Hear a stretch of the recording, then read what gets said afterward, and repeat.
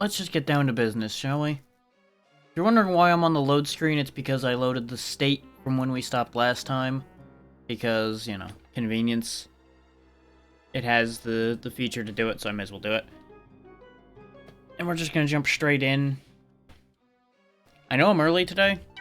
It's because I'm kind of trying to just go when I feel like going instead of sitting around waiting. Because I seem to lose the thread a bit if I wait. If that makes sense.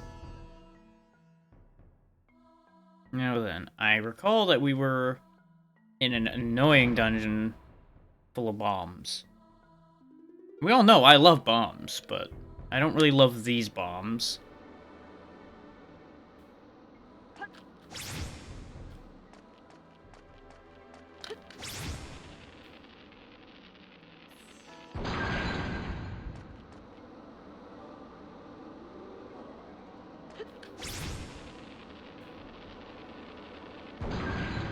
Right. I gotta do this in that funky order. Right. I remember now.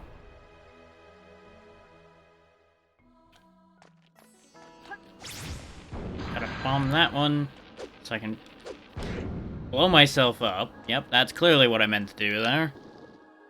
Gonna have to fight with the controls a little bit while I remember how any of the buttons are. Because, you know, as usual, been a week. As usual, not a great idea to play a game once a week, but gonna do it anyway, because that's just how I do things currently. So there are high odds on me changing things up again. Coming up here in a little bit. And I know I said I was gonna do that a couple times and then it didn't actually happen. It's because I'm still figuring out how I actually want to change things. So I like the idea of what I'm doing, but I feel like I'm, for lack of a better way of putting it, overdoing it on trying to finish games. Because that really never was the main goal, if that makes sense.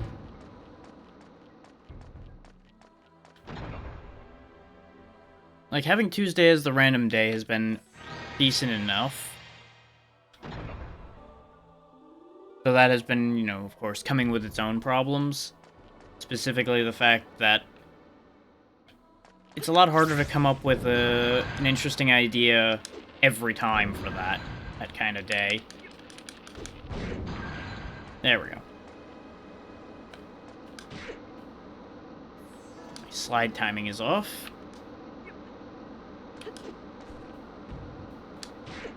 Ow, my face. If our health gets particularly bad, we can just backtrack, but I'd rather not, considering I'm pretty sure we'd then have to redo everything. And meanwhile, this. I left this last time because I could not for the life of me land that jump. We're gonna at least try it a couple times here, since fresh brain and everything. See if I come up with something clever.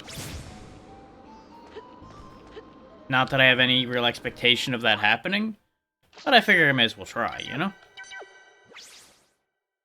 It also works well as an opening point to buy time for people to get here, so that they don't miss anything important. Like, it seems like we get the right height, we just can't get the height and the distance together. Which to me feels like I'm just jumping too early, consistently. I also keep forgetting that the shoulder button is the run button.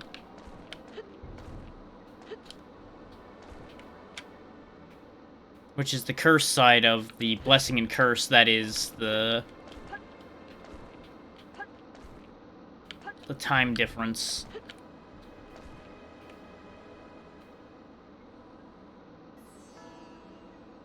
Like, don't get me wrong, there's probably a trick where you could, like, jump and grab the bomb at the same time and bring the bomb up with you.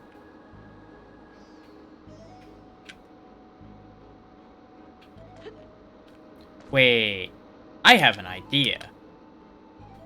On the note of clever ideas, I just had a thought. But it's gonna take some doing to enact this thought.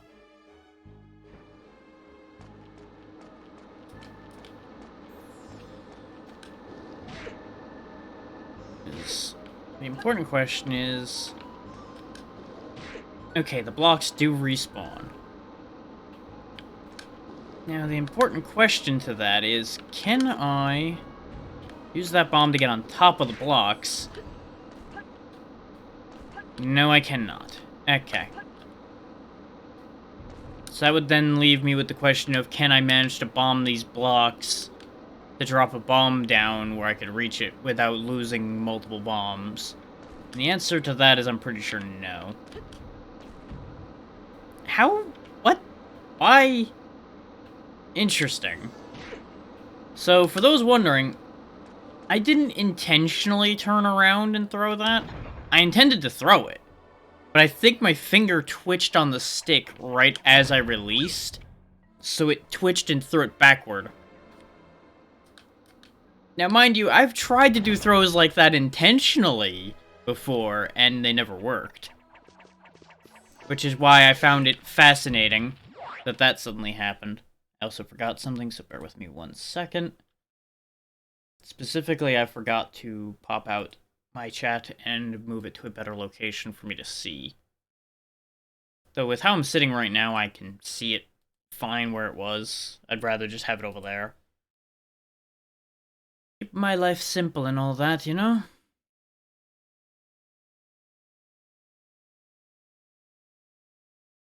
Grab these so that I don't have to see those prompts anymore. While I am already paused anyway.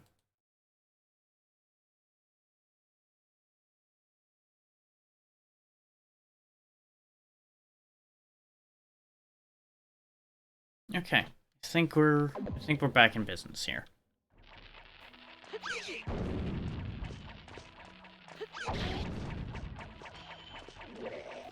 Now, if I remember right, the bomber needs to live to get over here to open this for me. And I think this is the room we died in before.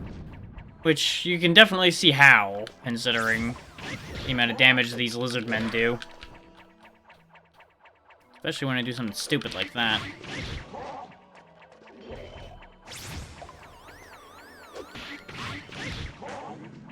It is definitely easier to fight them when I remember that I can stun them with wind.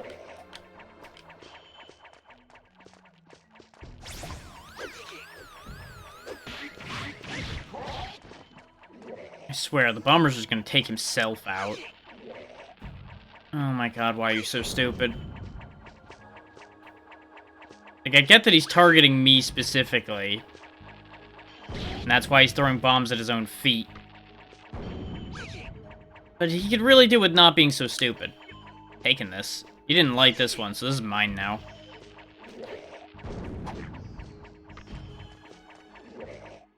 I don't know how we ended up with one that didn't get lit, but it was perfect. I just stole it and ran away.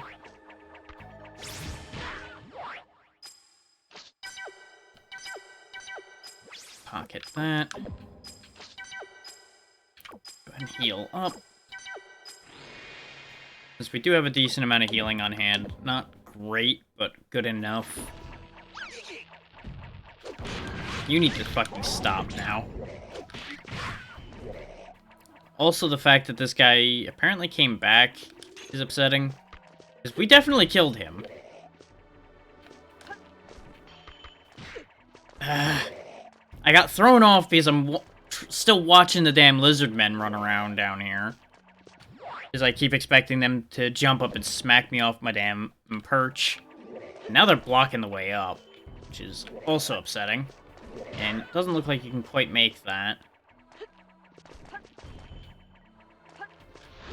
And dealing with a pair of them in that tiny area is gonna be a nightmare. Oh, great. That's even better. He's up there now. That's clearly where I wanted him to be.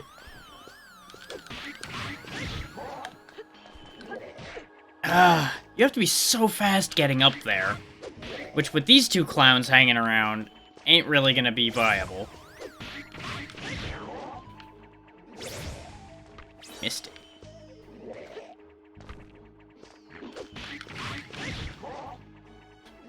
Why you gotta be so quick to puke, you bastard? There we go. Dealt with that problem. Now I can freely move across this. Except I fell through the platform. Great. Great, I love it. Off to a great start today.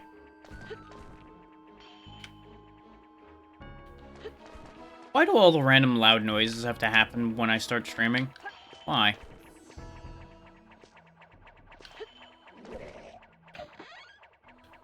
Okay, good. At least that was necessary. Not actually happy about that, but, you know. It's better that it be necessary than it be just, oh yeah, haha, fuck you.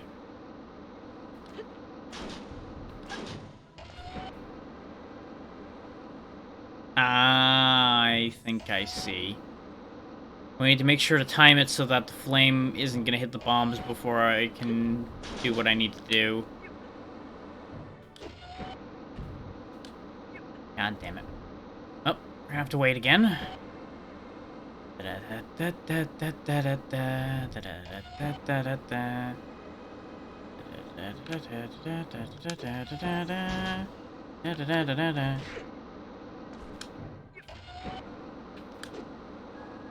I hate the throwing in this game so much. Yep, there it is. Everything's fucked. Try again.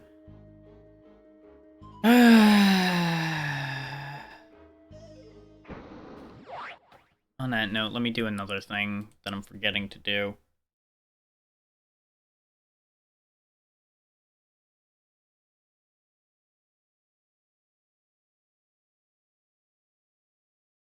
Readjust that a little bit because it was a little obtrusive last time.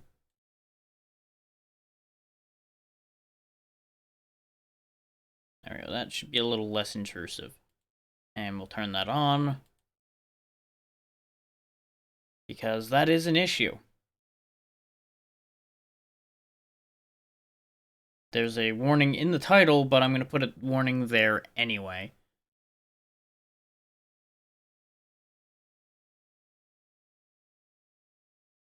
And I know we haven't gotten much done, but just give me a second to check what that loud bang was that I heard right as we were starting. In case it's important. Ugh. One of those days again.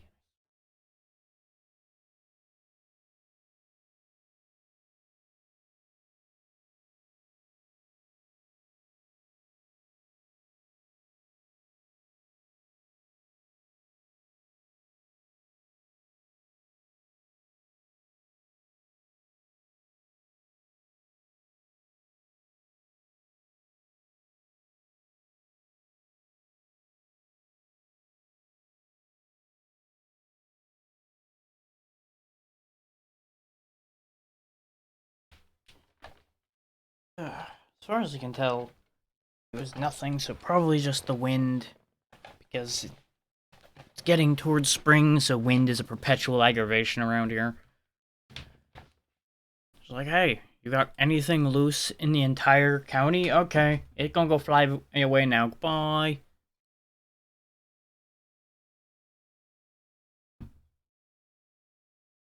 Anyway.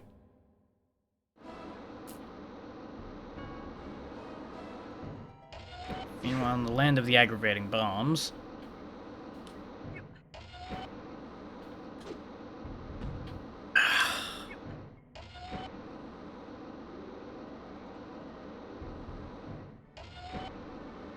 I'm pretty confident we did it the right way around the first time, but since we're over here, I'm gonna do this one.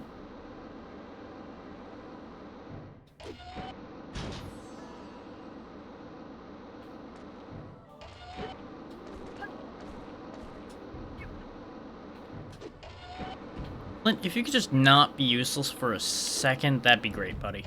Flint, please. Why must the throwing be such a pain? Why can't he just throw it fucking forward? instead of throwing it like a child.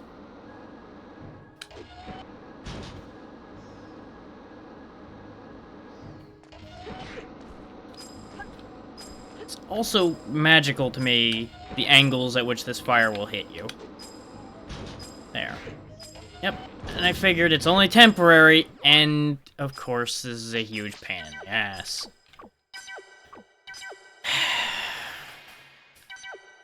Place your bets, folks. Place your bets. Is this even gonna be worth it? I'll give you a hint. Probably not. No, bombs do respawn in here, so I don't have to leave the room. Not that not doing that helps really at all. We definitely do want to do the top bomb last, though, so we can get up there before we run out of time, pretty much.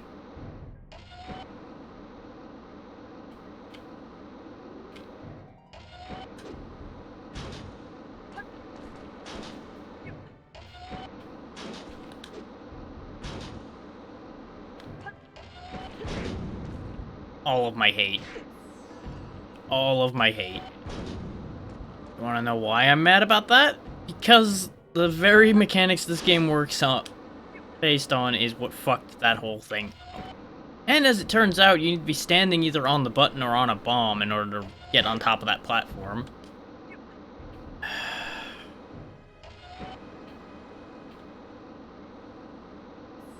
Either that or something went wrong, because I definitely could not jump up there for some reason.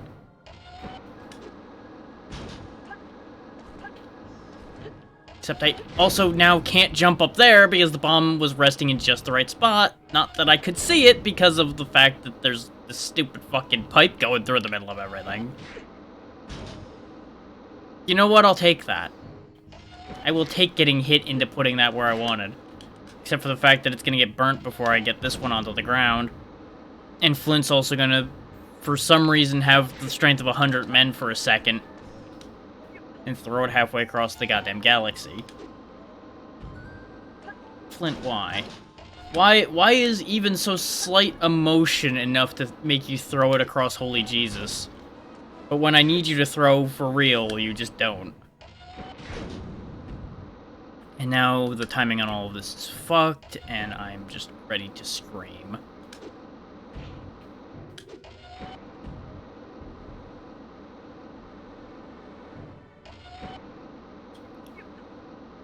This has put this session off to a great start. Just gonna be in a wonderful mood today. Especially when I miss the throw by a pixel, and it's probably not going to work out now.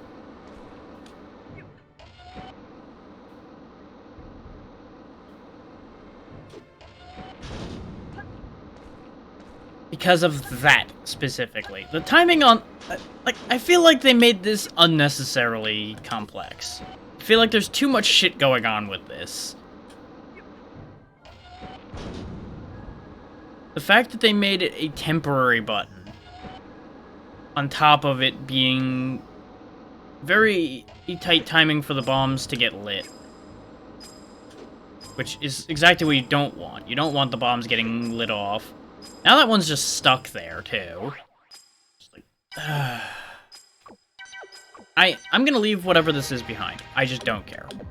I don't care enough to deal with whatever the fuck this is. It's not the key, it's in a dark box, which means it's probably a puzzle piece. Or it'll be 25 health, which we've already wasted more than that trying to get that opened. So, fuck it. And I'm not gonna blind myself and everyone else dealing with the flashing from trying to solve that puzzle. Okay. Really? Yeah, I had a feeling.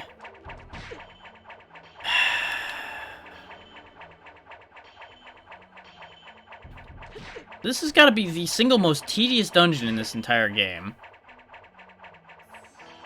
So now that I said that, I'm sure if there are any other ones after this, that they'll find a way to get worse.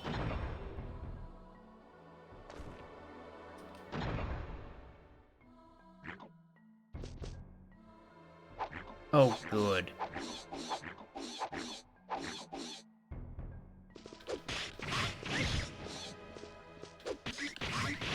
I'm also not sure why they felt they needed subtitles for the combination of the robots and the frog.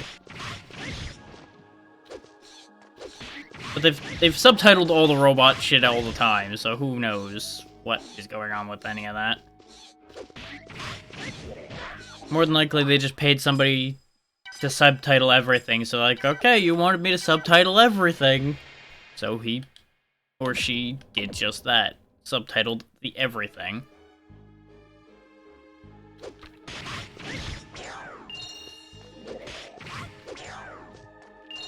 Rid of those two so they stop basically being body blocks. That's been the big problem with where those guys were. They didn't even attack me, they just were in the way so that he could spit on me and be a pain in the butt.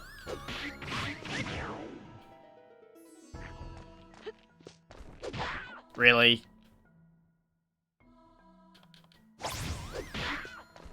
Oh my god. Why do I get this feeling that by the time we get to the boss of this area, I'm gonna have no healing left, and I'm just gonna be upset?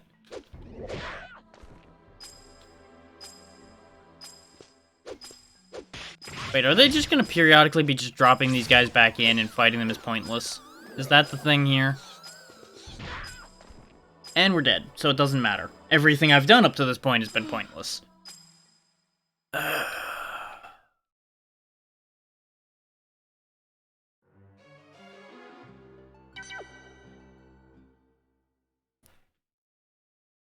My eyes might not be the only thing that regret this session.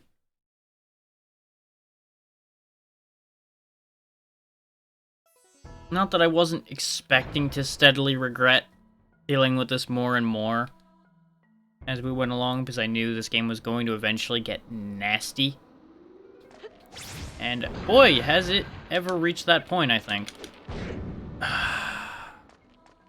From the tedious like this to the oh god, what am I supposed to do of being surrounded by enemies constantly.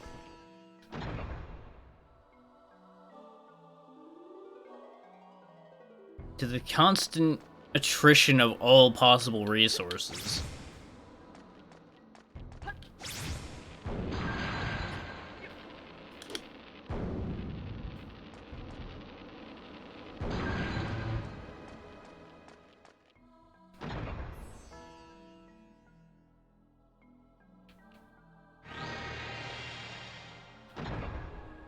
I feel like we're gonna be here a while again. Just because these are finicky.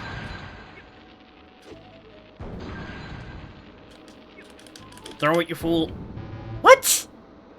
So you're saying right here is not good enough when we've managed to break a block from further away than that? I see. I see. So what you're saying is your rules don't matter. Which we knew that already. The rules were bullshit from the word go. I'm just gonna walk the damn thing in. Trying to throw it's a stupid idea. I'll just take the damage. Doesn't matter. Everything does enough damage to kill me in like 7 hits with over 700 health anyway. So it really does not amount to anything. I don't even know why I picked this up, because we're not going in there. Fuck that door. Did I? Nope, I couldn't bring the bomb with me. Okay.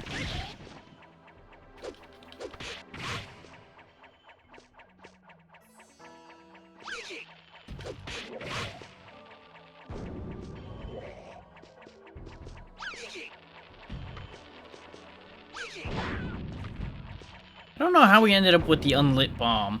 Ah! Oh, this is upsetting. Hey, you wanted to be able to move? No, that's not how this game works. Sorry.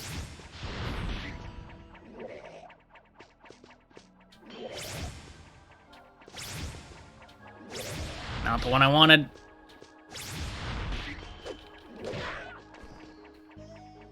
The fact that they have better iframes than we do will remain upsetting until the end of time.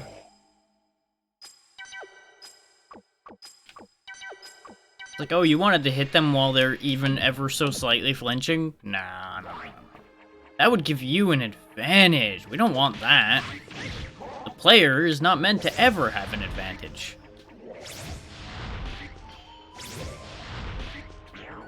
And that right there is why I don't typically use magic for combat, because the damage on it is sad. I swear to God if you died. I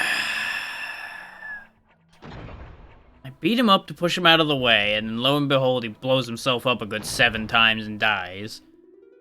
Stupid dragon robots. Come on. Come here, stupid.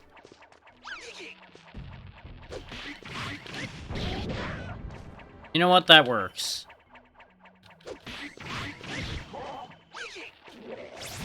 That less works. Especially when I just get fenced in by acid bullshit. Jesus Christ. It's like, what's that? You wanted to be able to fight back? No, we're just gonna fill the room with acid. Haha. Fun game mechanic. Yay. What?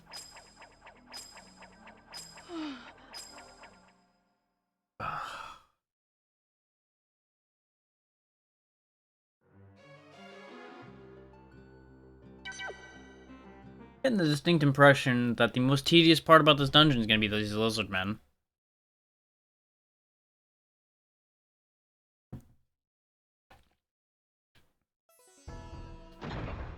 Like, these puzzles are already not great, but these lizard men are infuriating.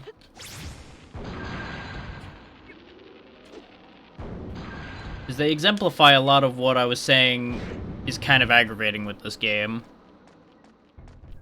Primarily the fact that it's just such a long lead time for enemies to get back up and do an attack again before you can do anything to them. Which just makes fighting most enemies take 2 or 3 times the length it needs to.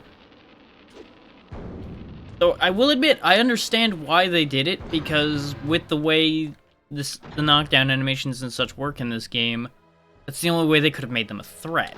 Because otherwise you just keep knocking them down over and over again and they would just die. Now, that's not inherently a bad thing.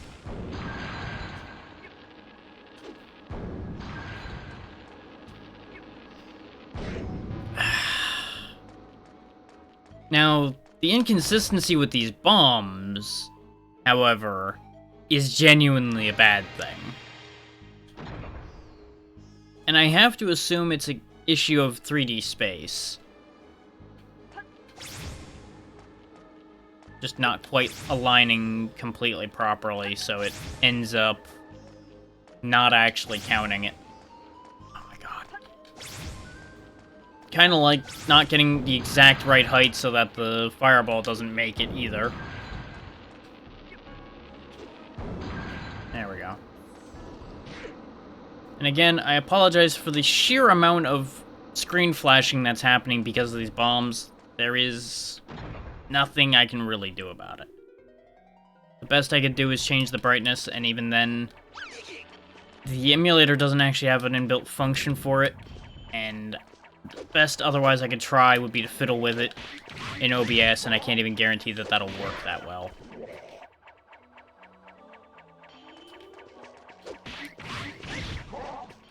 So, I was also kind of stupid by the time I checked for the brightness thing, so let me check that again. Make sure I'm not being an idiot. Because when I was first using this emulator, I could have swore I saw a brightness thing. And then I couldn't find it again.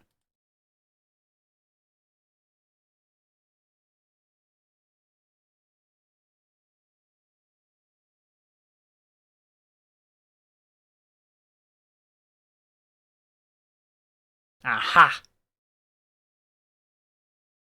Okay, the game's gonna look weirdly dark, but let's see if that makes the flashing less painful. It actually brings out some of the color. It doesn't look too bad. Let's try this and see if that makes it better or not. It might make the flashing more pronounced, which would be less than ideal. Throw a bomb jerk.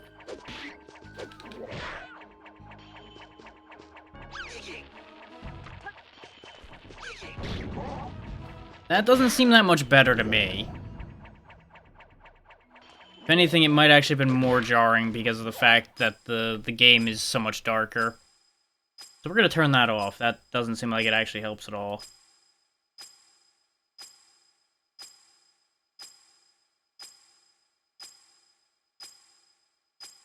Now I'm curious. What happens if I do...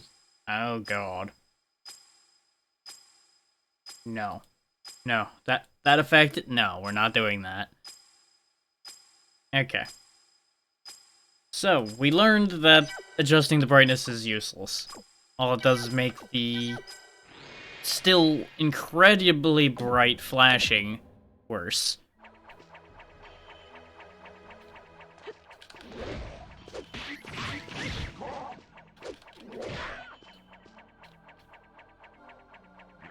Like, the only other option I can see is turning the brightness on the display itself down, and that wouldn't help you guys, that would only help me. Which, in the end, I'm the one who has to deal with it, so to a degree that's important, but the other side of that coin is the fact that I also need you guys to be able to watch. Otherwise, what's the point to broadcasting this?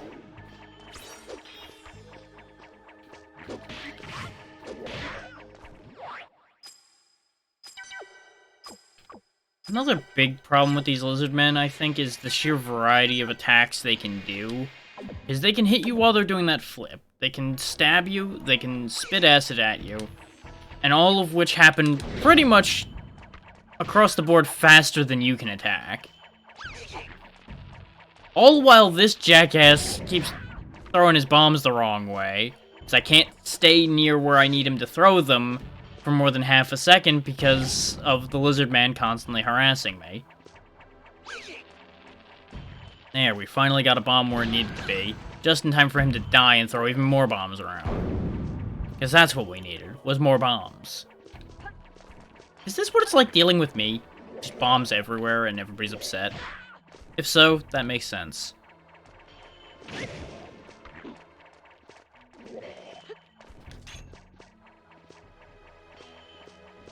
Swear to God, lizard man, leave me the fuck alone. Ah! Perspective in this game's is motherfucker, just like the last game.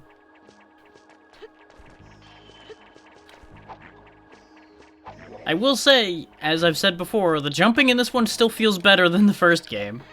That's about the only guaranteed net positive I can give you out of a comparison between this game and the first one. Overall, I think I still like the first one better, even if the first one pissed me off with some of its jumping requirements. It did not try to blind me as much, and it felt much fairer than this one does. This one really has some fairness issues. Like there were some question mark decisions made here. It's not to say I'm not enjoying it. I am still mostly enjoying it. But it is aggravating.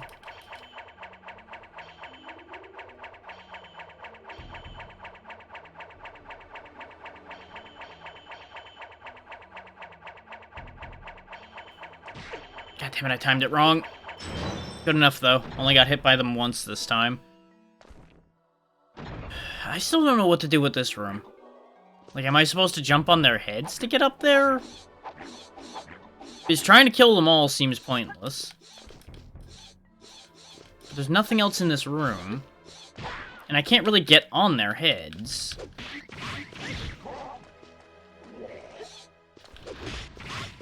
So that only leaves killing them all, because there's nothing to jump on in this room to get up there.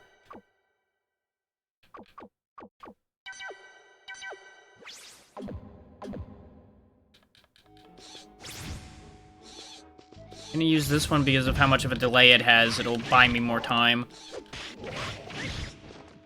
while still doing damage to an enemy. Actually, no. Since we're already having a lot of flashing lights, fuck it, I'll use the Elemental Lord. Watch your eyes, everybody, once I stand up. It's to hell with all of you. Die.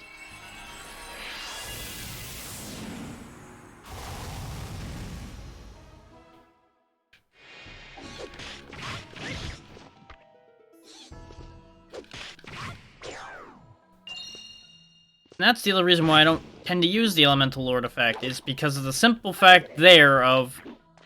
It didn't even kill them. It flashed lights so much, and then it just didn't do enough. It only did 100. Which, don't get me wrong, is not an inconsequential amount of damage, considering the magic usually does like 26, as you see there. Which is still more than our sword as far as this one goes. Because the rocks do a good amount of damage, but it's such a slow process.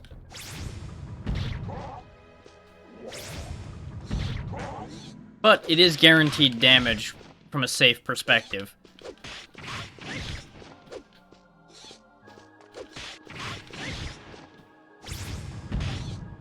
Not where I meant that to go, and I'm gonna get screwed because the hitbox for their attacks is an entire room.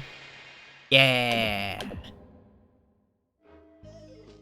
This is the salt session, cause it's late in the game. Ah! That's what you wanted me to do. You wanted me to get them to jump up there, which I had no means of actually causing, so this room was basically random. Good. Good. I'm so glad they thought that was a good decision. For those wondering, yeah, I'm actually genuinely mad about that. That's loud. Ah. They've just got a pet dragon just kind of hanging out in there. That's probably a problem. Oh, speaking of problems. Ah, boy.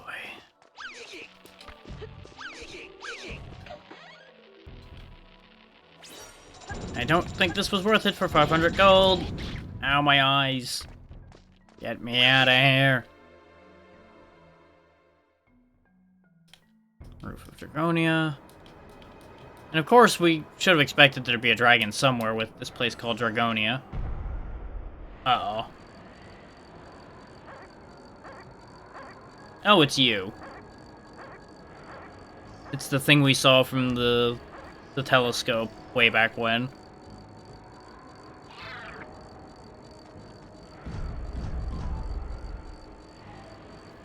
Okay. So I guess this is like a mini-boss fight against giant versions of these guys, huh? Okay. That's a thing.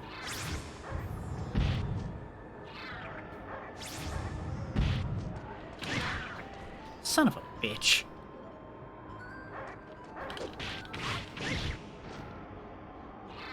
I'm gonna assume it's got more health, too. Why is its hitbox so bad? Because we definitely hit it right in the ass, and that part just doesn't count, apparently.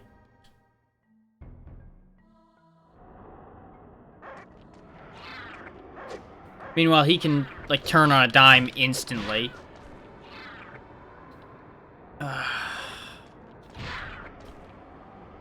And once again, we have great camera angles where I can't see myself, or really at all.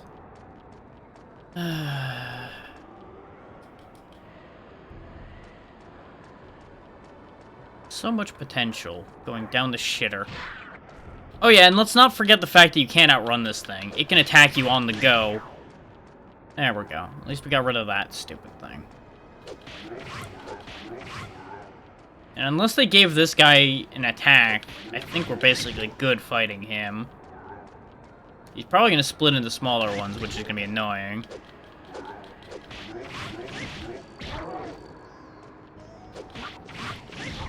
Now he's split into 3 different colored ones, so that's interesting.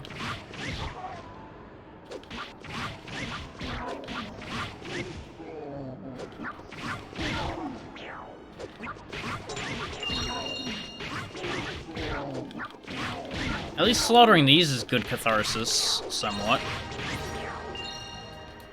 And decent money. The annoying part's gonna be chasing down all the little ones and actually managing to hit them. There's one more somewhere. Where? Fuck if I know.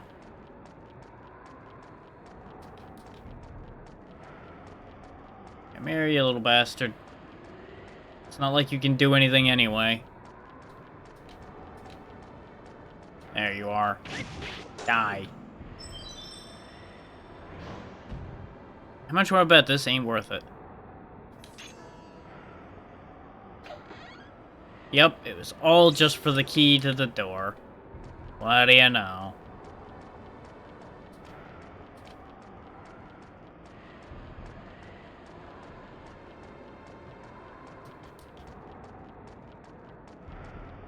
Like, don't get me wrong, I'm gonna try to rein it back from Saltfest 2023.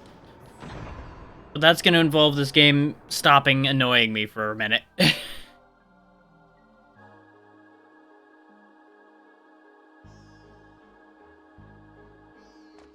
I don't suppose we can come to some kind of, accord with this dragon.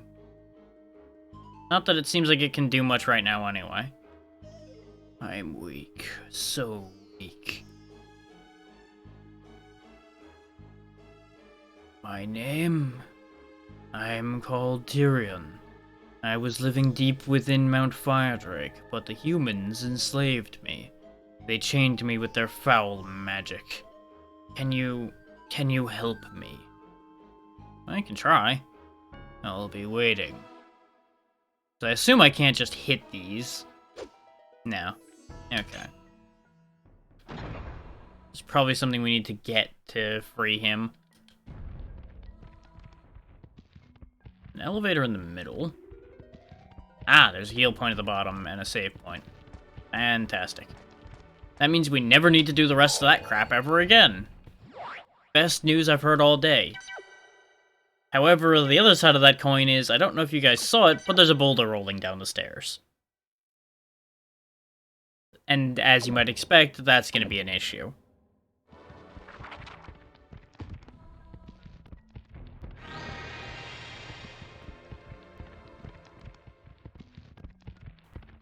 And now I understand why there's the thing in the middle. I thought that was like a shortcut elevator that was going to activate later.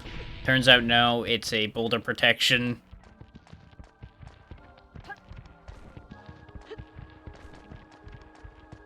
And the boulders are also why the healing point is there.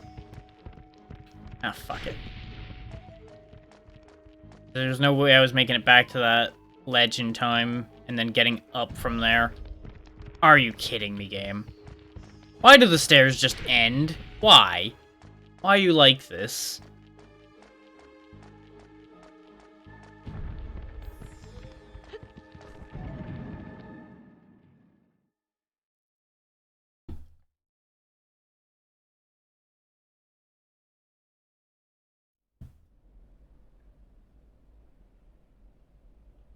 Huh? Who are you? How did you get in here? You're not very well briefed, are you? If it's a fight you're looking for, then you've come to the right place. Bloodfang! Get him! Yeah, I didn't figure he was gonna fight me himself. This is also why you check the room when you walk in.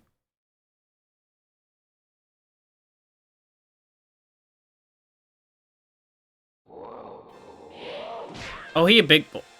Really? This is the thing we're doing now?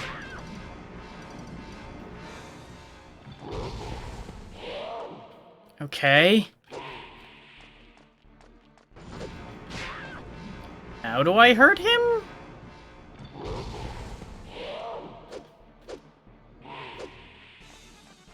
Because I can't even hurt him when he lands. Is this another tripping situation? If so, that wave that's coming off him when he's spinning makes me really think I can't do that while he's spinning. Unless maybe I'm supposed to hit him while he's rotating around the room?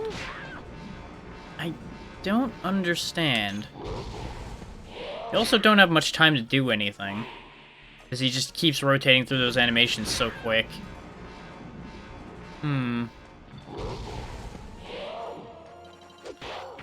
Okay, you can hit him while he's going around the room, it just sucks. Got it. And he'll still do his attack anyway. Got it. Which, the attack itself is fine. That's not an issue. The speed he spins around this room with is the problem. Like, it's hard to get an animation in the span that he moves around.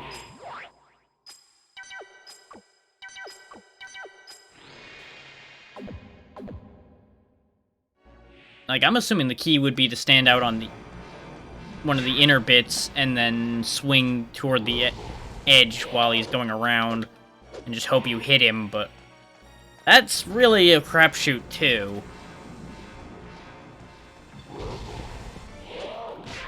Especially since, until he starts spinning, you don't know which way he's going. He seems to trend towards spinning that way around.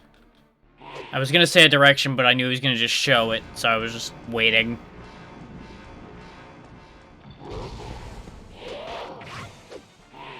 And then there's the fact that your combo has variable range, which is unfortunate. So if you catch him with the first bit of your combo, you just end up not getting half of your damage some of the time. We're gonna have to wipe on this one just purely by virtue of the fact that we've taken too much damage. This is the learning round anyway. Ow.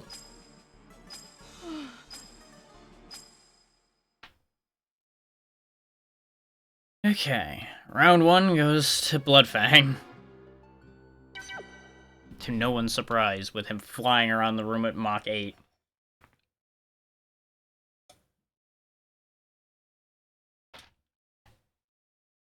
Now we gotta get past the boulders again.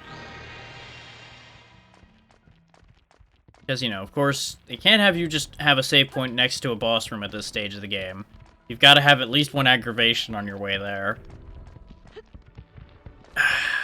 Specifically, the fact that that's keyed to the exact wrong height. Which shouldn't be to anybody's surprise. Because you gotta jump at it from, like, up here. Which is not great. Up we go. You're just gonna have to take that one on the chin. I can't get around that one. Which, that's another thing. The pretty much guaranteed damage from at least one rock there is pretty unfortunate. There's probably, like, the tiniest window where you can get through without getting hit by one. But it's unlikely.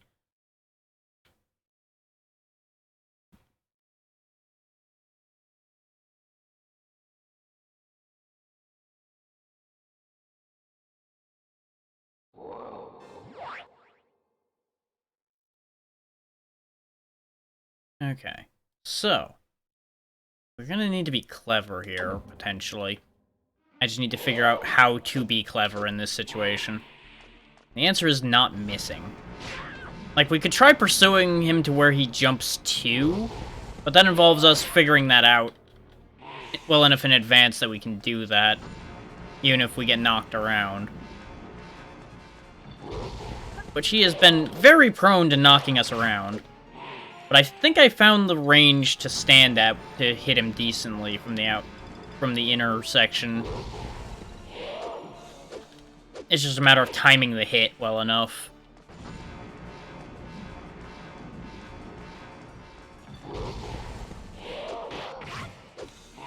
It's just not going to be full damage because more often than not we only get the first hit of the combo off on him.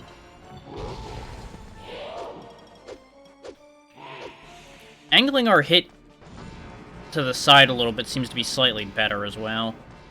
In terms of hitting his stupid spinning ass. Ah!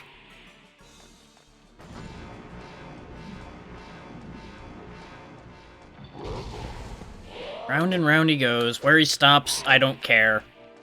Preferably on the end of my sword.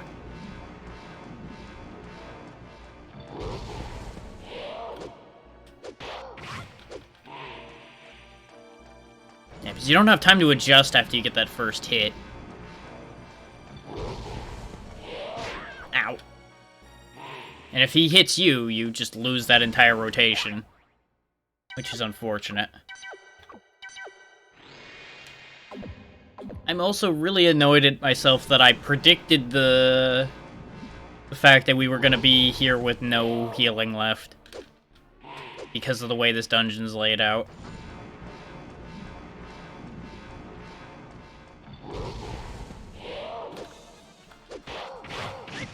There we go, got a double hit at least. Like, this is definitely a fight I can see reasonably no hitting.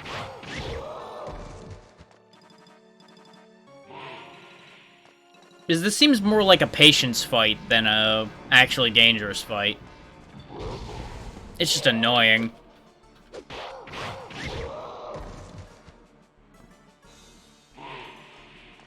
Because it's very easy to just get out of alignment by, like, one step and get hit by either his radius, or by the ball, or by his charge. Like, it doesn't take much to get hit by this guy. But it thankfully also doesn't take much to hit him. Hey there, Blowfish, how you doing?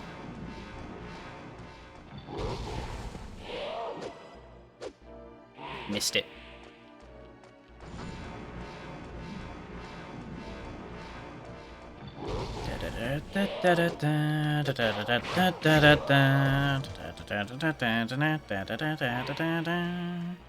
We're gonna be here all day. Ow. I shouldn't have messed with what was working. I shouldn't have changed directions.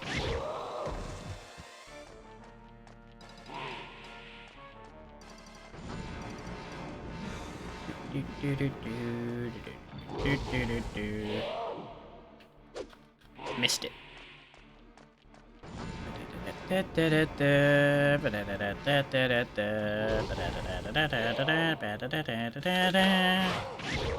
Okay, now that I'm getting used to him, he's not as fast as he looked. Oh, he's mad now. Now he's probably gonna be that fast. Okay, so that's gonna be a thing he's doing now, huh? Okay. And I assume he's just gonna repeat that now? Oh no, he turns invisible, quote-unquote. Oh, this is gonna be a thing, huh? Okay. Don't put it in the pocket. God damn it, game.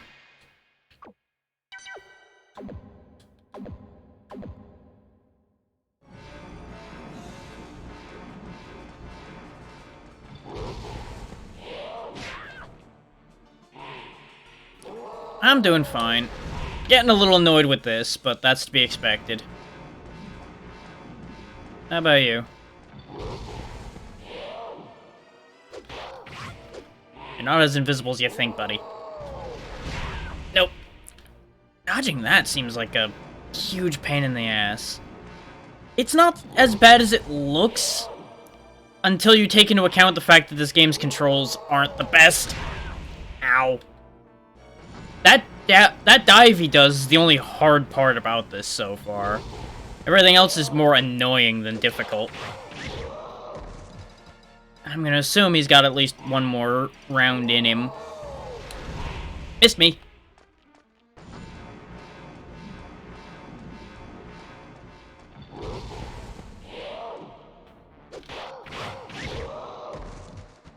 Yep, that's what I figured. Okay.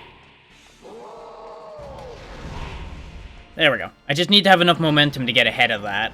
That's all that takes. So that's not too bad either. It just looks really bad. It's getting back off the wall quick enough to not miss your chance to hit him now is going to be the hard part.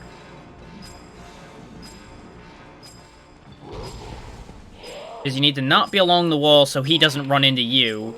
We also need to be ready to dodge that. Oh, I can counter that. Ooh, hang on. We might have something there. Except I got stuck on a vertice and we died. It's fine. Now that I'm understanding the second phase, now we can do that cleaner. It's fine. Everything's fine. This whole dungeon has been a nightmare. So I will be very happy to put this dungeon behind me.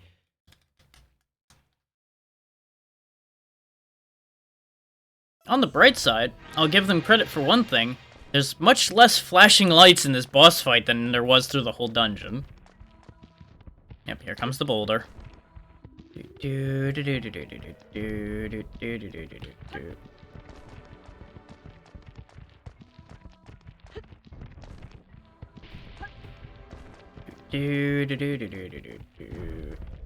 Gonna have to take that one on the chin.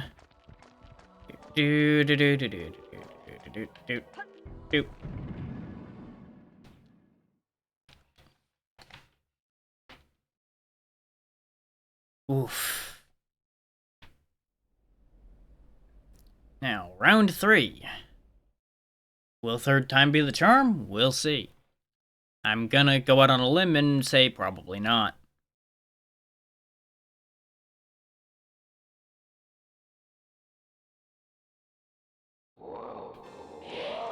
Oh, right, he starts with the spin. Son of a bitch.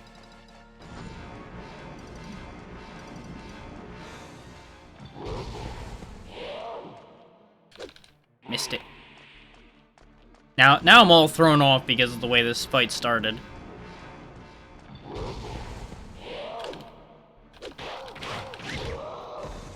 I gotta not try to catch him on the first spin, I think, is part of it. Use the first spin to get myself aligned, and then hit him on the second one.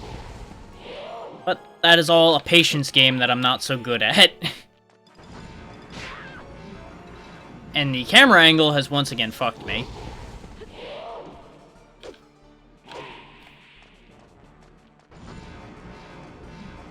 Like, I get that they had to fit him on screen when he's jumping and all that, but I feel like they didn't need to tilt the camera that hard when he jumps.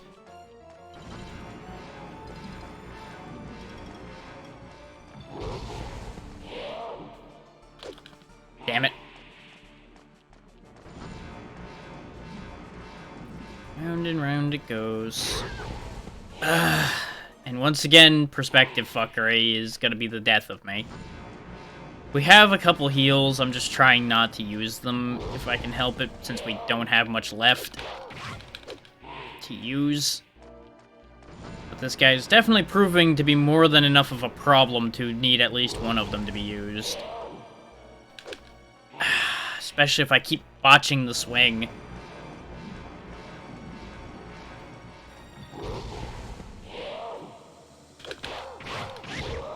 There we go, that's a good combo. The only reason I'm rotating around him when he's spinning is just because of the fact that he does that slam eventually. And then I don't get enough momentum to turn around again. Can't take another hit, so we'll heal. And once again, since we get hit by that, we don't get to attack at all.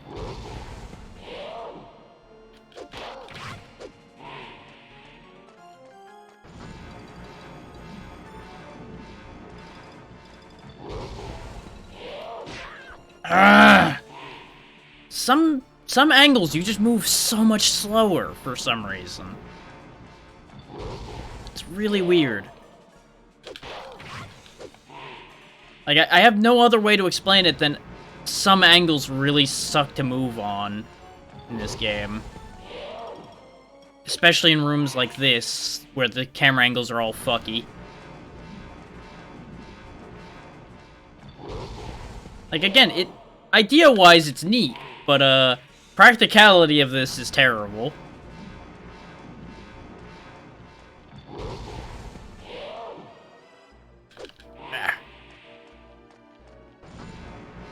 Give it an episode or two, it'll end eventually.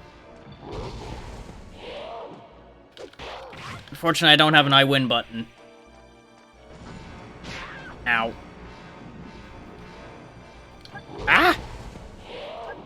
Yep, I am all kinds of off-kilter because of a couple hits throwing off my timing. This is bad. This is very bad.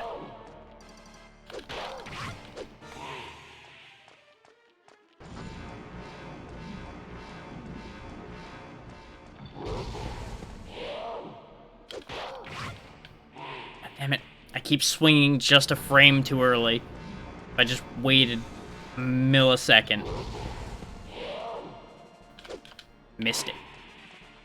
That's why you don't wait that millisecond. Yeah, sure, game, that counted. Why not? Don't worry, I totally agree. Now we got no healing left again. I really hope they give me a shot before anything else happens then, because we are in trouble.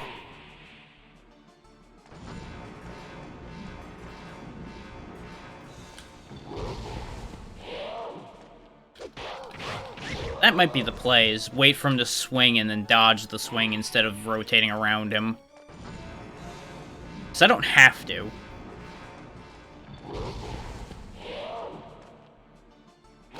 Ah, I thought he was gonna stop where I was. Yep, once again, the bounce of the camera fucked with my eyes. Ah. That is the only real issue I have with this fight at this point, is that stupid bit of camera fuckery they do. Which, again, I understand why it exists, but ew. Quit messing with my vision.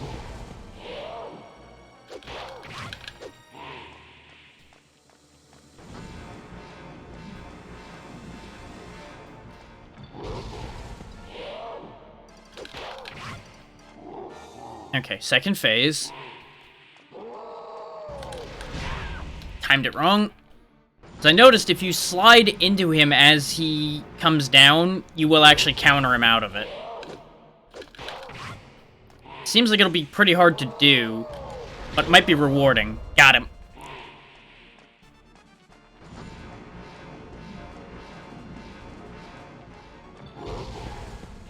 In... Get him.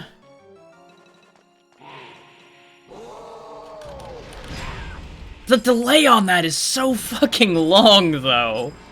It's hard to read that. At least for me.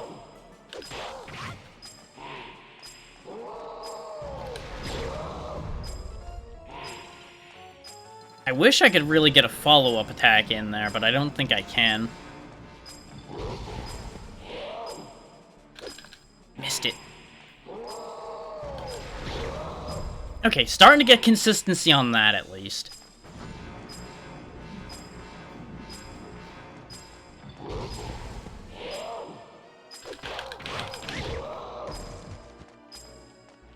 Because a lot of this boils down to just wait in the right spots. And then you just win.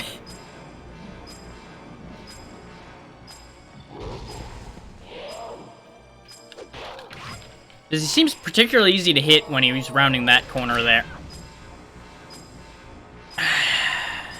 Am I right in thinking that his timing's not consistent in the air there? Because it felt like that one came out quicker. But it may also be that as his health gets lower, he does it faster.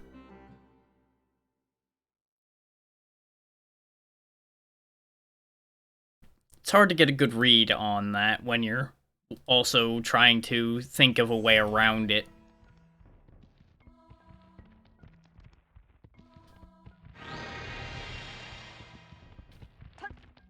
Nah, just wait. The boulder's like most of the way down already. Yeah. We'll just wait that one out.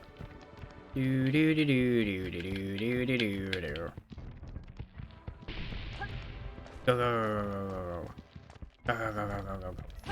Damn it! Oh, fuck it. We're just going. We're gonna be at an extra hit disadvantage, but fuck it. It's either that or we go all the way back down and do it all again, and honestly, that's just not worth it to me. It's no better than if we die and do it again.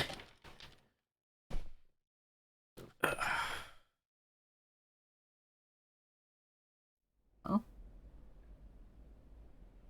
Oh. Huh? My email's telling me useless things.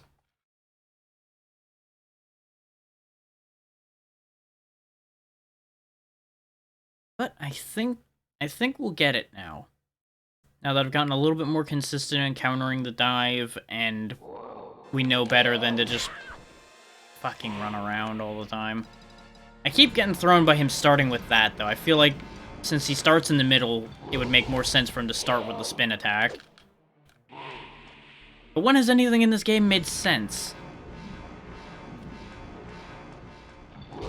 I'll give you a hint, it hasn't. But yeah, standing still and waiting for the slam helps me keep my momentum in check a bit better. So I can cut back out of the ring.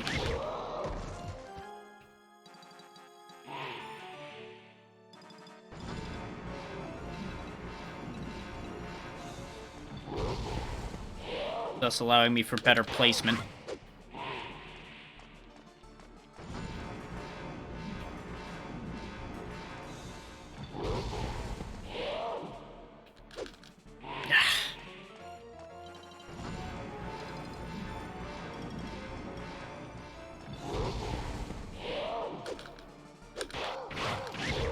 Got him.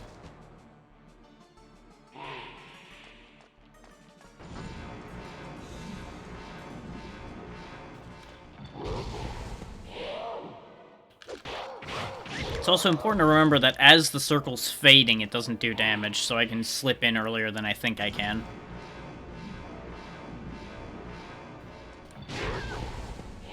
Meanwhile, the radius on that slam is bigger than it should be, so you get screwed by that instead.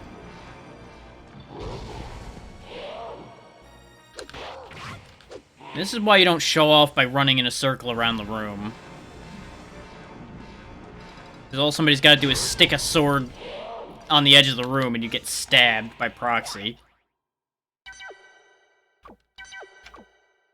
No, we can take one more hit. Don't burn the heal early. No, no, no, no, no, no, no. Just don't be an idiot. That's all you gotta do is don't be an idiot. No, that's a big ask, but don't do it.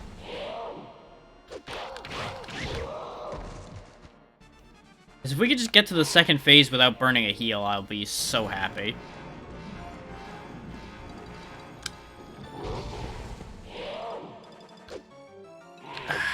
Would also be very happy if I could actually goddamn hit him, though. But, you know, one problem at a time.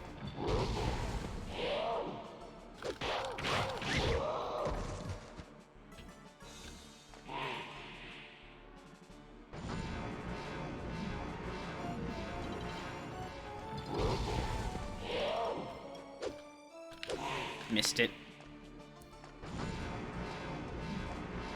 I need to stop modulating my own timing, is part of the problem. By changing my timing, I'm throwing off everything about how I'm doing this fight.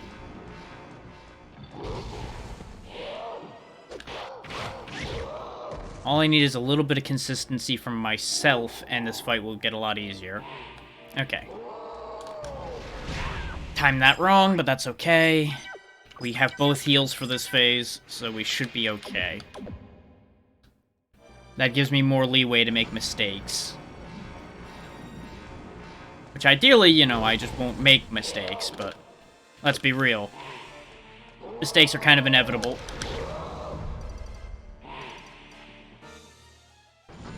I'm just happy I figured out that I can slide counter or that dive. Because that dive was going to make this fight a nightmare.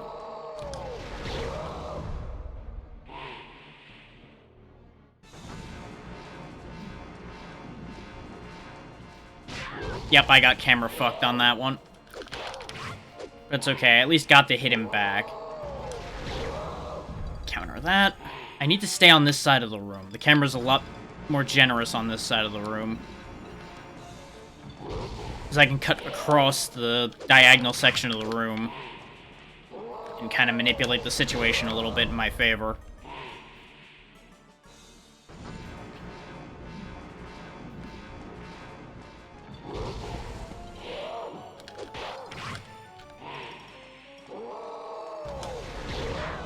Oh, come on! Mutually assured destruction. Shenanigans.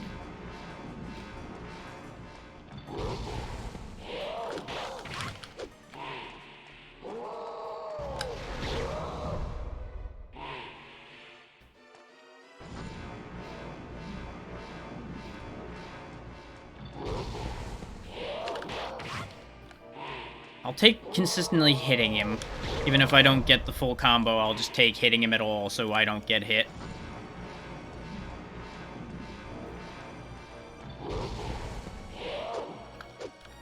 Missed it.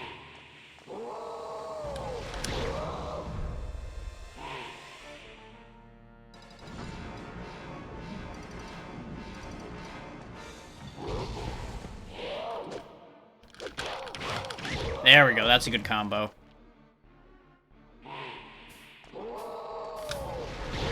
I went too early. I still knocked him down, but I got knocked. No, no, no, don't do that yet. I know you want to be safe, but no, no, no, no, no, no, no, no. We can ill afford getting ahead of ourselves here. Okay, now we have to, because I got cheesed by the radius again. Okay. We're fine. We're fine. Everything's fine.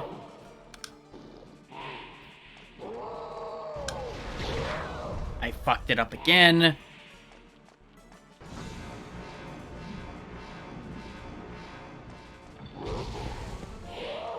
You go bonk. I go smack. Too early again. The timing definitely changed, because that's about the same spot in his angle that I've been doing it before, and now it's not working.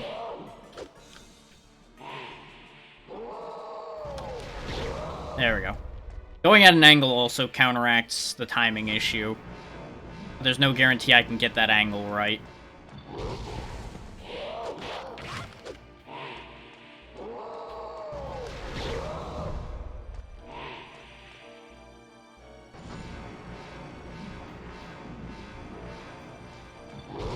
Missed me.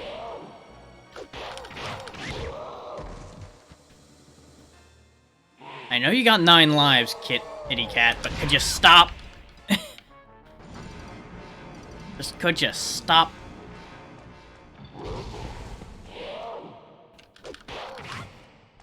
There we go. Got the 9th one.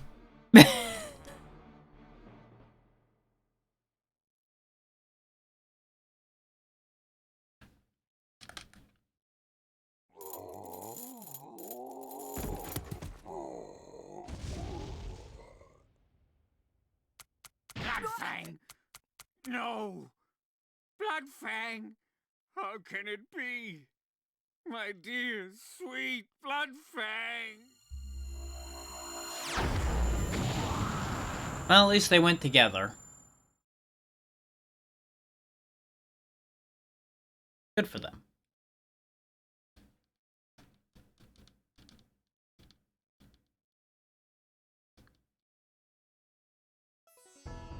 This also means I didn't have to fight the cultist too, which is just as well by me, all things considered. Because I doubt he was much of a threat, but we're not exactly in much shape to be fighting anybody anymore. Get more energy that I've not been using still. Get the Dragon Soma, which I assume is what we free the dragon downstairs with.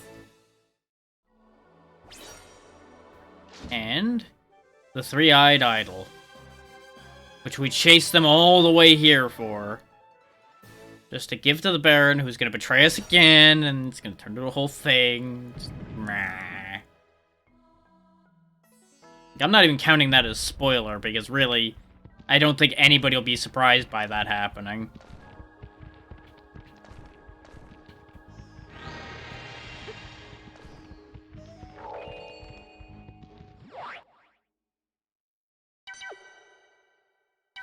Now, I can't help but notice that, we're still here. So do I need to leave now, or is there an area I can leave from up here? So I went back just so I could guarantee never have to do that fight again. Let's climb back up and double check to make sure that... Oh, there's a door over there. No, that's the door we came in from. No, no, no, no. Don't be a fool.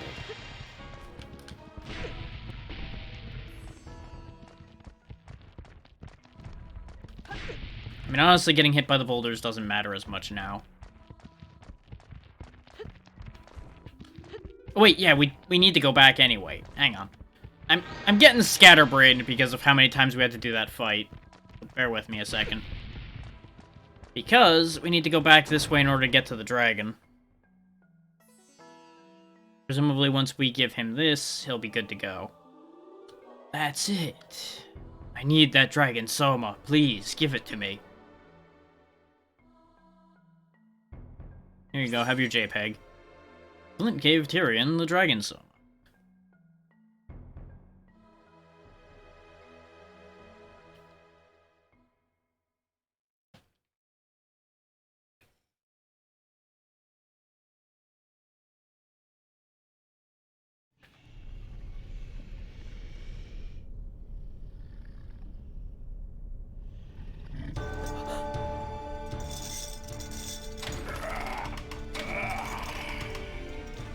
You know, we could have also just cut those chains for you, buddy. It would have been easier.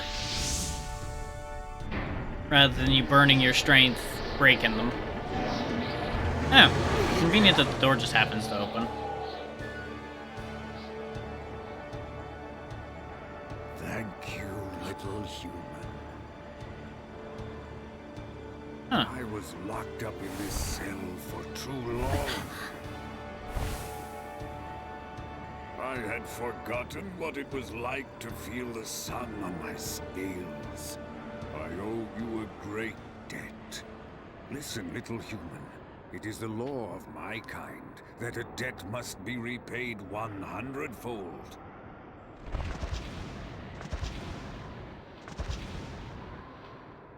Climb upon my back, and I will take you wherever it is you wish to go.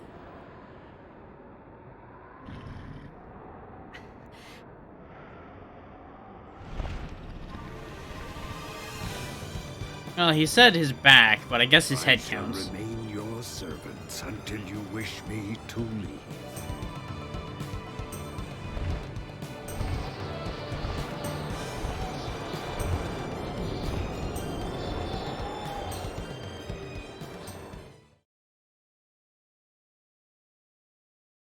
So now we can just ride a dragon around the map, I guess. That's probably our backtrack mechanic, where we can go to all the places we would have not been able to access till now.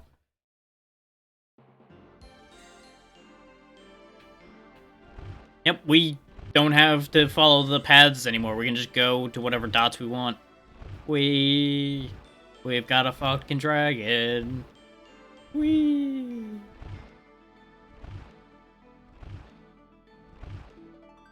So, first order of business, let's go buy stuff. Oh, actually, how many darts do I have? We might want to get that out of the way first. We have 3 darts. I'm not even gonna bother doing darts then. With only 3 darts, there's no point in doing darts.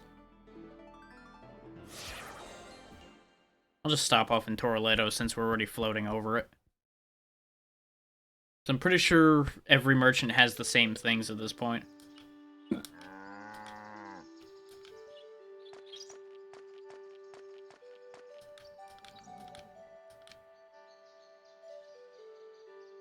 So the one catch is I don't remember where the merchant is in this place. Except I found it immediately, so you know. That's not the question. Oh, maybe not all merchants have everything then, because this guy never got updated. That's unfortunate.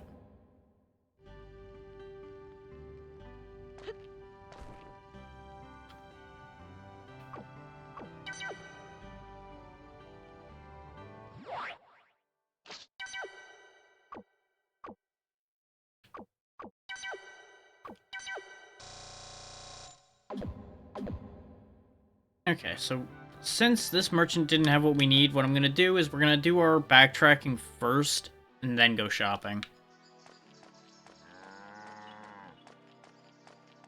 Because there's a couple very early areas I wanted to hit up, because I know there's chests we can get very easily. Let's see. Kindra Forest I know had at least one. So I remember seeing a bunch of statues in the various colors we have rings for now.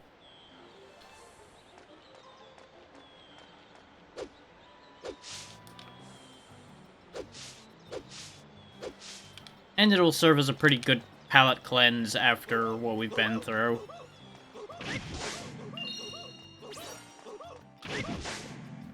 I'll kill these just to get darts. If I wanted to, I probably could run in and out of that entry screen or something and farm darts. If I was really concerned about getting the upgrades from playing darts. Which, there is a temptation. There is a very real temptation, because I feel like I might actually need some of that. But I don't know how badly I need it. So motivation's not the highest it could be. What was over here?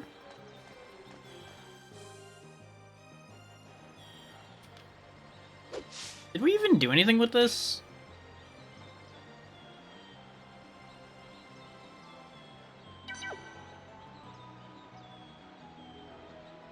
Oh, okay. Hang on. Let's act on that before I forget. Let's go get him an herb, give him the herb, and find out what happens from that. Because apparently, I think we missed that literally at the beginning of the game, because I went the way the tutorial was taking me. Either that or that opens up at a later point. But since he's only asking for an herb, I don't know.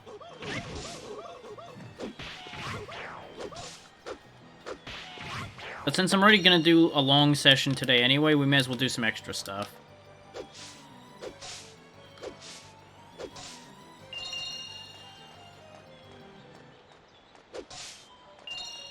And by a long session, I mean, at the very least, adding on the extra time from starting early today. Paco Village Merchant's easy enough to get to.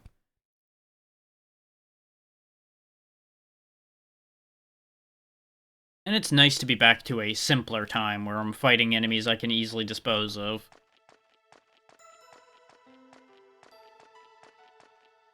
We'll go ahead and save here in Paco Village just as a just-in-case. Like the game crashes arbitrarily or something.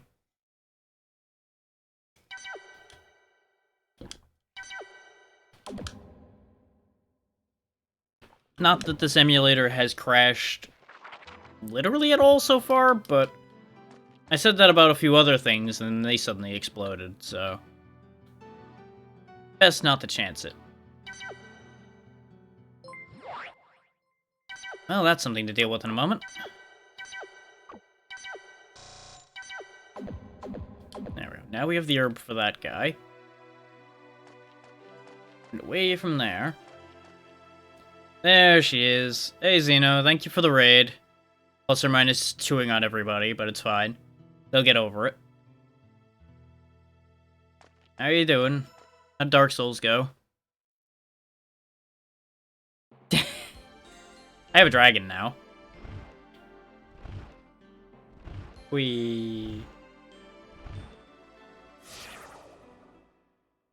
Yeah, that's about right.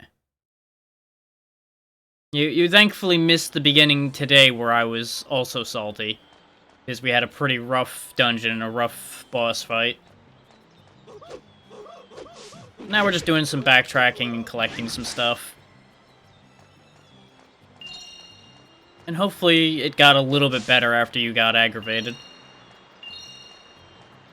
Yeah. Monkeys. Very early enemy monkeys.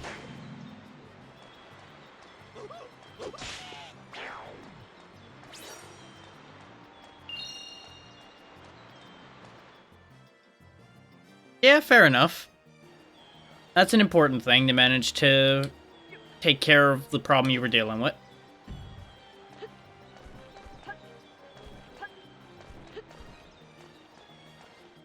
Let's give this guy the herb and see if he does anything at all useful because of it.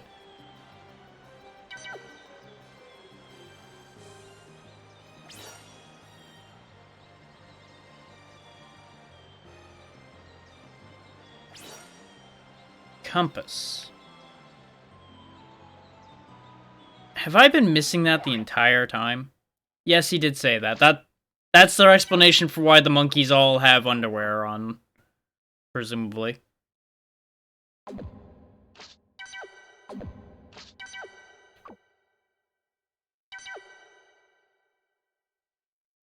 see. This does seem like a very useful item.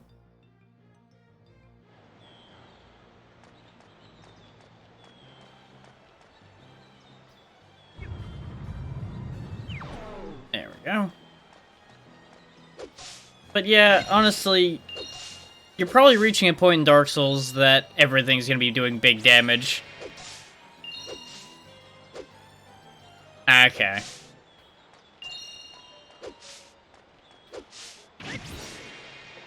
At least you found a better option.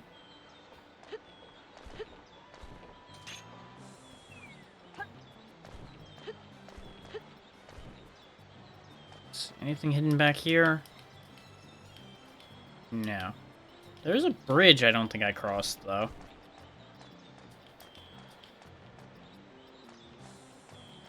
Now that I'm looking more carefully, compared to when we were being tutorial dragged through here. Yeah, maybe a little much, yeah. Okay, we wouldn't have been able to go this way even if I did go this way before. So what's back here? Since we couldn't get this till around now, actually. Man with dogs. Would you like to play Dog Attack? 100 per game. Hold that thought on that.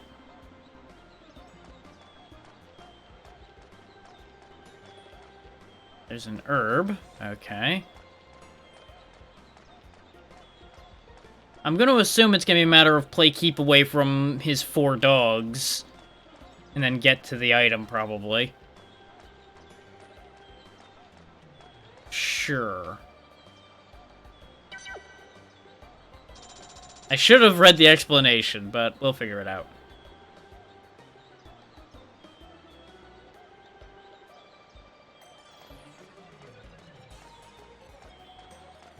Yep, the item is up there. Do I need to, like, knock the dog down? Bad dog. Nope, getting caught by the dog means you just lose. Yeah, that I believe. It can be a very draining series. What was I supposed to be doing? I should have listened to this first. Ah. I didn't see the switch. That's why that didn't work out. Okay. You know what? Fine, we'll try it again. Now that I understand how the game works. It's not worth it to have paid 200 gold for an herb. But I assume there's a better item I can get by doing every round of this. Fooled you.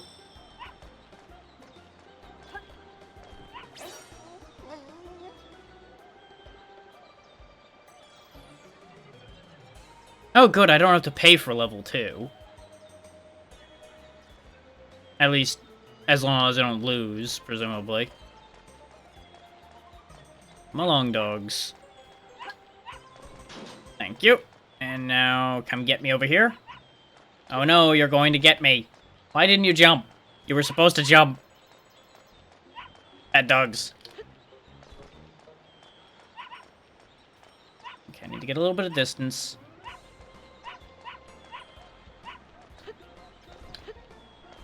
God damn it. They're supposed to jump when I jump, but they seem to only jump when they're in a certain range of me. God damn it.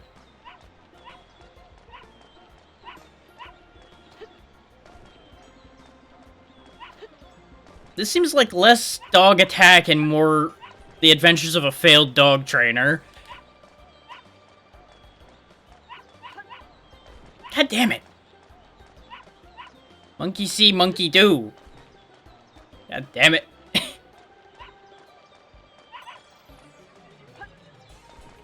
Son of a bitch. Which in this case is not exactly an insult. God damn it.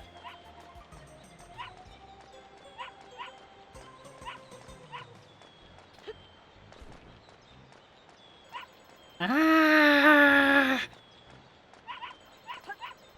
Don't eat me. I do not wish to be eaten by tiny dogs. There we go. Because they're only within a certain range of me, so I think they have to be really close for them to actually jump when I jump. Which is why I was wrangling them closer. It's just difficult. Okay, now there's 3 dogs and 3 buttons. And an item I don't really care about. I made my money back by getting that elixir already, though, so there's that. Tower of Dog! Ah!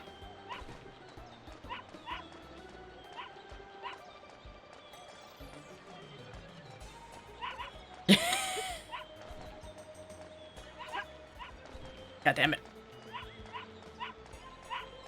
It's a hell of a song to be hearing while watching me be chased around by little yap yap dogs.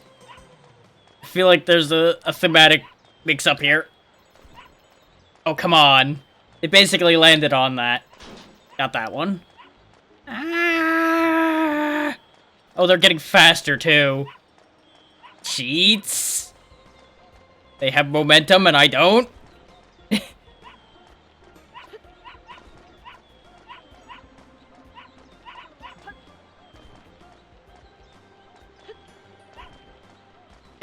This button over here just sucks to hit. Ah! There we go. Have them leapfrog each other to get me the item. Final level. Puzzle piece. I was hoping for a health extension. If we fail this, I'm not going to redo it. Because I don't care about a puzzle piece that much. Okay, one of the dogs is stuck, so I have that advantage. That one's done.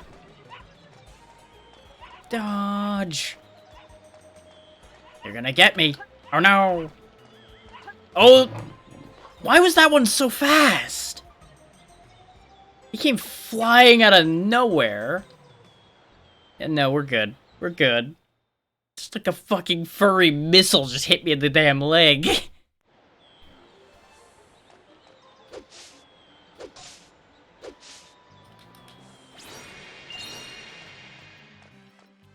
I can only assume he was the one that was stuck, and then he rubber banded like all hell as he came out of there.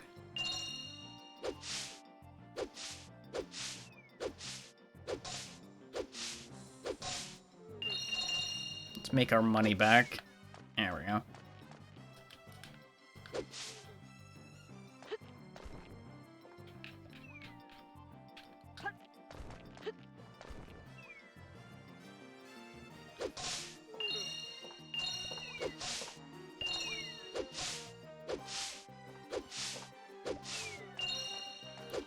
Watch out for flying axe heads.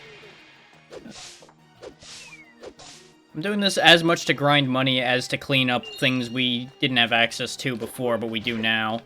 Oh no, you did 1 damage. Perish.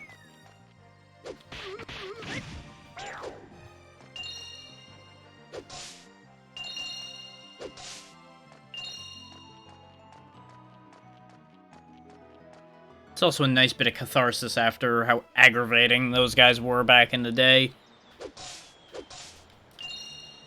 When we first started this game. So I can move these. But I don't remember what that other path was. Yeah, because this is the way forward.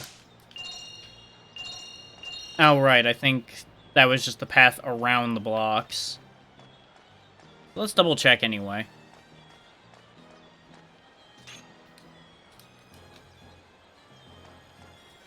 Uh-huh. I figured there'd be something stuck back here. Puzzle piece, get.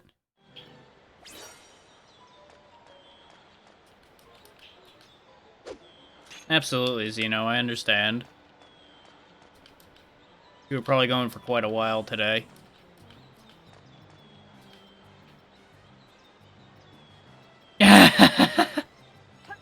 Yeah. I could see that being a sign.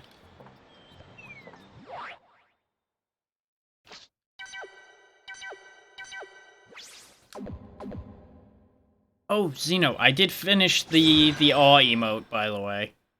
You should see it in your list. It's not as good as I wanted it to be still, but it's at least finished.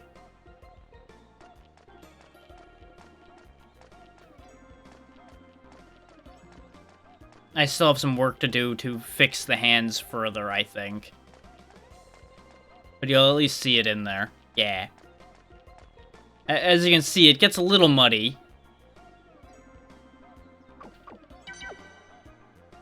But at least it's there. Okay. Got it. Don't flip the car.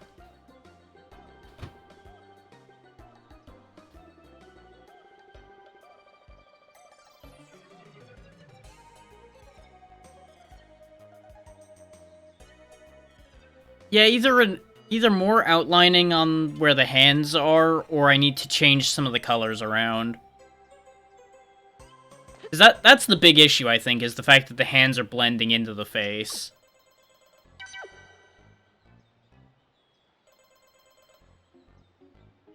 And I had to redo the eyes a bit as well, because they were too small. Me. Oh, there's boulders. Okay.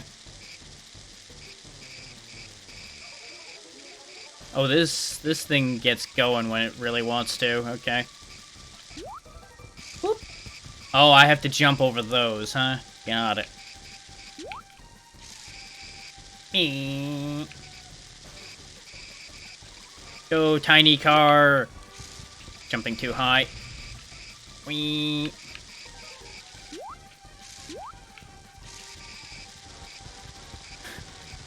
In case you're wondering, yes, this thing is as squirrely as it looks to control. Ah! I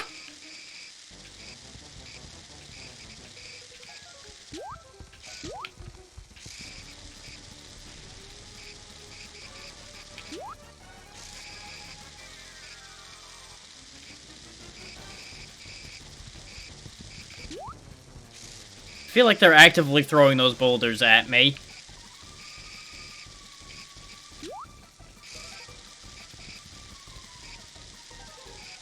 Okay, is there anything other than the coins and the darts around here? Yes, there is. There's an herb. But I fucked up, because I jumped at a wrong time. Okay, I don't think that one's that worth repeating, though. Let's try a different course. Maybe track B will have more worthwhile things to try to get. This seems fun, though. Yep, that's a trap. That's what I figured. Okay, I gotta get between those to get whatever that is, but at the right angle. Damn it! I think that was an elixir in there. Because I saw blue. Which, if I can get that just within 2 tries, I'll be able to save money by doing this. But if it takes too many tries, then it's not going to save money anymore.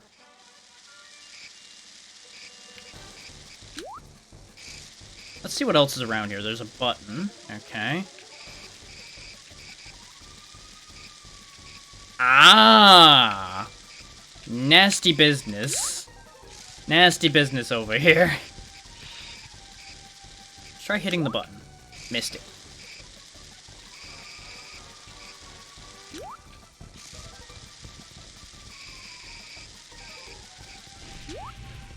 Missed it again.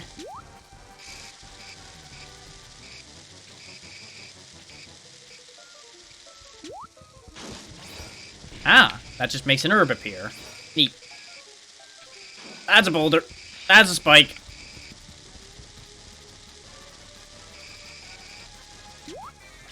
Got it. Whatever that was, I got it. Okay, so this already paid for itself.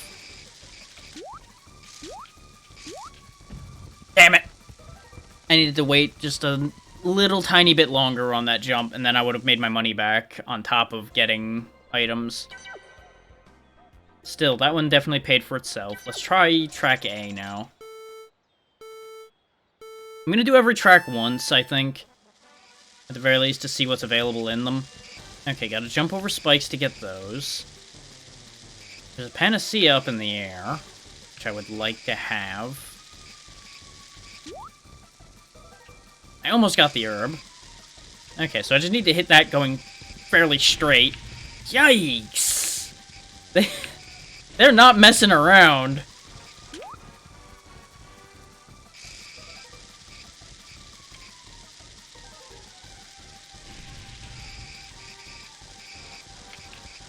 Yep. No! Oh, those boulders are getting brutal, though. You definitely can't spend too much time in one place on that one. Let's see what the next track is, though that one's gonna be kind of expensive.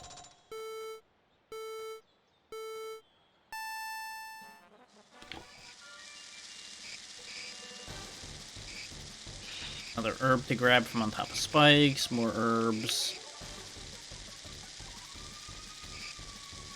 Okay, got a jumping track to go across. That, I think, is elemental shot upgrade. Oh, I know how this path works now, and I hate it. I hate everything about that. Oh, no. The herb. Missed it. Nope, too far over. Yee! So that's gonna be a bitch and a half to land. Oh, the herb respawns. Ah! So I paid 200 to get an herb. Oof. That's fun, but no. What I think I needed to do also was let go of the accelerator. Now and then, and I'm no good at the whole let go of the accelerator idea. There's only forward. Maximum speed.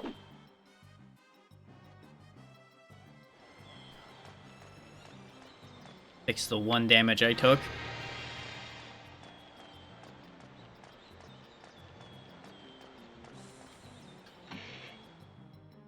But yeah, you can also see a blown up version of that image on Twitter if you want to get a closer look at it. Which actually was the tweet I've put out that I think got the most immediate attention, because it got retweeted twice, literally within an hour of going up. And I don't know why. Like, it might have just been convenient timing, for all I know.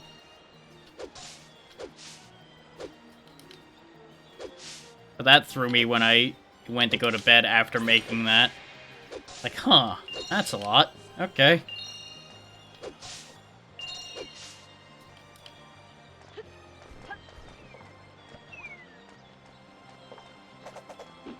Okay, we made some of our money back. That's it for Kindra Forest. So it's either the beach or the mountain that had those other paths I was thinking of, and I think it's the mountain. Because there's a bunch of statues and such in one of these early areas we could hit. Now that we have the other elemental rings. I don't think it's here, though. I think I went to the wrong place.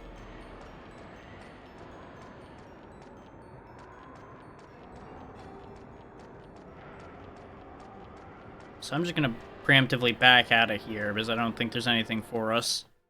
At least not conveniently. Is it the beach, then? It was somewhere along this line.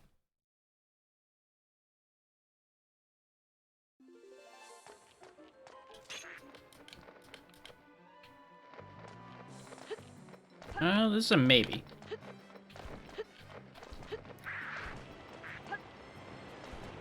Actually, no, this is how we got back, isn't it? The first time we had to come back through here. And this is when we went up to the volcano.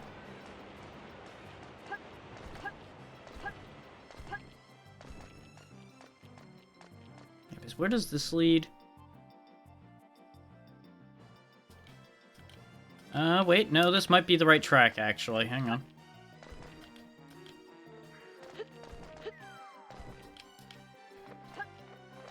Oh, never did get this. Oh, no, I was full on herbs when we got this. Never mind. So, free herb. That'll make up for some of my foolish spending.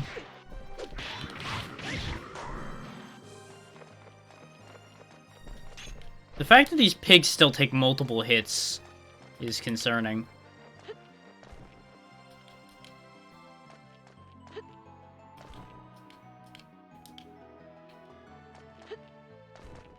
But no, this looks right. This is definitely where we saw at least one statue I couldn't break. I just gotta find where. What does this button do? Right, that's what spawned the one thing. That let us break the one possible option.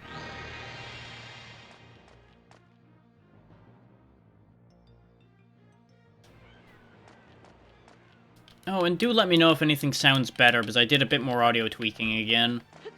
And I don't know if I made things better or not. I think I did, but I'm not confident in that answer.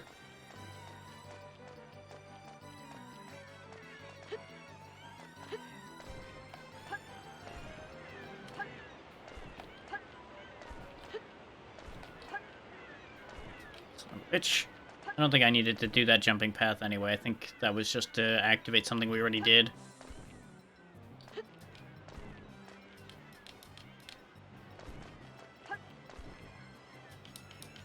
This, I think, was just to get something.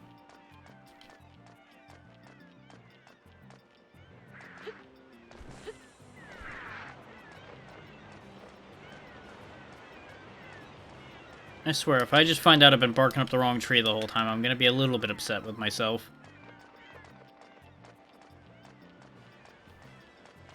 I'm gonna be a little bit upset with myself because we went in a giant circle. This is close to where I was thinking about, though, at the very least. Maybe it's Mithra Valley? I know it's not the Howling Cave. Deadeye's Axe is, of course, wrong. Dunweb is wrong. Yagan Harbor, we didn't need to do anything with. There's apparently another Deadeye's Axe attached to Eden Village. So that's a thing. Let's check Mithra Valley, then, since that's close to where we just were. And I know it was around the time we were doing all of these places. Nope, Mithra Valley's definitely wrong. This is where the boss fight was. I don't think there's anything for us here. I know there was a place with a bunch of really early on statues. Maybe I just took a wrong turn somewhere and missed them? Eh, whatever. I'm not gonna stress over it that much. It's genuinely not worth it. Turnkey Dam. If you think about it, we haven't actually been to that many places. Oh, I can actually go to the red dot.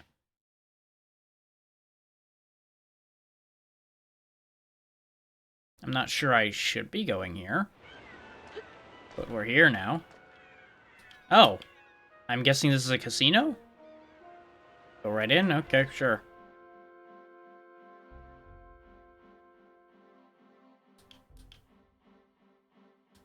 Okay. Across the seas he flies, through dark and stormy skies, the sunlight in his eyes. Oh, Zeppo, pirate of the deep. Oh, Zeppo, la la la la la, whatever else you want. Just like I always say, if you don't enjoy yourself once in a while, you're wearing your body down.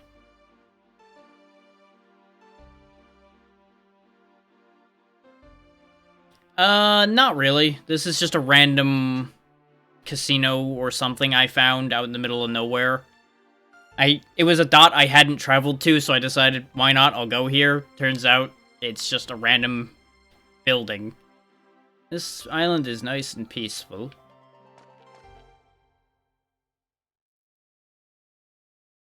Yep, it's a casino, like I figured. Welcome to the Gamar Game Room. We require our customers to purchase medals, which can then be redeemed for prizes. Medals are only 5G each, very reasonable rate. How many of them would you like? I'll get 100 medals and see how this goes. You, I assume, are where we redeem things. So what's the prices on things? 10 medals for an herb, 100 for a tonic, 250 for an elixir. Buy darts, panaceas. Ooh, I'm definitely going to want to try to get that elf ring and that guard ring. So I can just keep those in my pocket and get buffs. So that'll make the end of the game easier, probably. We can save before we do this, too. Yeah, this game doesn't really have a hub town. We've gone through multiple towns on our way through everything, and more often than not, we just pass through them and leave them behind. After buying whatever we need.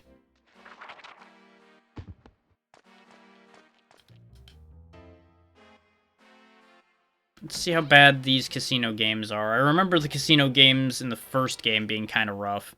This looks like some kind of card matching game. I can probably do this. Play the run. It only costs 10 medals. Sure. I'm getting the impression this is not what I thought it was. Collect all medals on the screen. 10 points gets 1 medal. Use direction buttons to move. This is already more involved than I thought this was going to be. Oh. Okay. Interesting.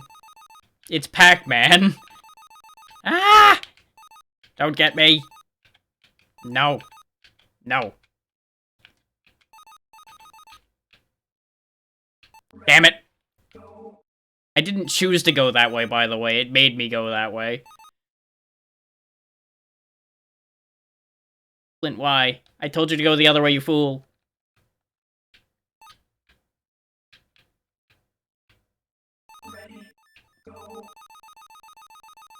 I don't think we're gonna make our medals back on this one.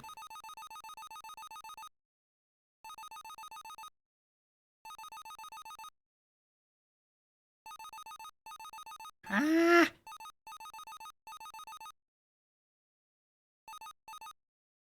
This is a mini game I found, so we're trying it. I'm stealing the things. Okay, now we're going slower and Zeppo's chasing us, okay.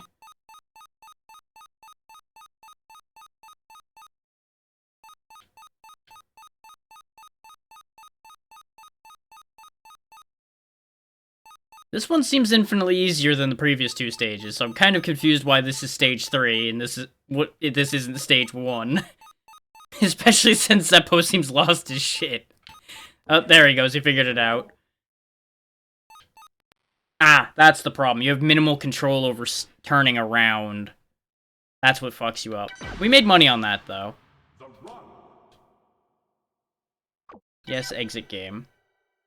I wandered into a casino, and now I'm trying to make up the money in order to buy some buff items we found. Because apparently there's just a casino island out in the middle of bumblefuck nowhere somewhere that we found flying around on my dragon. Okay, this looks interesting. Would you like to play The Rally? The game is only 10 medals. It's interesting, but I also don't want to be stuck in there doing that for hours on end. And the noise was going to start driving me insane pretty quick. Collect all balls within allotted time. Medals increase as you clear stages. Go forward with a triangle and back with X. Okay. Me. Oh god, the camera. Ah!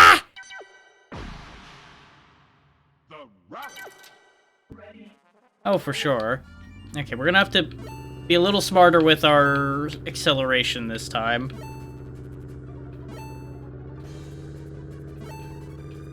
Because I thought I needed to hold triangle to go forward. No, triangle means you go steadily faster and faster forward if you hold it. And that got out of hand. Ah, now there's death cubes. Got it. Let's just take a leisurely drive. Ah!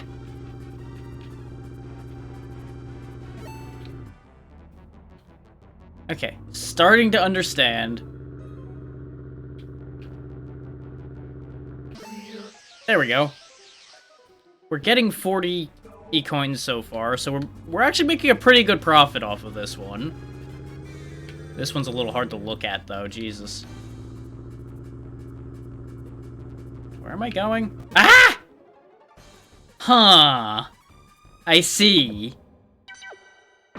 Just throw a death cube at me at Mach 6. Got it. Getting fucking T-boned with cubes. So that was a thing. Let's see what the last game is. We may actually go back to that first one just so we can earn the money we need. There's a hole. Okay. Would want to play the shooter? Okay, this could be good. There are eyes. Sir, are you aware there's a spooky set of eyes staring at you through a hole? I'm gonna guess he never turns around. Scoring 1,000 points gets 1 medal. Move with directional buttons. Shoot in each direction. Shoot all targets to finish. Alright. Oh, they shoot back. They shoot back real fast. Oh, God.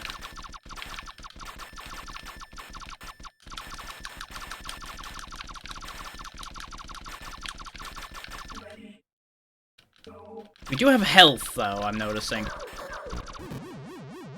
Not that it mattered on that one. God damn.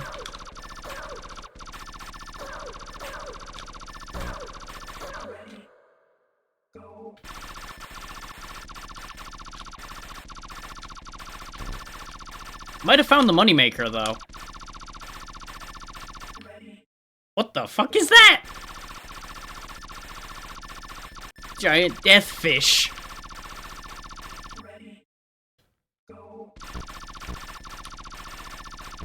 Okay. It's not great on the eyes. Ah!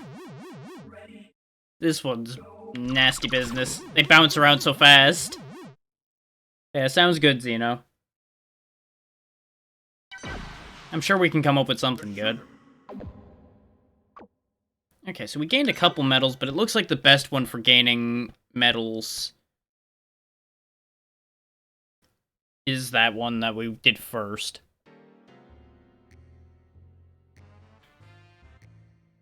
Now, what's with spooky eyes over here, though? What's your deal? I see you. You can't hide from me. Aye. Aye. Doesn't do anything.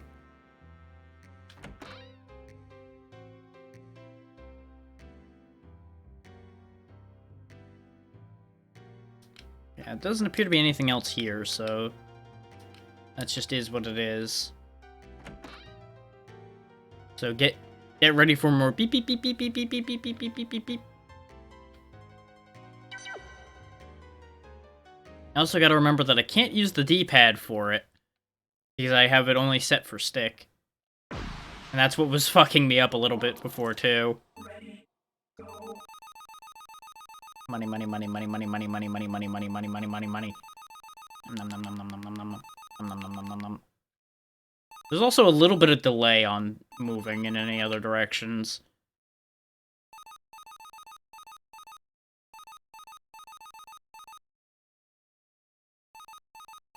There we go. Now she's faster. Why did I go backwards? I did not indicate for backwards. Damn it. She predicted that move. Yeah, the biggest issue with this one is just the controls. But this is definitely the money-making one out of all of them. When you don't get immediately screwed. Game, please, take my inputs at all. Like, sometimes it's really feeling like it just goes where it wants and ignores my input.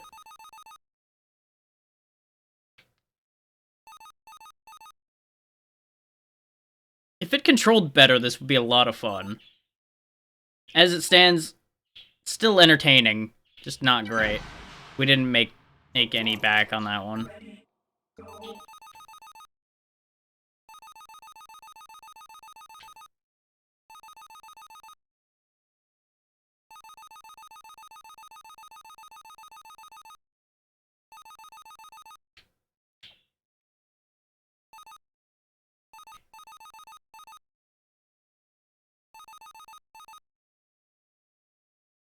Yep, I figured she was going to try to cut me off there.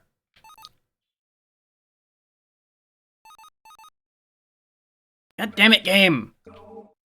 I keep indicating to turn in a direction and it just decides, oh, you want to go backward? Okay. You want death. Got it. You go to death now. Goodbye.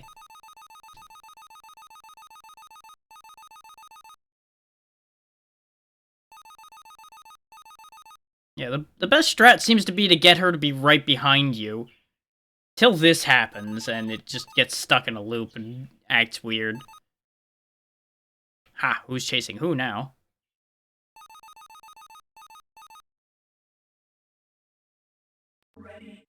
Once again, it turned in a different direction than I indicated. I'm literally just trying to make enough money to buy one thing at this point. I'll take getting one thing. Fuck's sake, game. Could you not? I may have to... Hang on. I have to actually switch the controls here. Because I think the stick is fucking this up so badly. Just bear with me a second.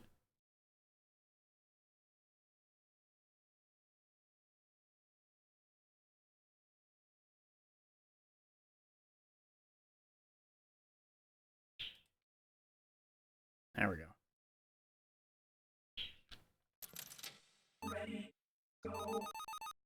Yeah, that's more responsive. It's still funky, but at least it responds to the correct directions.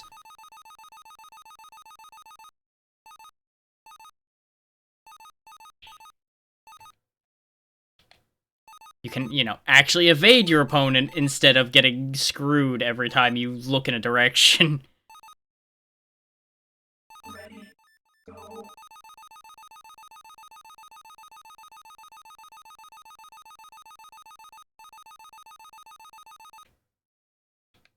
Nope, you thought you had me that time, huh?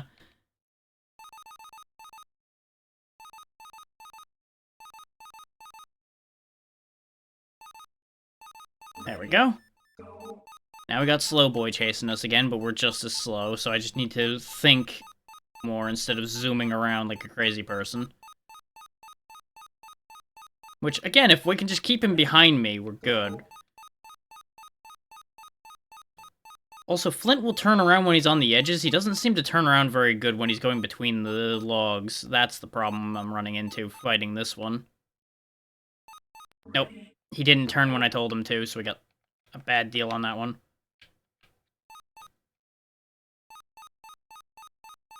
And we're dead. We got a lot more money that time, though. We have enough for what I wanted. And I think. The problem is we can't buy both the offensive and defensive buff item like I originally wanted to. What I think I might do is, if we don't finish the game today, I might go off camera, grind a bunch of these casino games for a few hours. Because, you know, don't want you guys sitting there listening to for hours on end. That would just get really old really fast. I also forgot to redeem my coins. I did make enough for what I wanted, right? No, not by a long shot. I forgot there's another 0 on that. So I could buy an elixir. That's about all we could get right now. So we're not gonna buy anything here right now. But either way, as I was saying, I'll probably grind off camera for that. Because I have to keep enough attention on there to not screw it up, so it's hard for me to talk while doing it, and the sound is repetitive and there's not much there. So if we don't finish the game today and it looks like I'm going to need those, I'll just spend a few hours getting all the coins in the world and do that.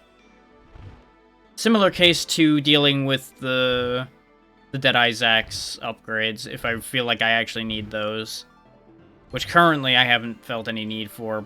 But we did pick up a few darts, so we'll fulfill tradition and do at least a session of darts today.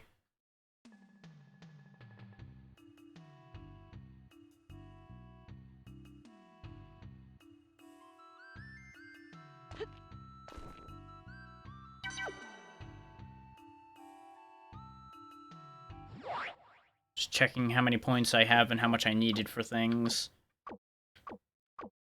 Okay, we're close to another Panacea, which is probably what I'm going to end up buying.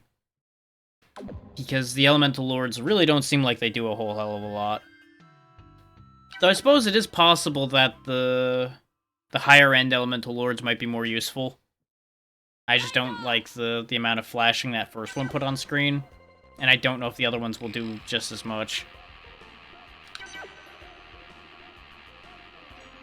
I would assume they most likely will.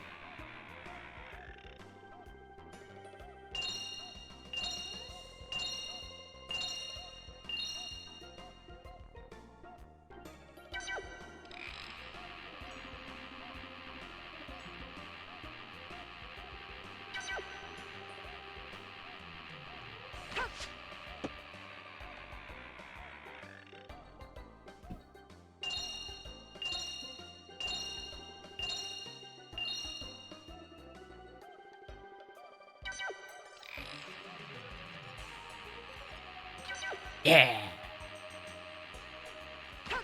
That's a good dart throw. And we got the 50. Nice. That gets us enough for the Panacea. Everything else is gravy.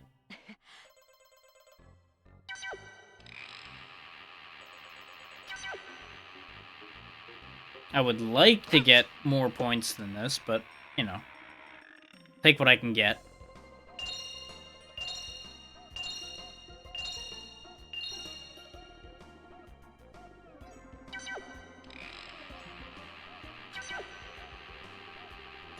There went that multiplier.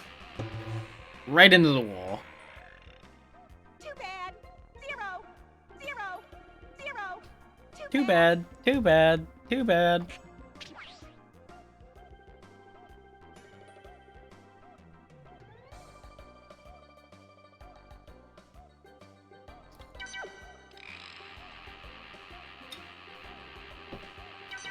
Damn it.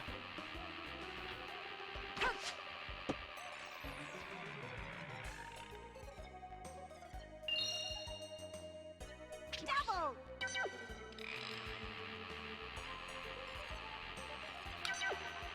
At least we'll get something worthwhile here at the end.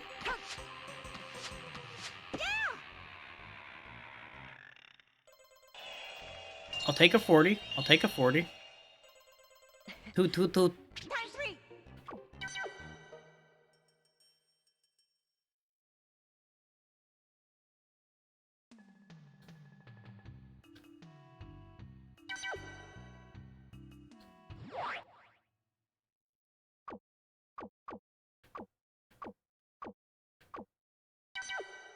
Gonna just purchase me a full heal.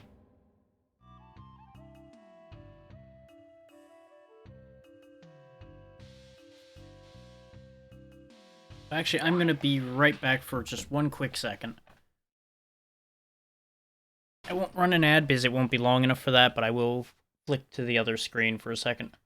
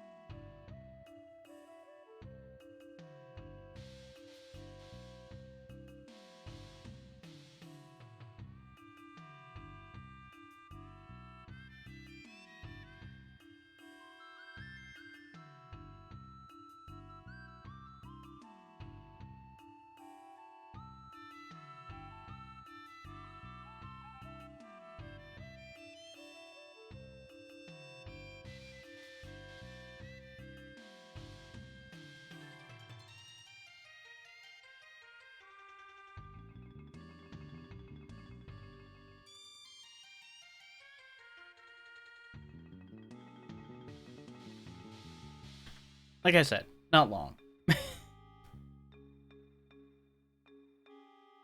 Okay, we should be back in business.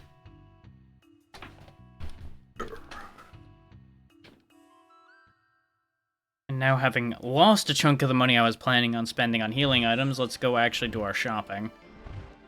Guess we'll shop at Puerto Medusa, since that's a convenient one.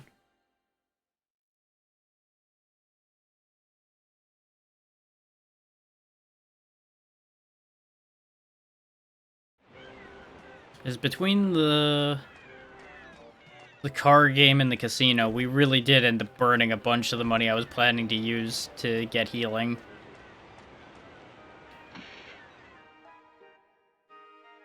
The dog game at least paid back.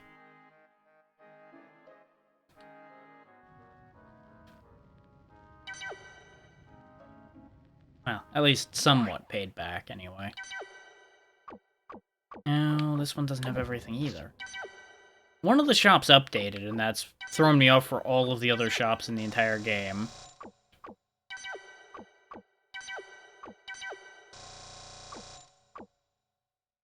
Guess we'll buy a couple tonics and then try to find a shop that has the other ones.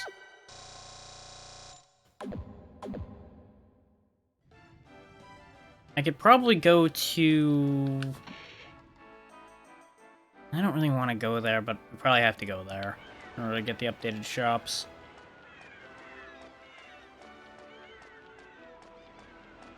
I think what's fucking me up is the fact that Paco Village is the one that had a updated shop because we had to go back there a second time, kind of. But we could just go to Guaba, and that should have what I'm looking for in it. Specifically, I just want to buy elixirs, because they're 600 at healing. Oh, good, this actually spat me out on the right end of Guava for what I wanted to do, too. How many puzzle pieces do I have before I bother to go in there? 2. Not even worth the load screen. Because it's not going to be enough to get the next combo attack, and at the rate we're going with puzzle pieces at this point, we're probably not going to get another level of combo attack.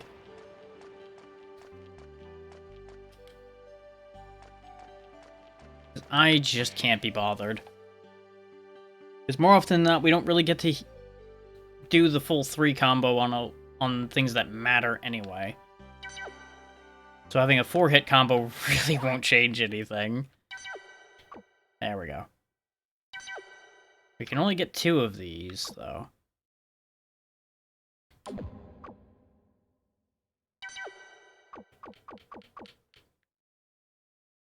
I could get 6 of these or 2 of the other ones. So maybe I wasted my time. If we had more money, it'd be worth getting the elixirs and tonics. Herbs I'm not going to bother with, because at a price of 40 each for 100 HP... Actually, no. Value-wise, herbs are better. So I guess I'll carry some herbs too, still. It just means using a lot more healing items to get anything done. So we have 7 herbs, 9 tonics, 2 panaceas.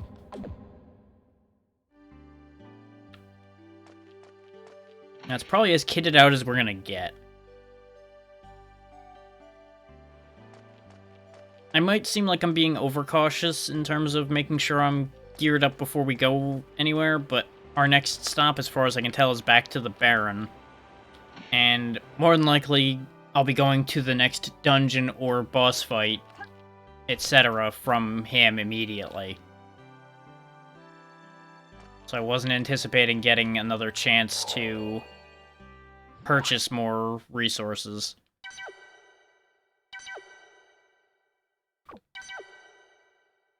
And if I really wanted to, I could have loaded the save to get my 500 Bitcoins back. But we're not really so desperate as to need to worry about that. Because once again, if we really need to, we can always grind.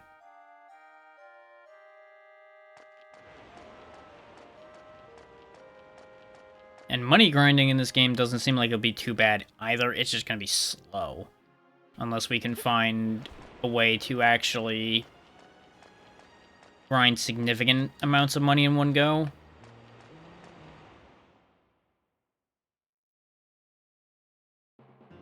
Which, since you can't sell panaceas or anything, I don't really know how you would make a bunch of money in one go. Because you can sell panaceas, but they sell for 2.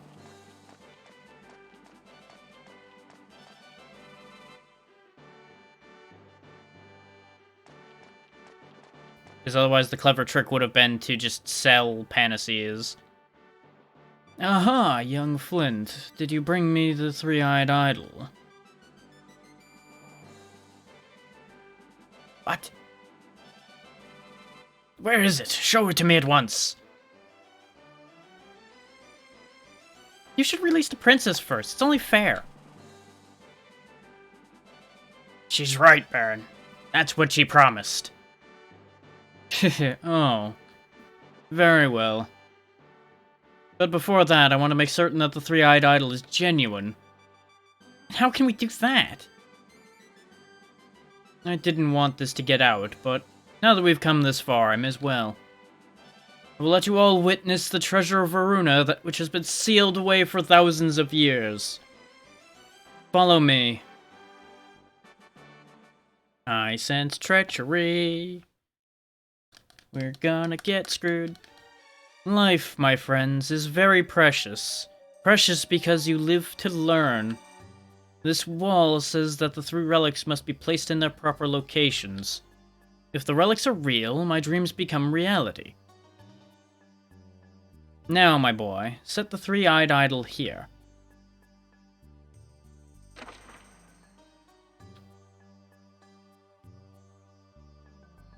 Now, go set the remaining 2 relics, and we shall see whether they are genuine or not.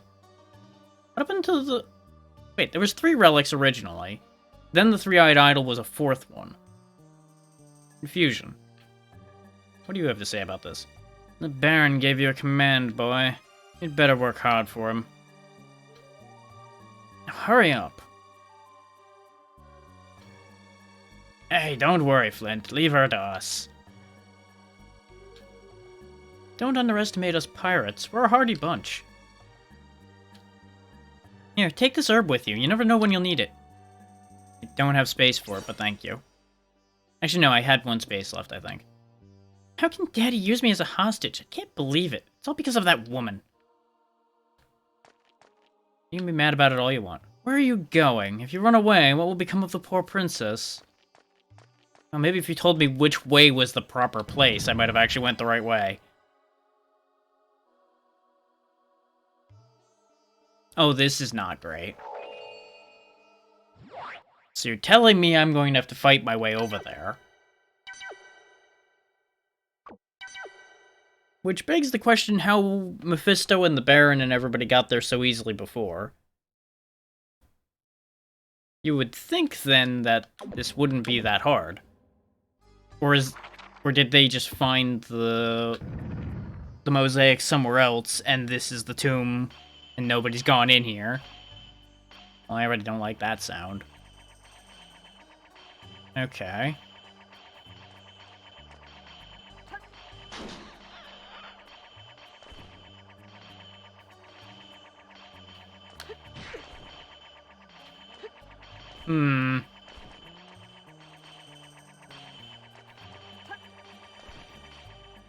This wall appears breakable, but we do not have the means currently to break it. That door, of course, won't budge. No surprise there. This door also won't budge. Got it. So...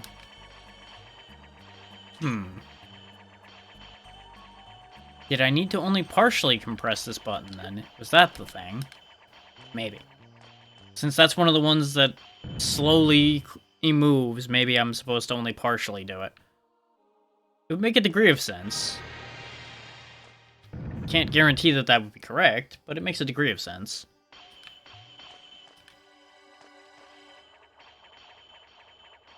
At the very least, it's worth trying. Nope, I touch it and it goes all the way down, so that's not...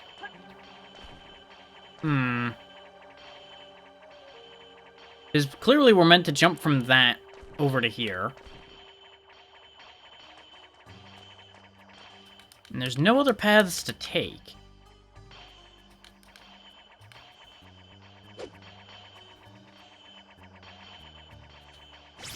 Because I assume we can't, like, magic this wall down.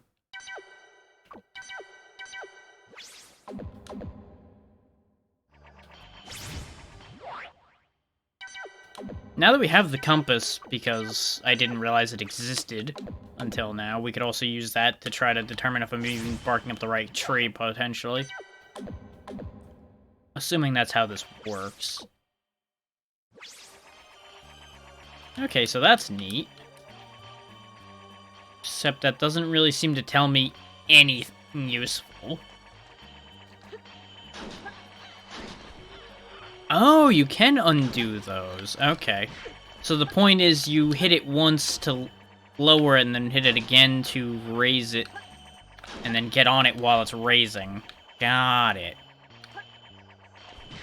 And then the camera screws me over. Yes, of course it does. But we've learned now.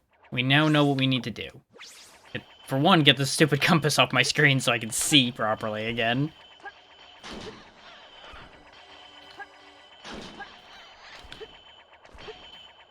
I disagree. God damn it, Flint. Why are you so bad at this? Wait for it to go all the way down. Hit button. Go for it. Get hit again, again, and again. For those wondering why I'm not worrying about getting hit at all, we have a heal room literally next door. Doesn't matter. I can get hit all I need to in order to get up here. Which is apparently going to be a lot. So that's upsetting news. These blades are timed just right to be a huge pain in the ass, I would like to point out. Yep. Thought that was going to be a clever idea. It isn't. That might work, though.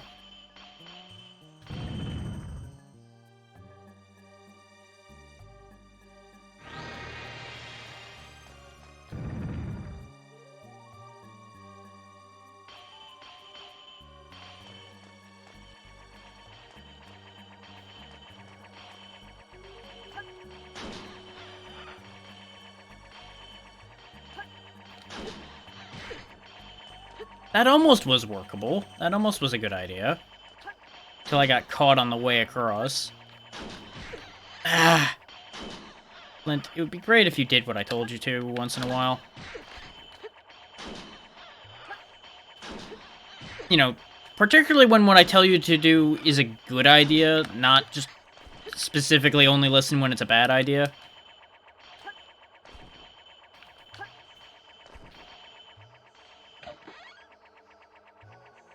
Okay, so that got me an elixir, that's good. And presumably this is the only path forward. So, off we go.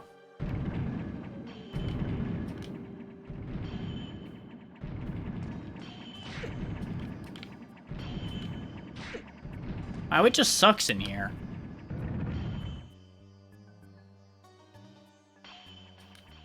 So I get the distinct impression I was supposed to hit that other button. I thought they were connected to the same thing, so I didn't hit that button. That's on me. Not that I have to be any happier about it. But, you know. Gotta acknowledge reality when reality is as it is. And I make a dumb move.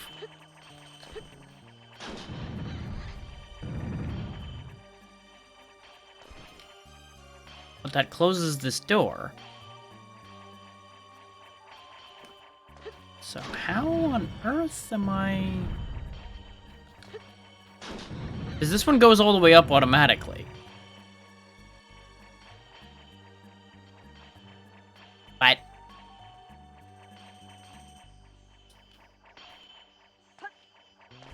I don't even know what's happening. Yeah, I figured.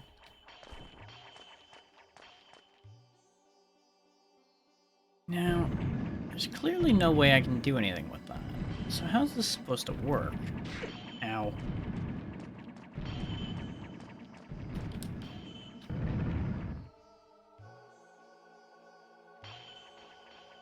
Because it almost feels like I'm supposed to throw something on that other button. Can I shoot these buttons? No. Okay. So why can I move when I'm opening and closing this one, but I can't move when I'm opening and closing the other one?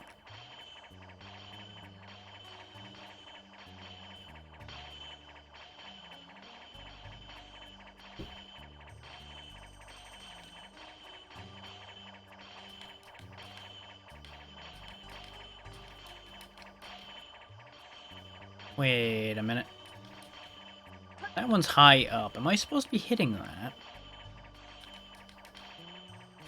Maybe. Damn it. Damn it.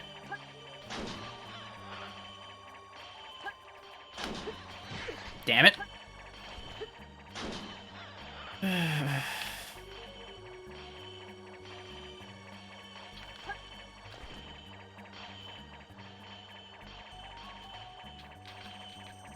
All of my hate.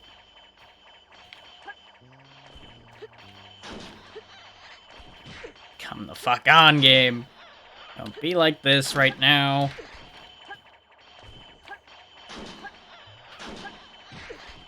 Son of a whore. See, I'm getting impatient is the problem. Getting impatient and annoyed. Yeah, because this raises me up high enough that I think if we throw a fireball up, we'll hit that pedestal that's up there.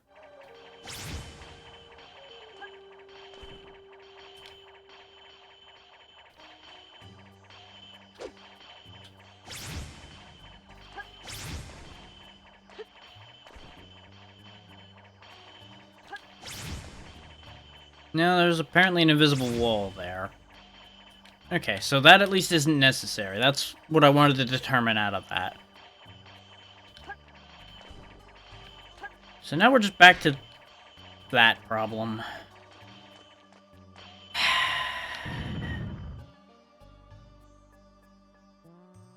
Tedium, tedium, tedium, tedium, tedium.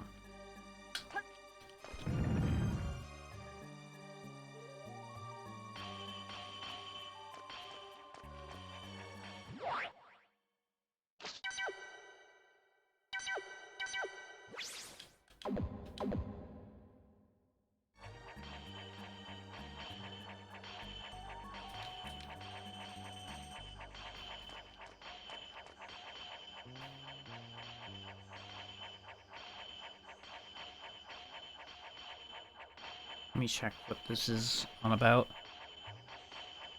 Oh, okay. I know what that is about. Okay. I saw a big news post in one of the Discords I'm in. I wanted to make sure there wasn't a serious issue I need to keep an eye on. There was just a big to-do about something that it's not something I need to worry about right now. Future issue, for sure, but...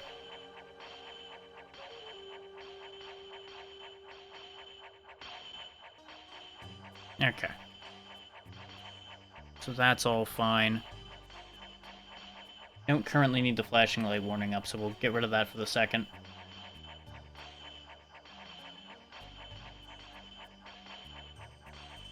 Okay, so we're all good now. Aside from me still needing to deal with this nonsense in this room.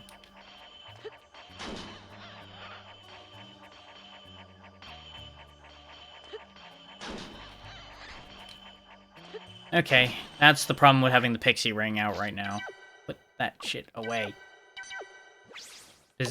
Since we're sliding down on the button, it's going to occasionally cause it to think I'm falling and then try to do the levitate, which is the exact opposite of what I want.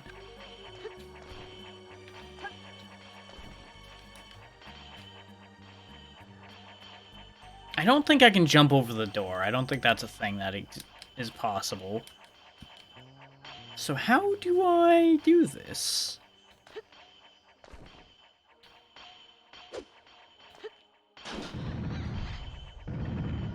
So if I lift the button up, we're stuck.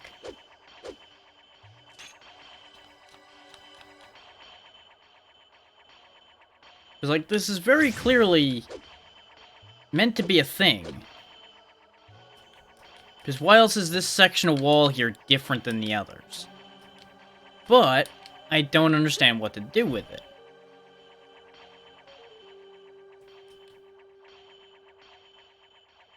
So my only assumption is I have to do something somewhere. I don't know where I need to do this, but triggering this button I don't think needs to happen now. It needs to happen at a point where I can get out of this corner after hitting the button without using that door.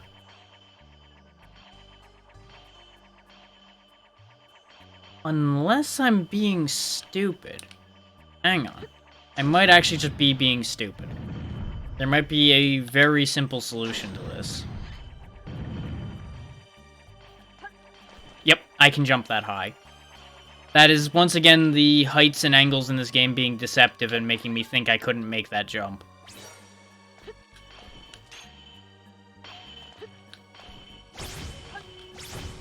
Once again proving that usually if I think there's a simpler solution, it's because there is. And it's because I'm overthinking the shit out of a problem.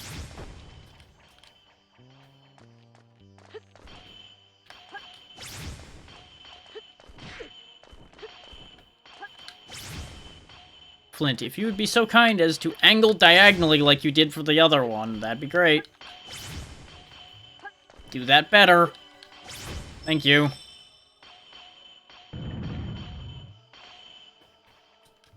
But that's why that's one of those raise and lower buttons, is because it was meant to raise you up out of the hole enough that you can jump out.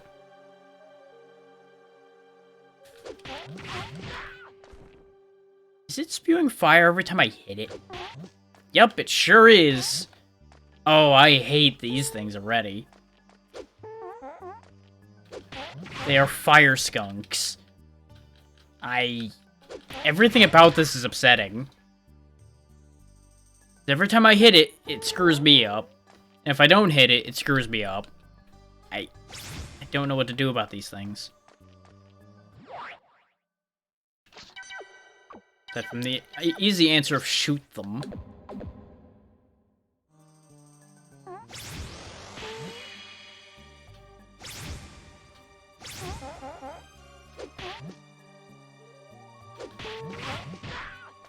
The problem is, we can't do a real amount of damage to these things without just ruining myself. It also doesn't help that these rings don't shoot particularly fast.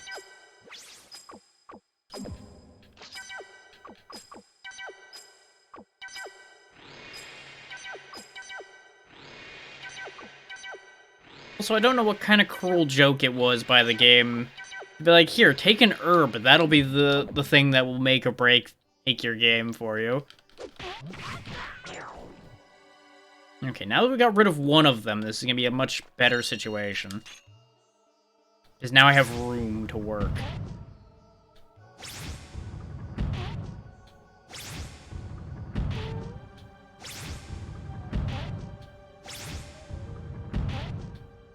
Goddamn fire skunks.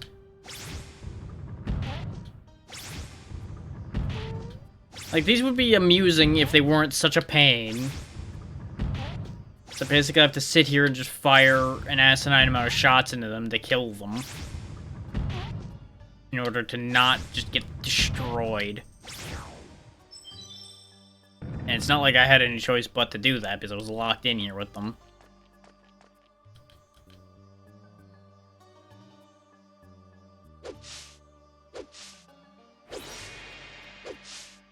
That, I assume, is meant to burn that ice-looking stuff that's on the floor here?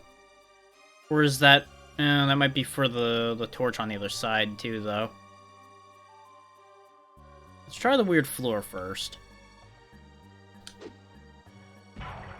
Nope. Okay, that, I guess, is just meaningless. Hi-yo.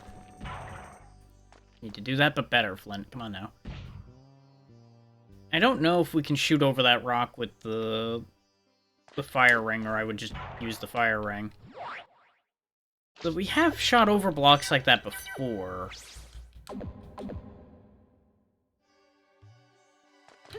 So I'm not really sure why we need the torch thing. Unless maybe this one happens to be slightly taller.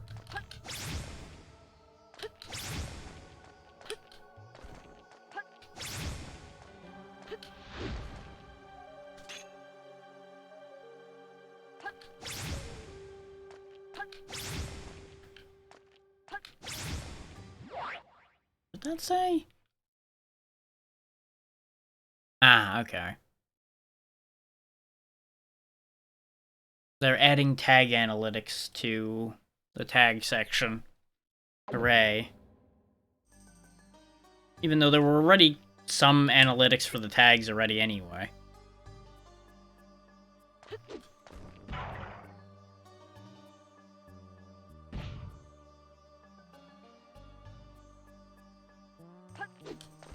There we go. Okay, so that's just to move the block back and forth. Got it. Let's go this way, then.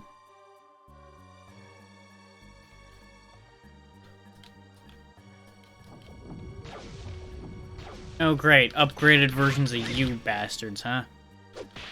That's clearly what I needed to see today.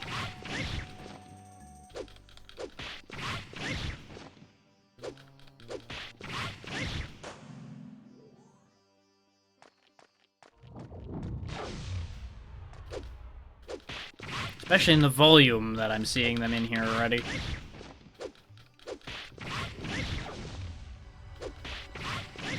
Thankfully, their accuracy has not improved.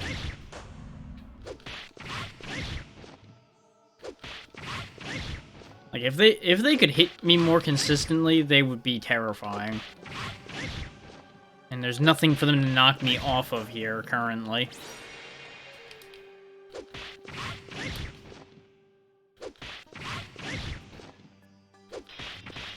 But if they're respawning, that's gonna be annoying.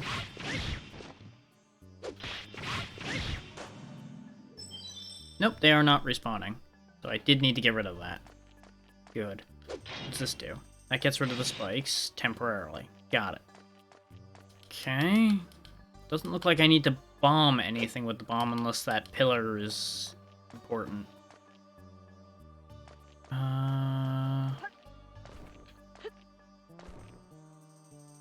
Actually, the bomb might be to set off on the button to guaranteed get up there?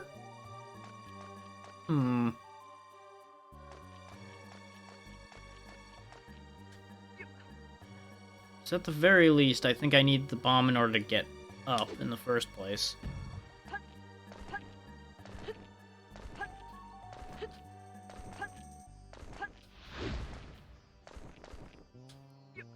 What I do is I stack it on top of the lever to go a little bit higher I need to.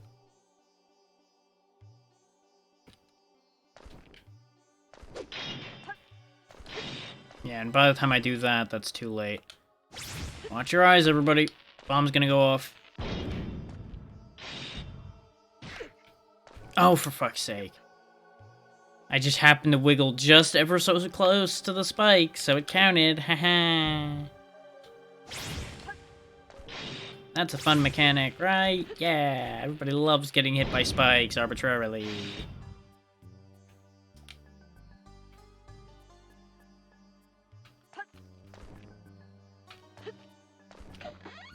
Yeah, I figured it was all for a key. And that's the key we used back in the other room.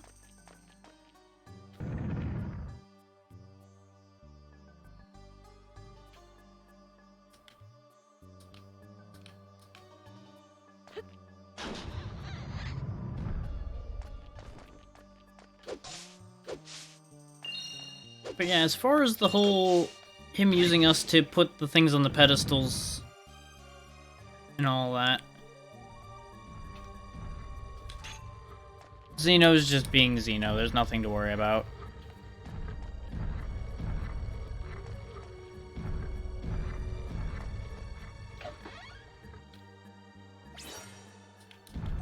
But yeah, as far as the whole pedestal situation goes, I'm pretty sure this was all his plan to begin with, was to use us as a sucker to go put things on the pedestals so he doesn't have to do it. He's just pretending to be surprised is by how this situation played out.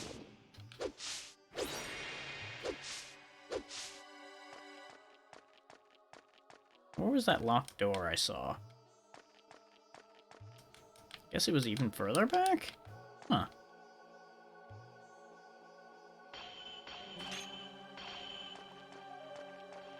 Yeah, there it is.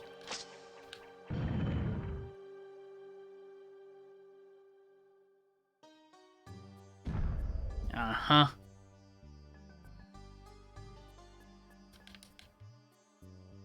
Oh, there's a ladder here. Where does this take me?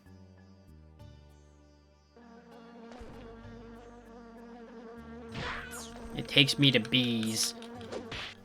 Or whatever the hell these things are supposed to be.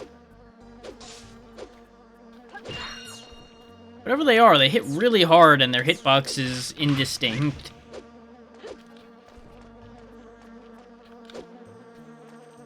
They're really fucking big. Like, that might be perspective because of the fact that they're really high up, so they're close to the camera, but they also still seem big. Like, at best, they're flint size.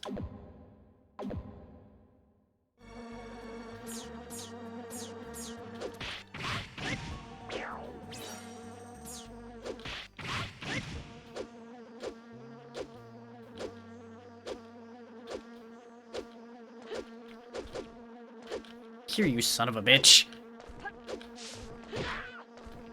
Sigh.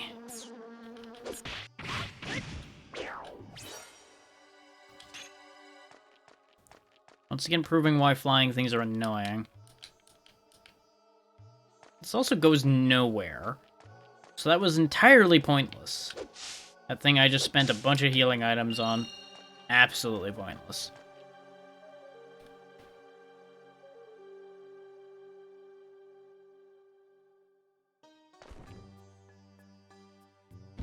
Once again, the block falls. There's a gap behind him that'll set these bombs off. So I just need to move him out of the way, which presumably I need to hit a button to do or something. What's this do? Nothing. Seems like it should do something, but it did nothing. Okay. I presume that I hit this and those blocks will come down. Yep. But that moves him out of the way. Ah, okay. We also should turn the flashing light warning back on because there's going to be bombs aplenty again, apparently. I assume the rest of the game is probably going to need that flashing light warning, sadly.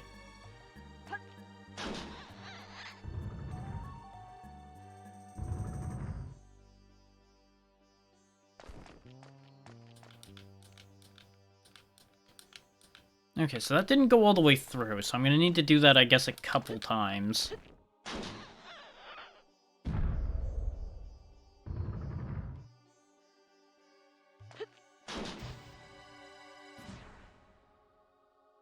Except there's no longer a bomb there to set off that lever.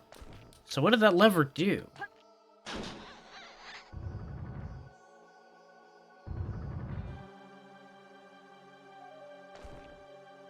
Like, presumably thanks to that lever, something would have changed. I can also just climb up on the wall here and do my own thing.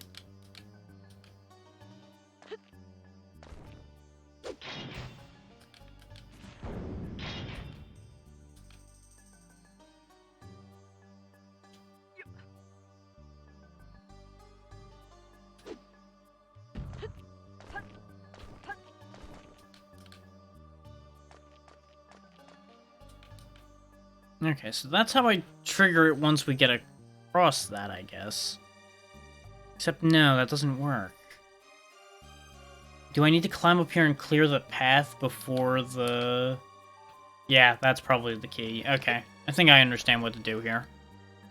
It's just gonna take a minute.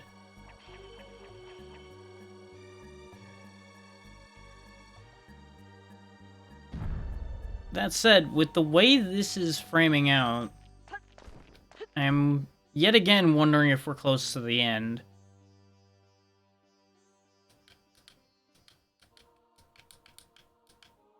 Oh, there's nothing I need to get out of the way. There's just a simple issue of this is in the wrong spot.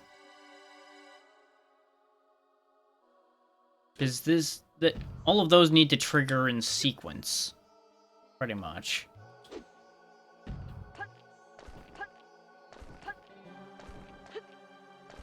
Problem is, I need to have this kind of on top of the lever a little bit too, in order for me to get out of here. So I don't know if this is actually going to work the way I need it to, but we'll find out, because I don't have a choice. And you only get one shot with this, it seems. After the shot goes off, the bombs are gone.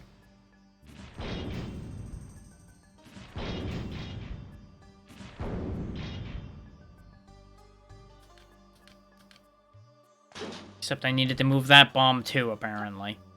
Son of a whore.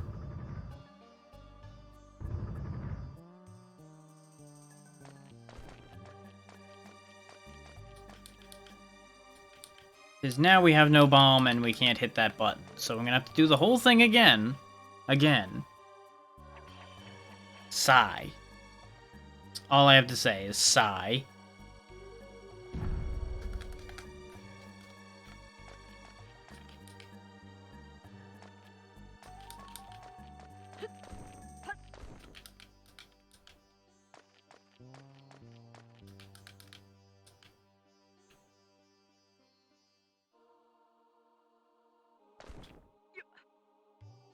On the bright side, we know what to do with this one because we can just do the same thing we did for the other one.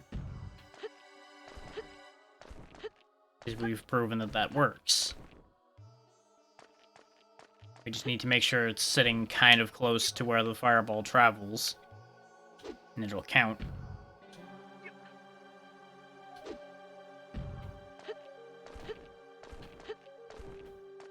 Okay, watch your eyes again, everybody. There's gonna be multiple flashes from the bombs.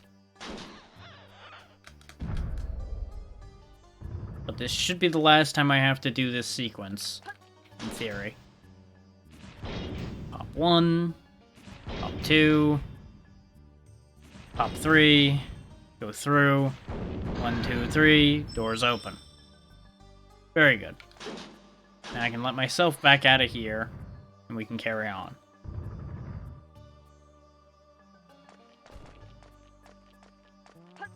Yet another case of reach around your ass to get to your elbow to do a very simple thing, such as moving a single block.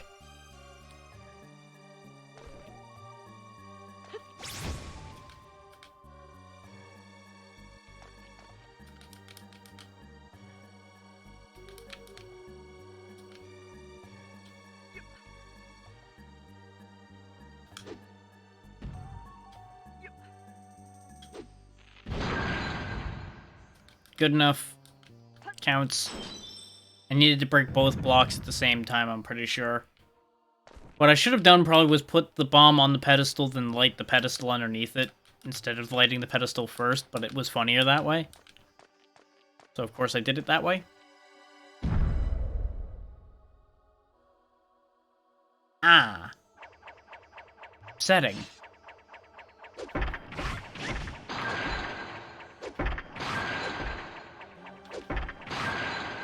Thanks to combo attack, this was not that threatening. If we had never gotten any level of combo, that probably would have been dangerous.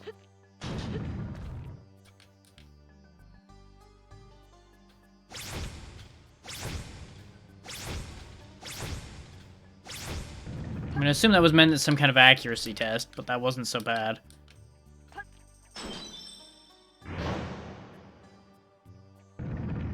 Now that just goes back and forth constantly. Got it.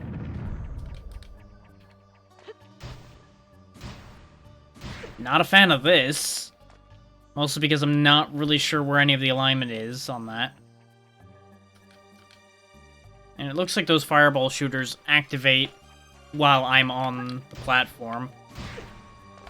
And of course, as we've discussed numerous times, the hitboxes on fireballs in this game is questionable.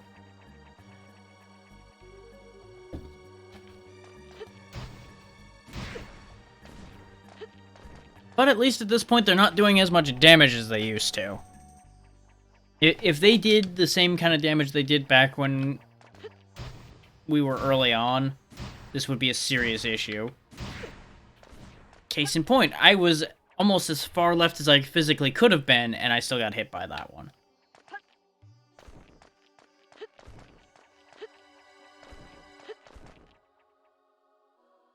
So hit detection has been this game's failing point the whole time, kind of. So I'm not really surprised by this being an issue. Ow. So close, yet so far. Oh, and I need to bring the barrel. So I guess it's good I figured that out now. I'm actually not even sure how I'm going to use this barrel once I get over there anyway. Because these barrels are too tall for us to actually stand on. Son of a... Getting annoyed. Getting real annoyed. Let's just get over there and figure that out first. That platform moves at just the right pace to make this such a needless pain in the ass.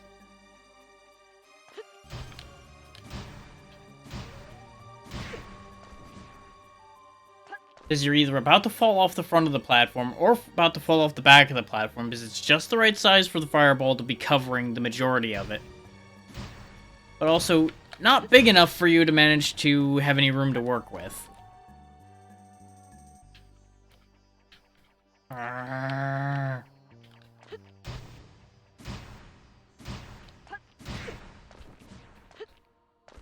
genuinely don't know what the hell they expect me to do here.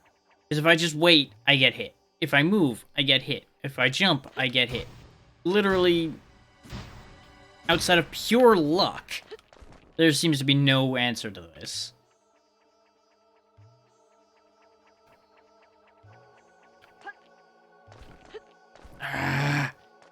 It doesn't help that the platforming in this game is not proper in the slightest. Because the edges of platforms are far bigger than they should be. Yep, jumping on that doesn't seem to alleviate the fireballs at all. Otherwise, I was just going to spam jump to try to modulate the timing on the fireballs. Oh, actually, you know what it probably is. Hang on. I'm being stupid again because I'm just trying to rush through this because I'm already tired of this place. And then he just throws like he's goddamn Hercules because he knows it'll piss me off.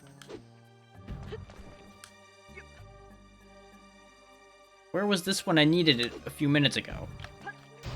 Because what you do is you use the damn barrel as a blocker.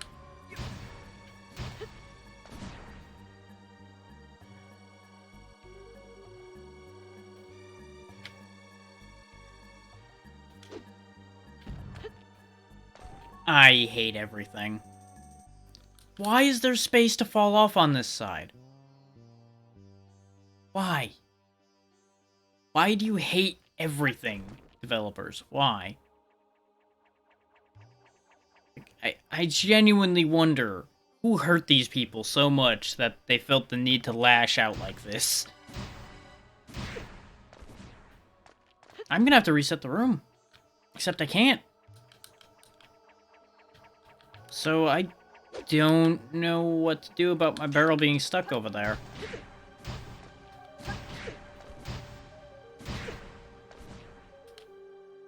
I genuinely don't know what to do now.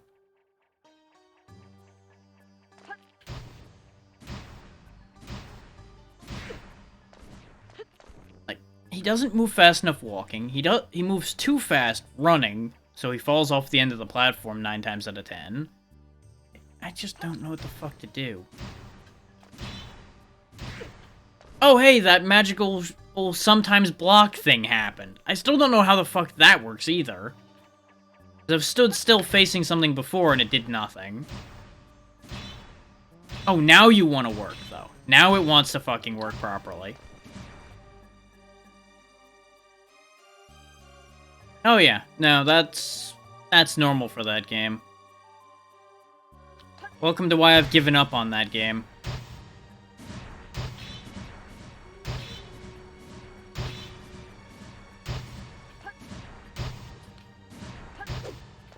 Now, what the fuck do I do about this, though?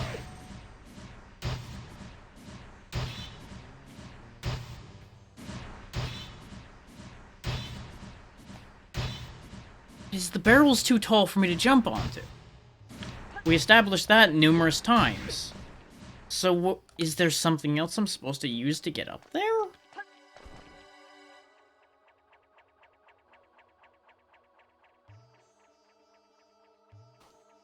You need to come to an understanding as well that there may not necessarily be a path that will work for you entirely to get better. To the point where you will always win. It's going to be much easier for you if you just accept that there are going to be people that are going to win every time because of that very difference.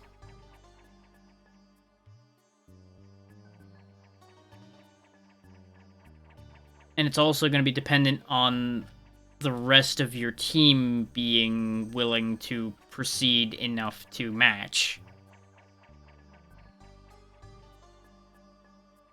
Because one player does not a team make.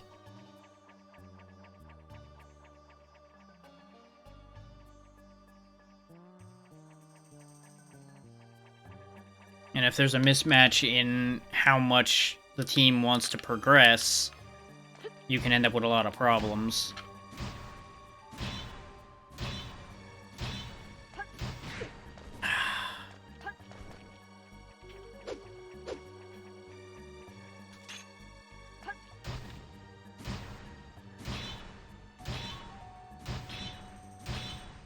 And, like, specifically in the case of, as you say, the 13-year-olds with no life, there's always going to be people that will have a much larger expendable amount of time on top of the energy to sit there and read every guide in the face of the planet, grind out such that they have everything they could ever possibly want.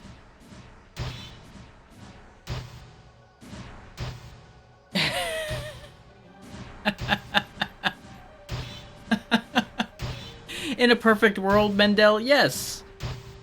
But unfortunately, no, that's not actually guaranteed to be how that works.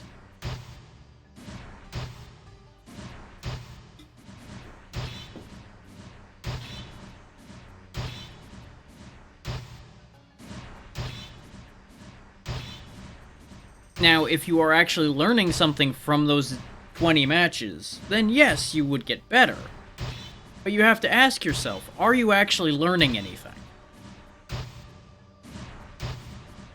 If you want to get better, you need to figure out what you can learn from each move you're making to make those moves valuable to you, so that you can actually gain the knowledge you need.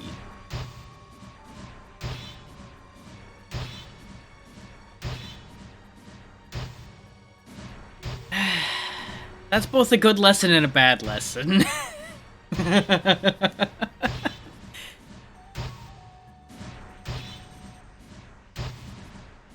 Because, in my experience with League of Legends, a lot of the complicated champions tend to get you screwed. Because somebody will play something they can just roll their hand across the keyboard and they'll just flatten you. Because there's a lot more room for error on something complicated.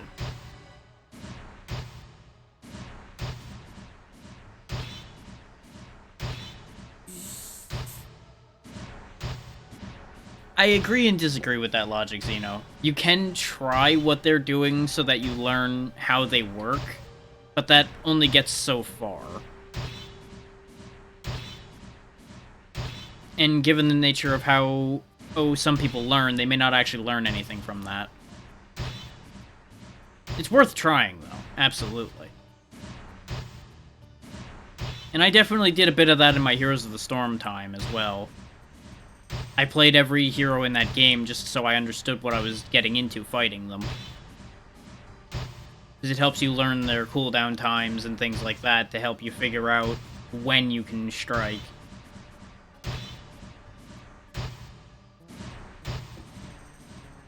But, again, a lot of that, in the heat of the moment, doesn't actually come up. Oh, and sitting here staring at this, I realized what I need to do. I need to throw the barrel up there, probably. That's what I've been doing the whole time, is just sitting here absorbing what I needed to figure out.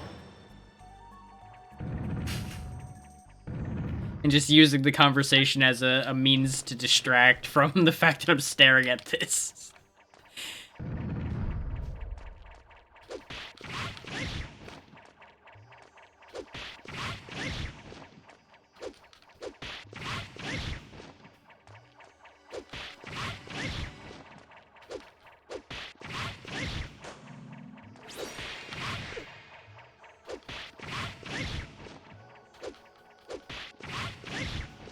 No, honestly, the healthiest thing with anything like League of Legends or Dota or Heroes of the Storm that you can do is accept losing is a fact of life. You are going to lose. Some of your matches are not going to work out. That's just how it's going to be.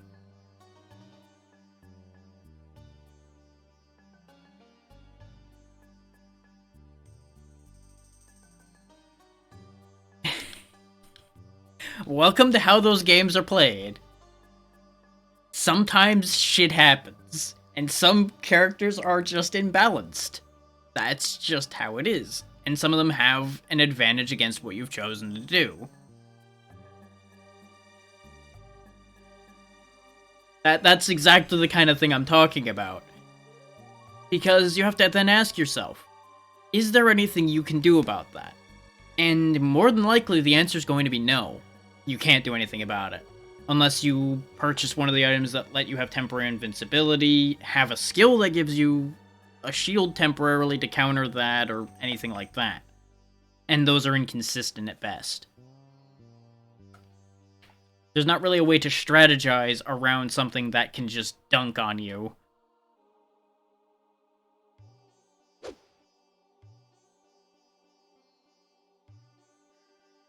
Pretty much, yeah. That was going to be my next point, and I was betting that that was going to be something that wasn't going to work out. Yes. Yes, that would be the healthiest choice you have. I would 100% say yes, that is the good idea. Because if it's causing you stress and aggravation, it's just not worth it.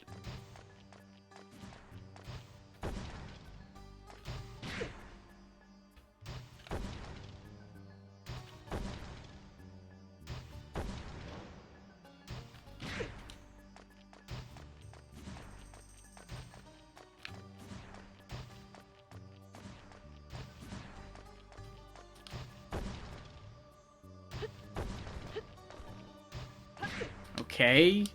What the hell is the point?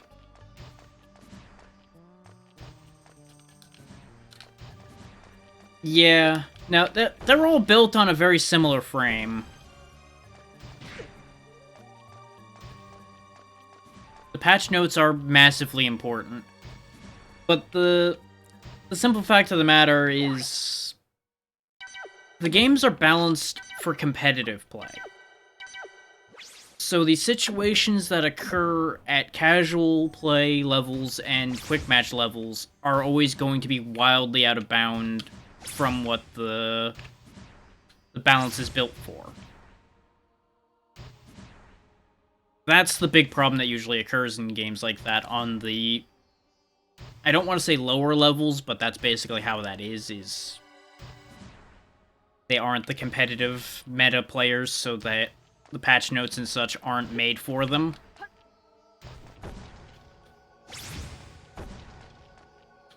They still very much affect you, as we were discussing, but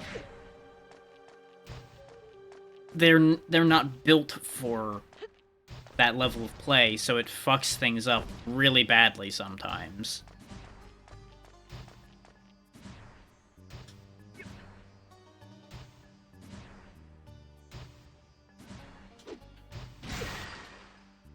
I should be able to put these torches out, but apparently I cannot. Which makes me wonder, what the fuck am I supposed to be doing here, then? I guess I could jump onto him. Except I just get shot out of the air trying to do that, so that's not really a viable idea. Not that I can touch the ground on top of this thing for more than a millisecond anyway. This is a well-designed room. This is also just high enough to be a bitch to jump onto.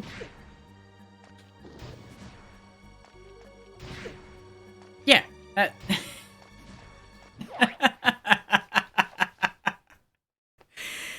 That advice would have worked about 5 years ago. With the changes that have been made to that game and most of the other games like it, that doesn't work anymore. Does being under the tower help? Yes. Is it a guaranteed safety? No. That's because the pros have a team that will come in and help them if they get dived under their tower. That's another key difference. How much help are you getting in these matches?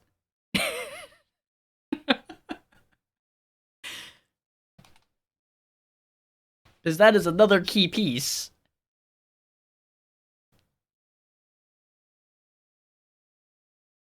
I will say, Xeno, staying under the tower if you're behind is actually valid advice to a point. But there's a lot of context and a lot of fiddle that goes into things like that. That change the ground you're fighting on constantly.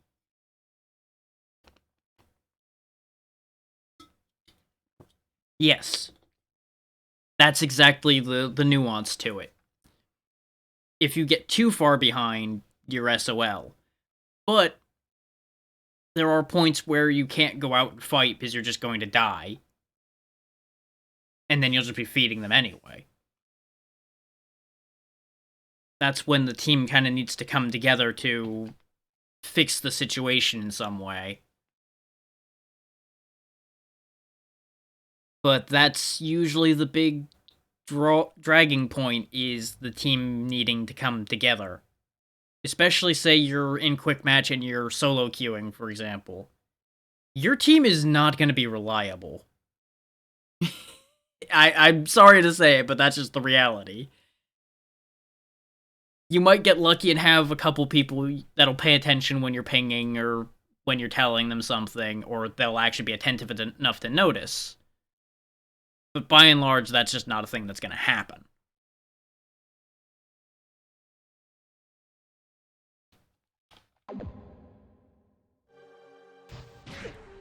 So it comes down to a question of... Xeno, you're doing yourself a disservice with your sentence there. You're saying in the pros, yes, that's where the people care and actually do their job. In regular quick match and casual play, you have people who spend half of their day in a bucket of glue just slurping it up like it's delicious. It's more often than not.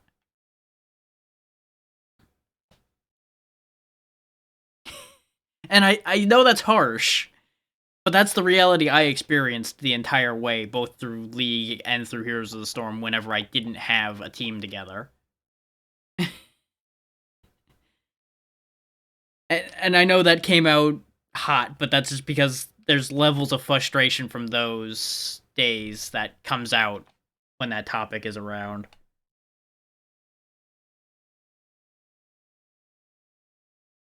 Yeah, even between, like, ranked and unranked in games like that, no matter what level you are, there's a vast gulf.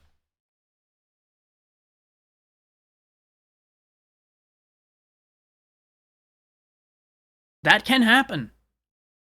You can get flattened just by the right set of circumstances in their favor.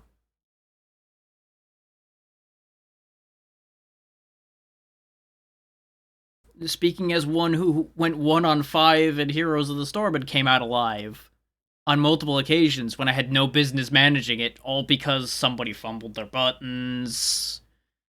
I got lucky. There's hundreds of options for how something absurd can happen. And those are the kind of situations I was talking about before that you just kind of have to walk off. You can't let those bother you because there's nothing to be done about it. It's already done.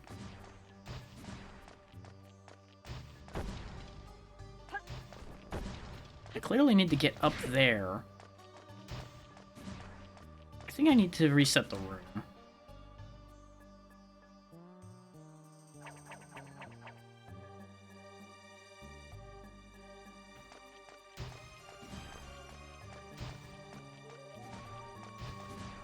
Yeah, because I think what I need to be doing is I need to hop up here and have him set those on fire after I jump off of them.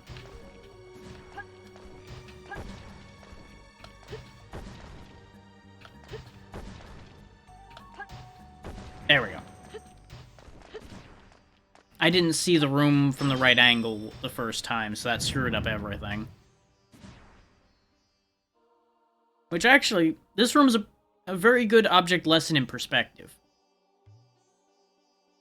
I saw no options once I got into that position. But once I reset the room and looked at it from a different angle, we then saw that there was an easy solution. Same kind of thing applies in games like those. You can feel like you're in an unwinnable position, but it can actually easily just be a key point of you need to wait for your opponent to make a mistake. Let them get greedy because it's going well, so they get complacent, and then you punish them for it.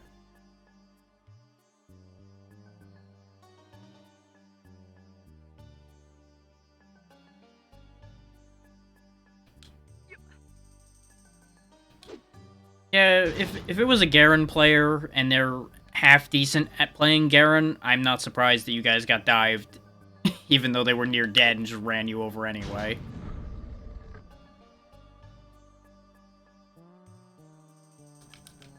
Because a good Garen is disgusting, or at least he used to be about 4 or 5 years ago, back when I last played the game, and I would not be surprised if that hasn't changed. Okay. That's how that works. That broke the whole room, so I need to reset.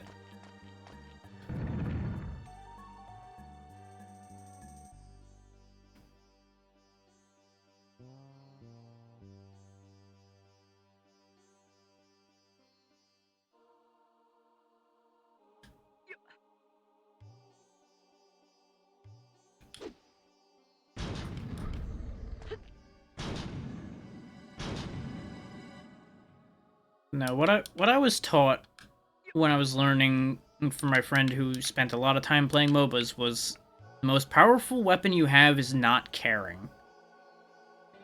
Because if you don't care how the game goes, you're not going to get worked up and put into a worse position by them being able to play mind games on you. You need to be able to separate yourself enough from what's happening so that you don't just get played for a fool.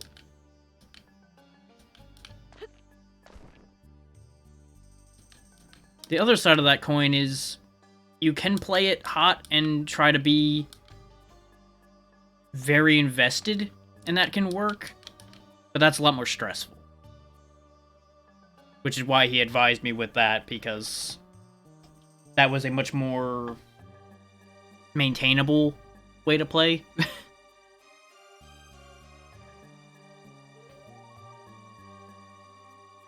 That does seem a little out of balance. Just a little bit. So what the hell am I supposed to be doing here? What does this lever do? Okay. So hitting that lever screws everything up too. Okay.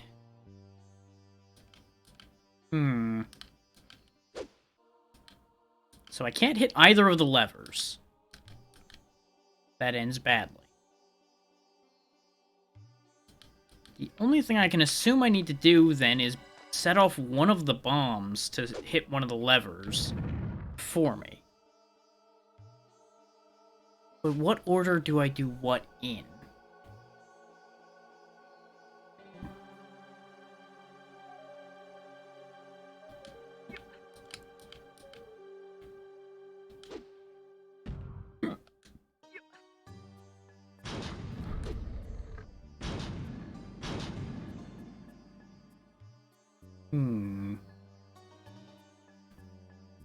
Because this button lifts that up. What did this button do? Switches the doors.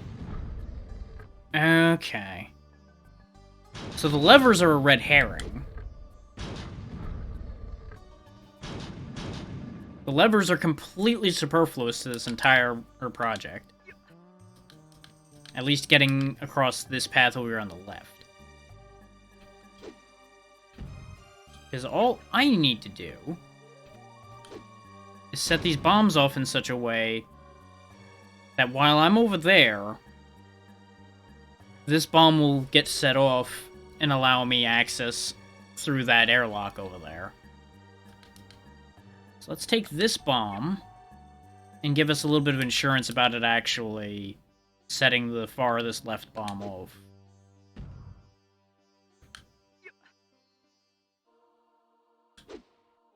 There we go. Now we're guaranteed to have this work. As long as my thought process is correct.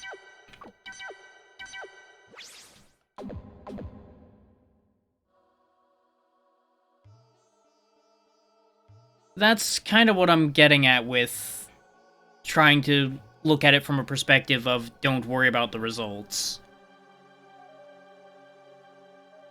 But you are correct. Worrying about who is cheating or who is spending their whole time doing this or that or the other thing is just playing into their hands to a degree.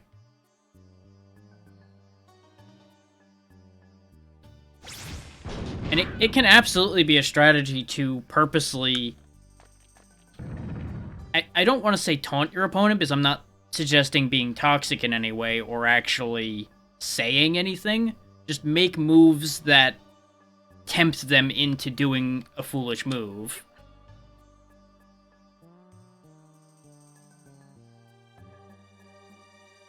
Yeah.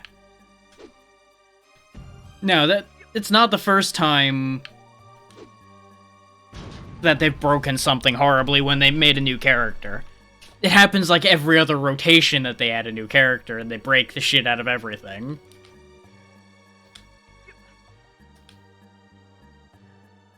Like, one of my favorite things with one of my preferred characters was just to dance right in their range, but where I knew I could back into to fuck them up. So I'll just dance around and act like they're gonna be able to get me just easy, having an easy way out for myself that they don't consider. And then they get frustrated when it doesn't work out. It's simple things like that you can use to start leveraging your opponents to do what you want them to do instead of just charging in on them, for example.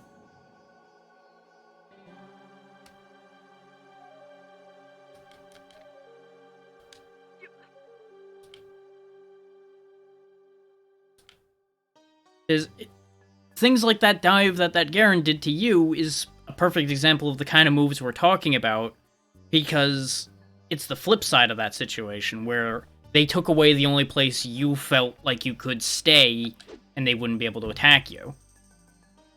Thus putting you off balance and giving them the advantage.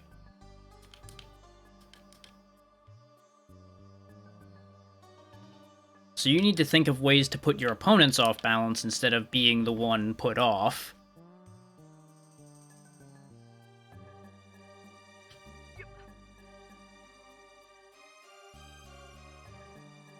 Yeah. And it can even be as simple as distracting an opponent as well. Lead them on a right merry chase for an hour and they'll be way behind.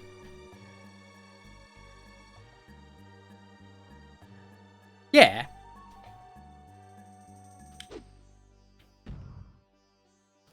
There's a huge tactical layer to those games, as long as you are mindful enough to do them.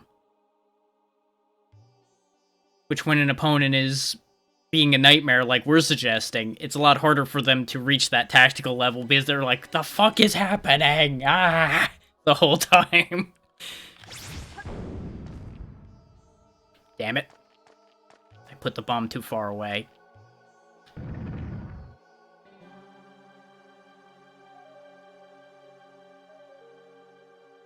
It's like, there were definitely times where I would annoy an opponent into chasing me, either in League or Heroes or any of those kind of games, and I would literally just spend a good chunk of the match just having them chase me around the map so they accomplished nothing.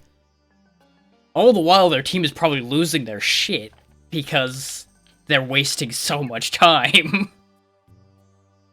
All the while, well, since my team knew I was doing that, they ignored that and just kept on grinding everything up so that they were ready for later. Like, it pays to be a nuisance sometimes.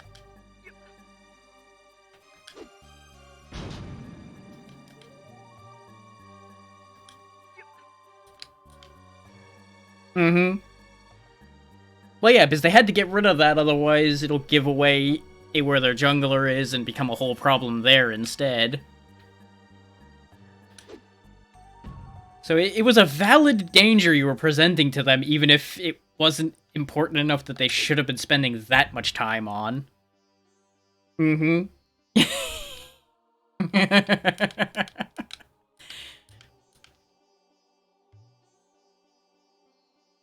It's like, one of my favorite things to do in Heroes of the Storm, where there are heroes specifically designed to attack bases and towers better than most, is I would just disappear off the map for a little while.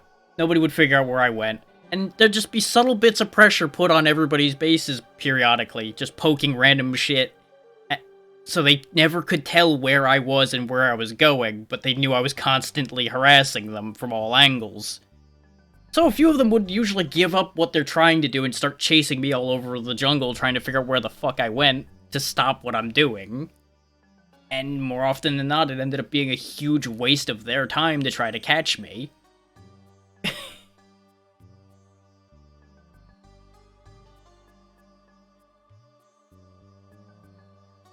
Yeah, because your big advantage against a Smurf is, more often than not, they will be very prone to becoming complacent. They will feel that they have the advantage and that they know more than you do and they're better and all of that arrogant shit, and you can turn that on them usually. But you need to be cognizant of what you're dealing with to work that.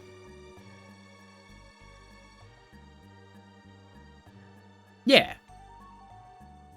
And there's always the option of do something crazy.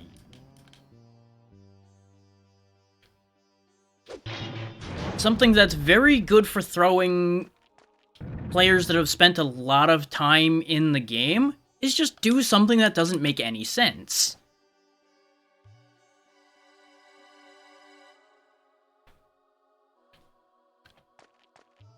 I'm not saying, like, do a crazy charge and go get yourself killed. That's not going to be productive.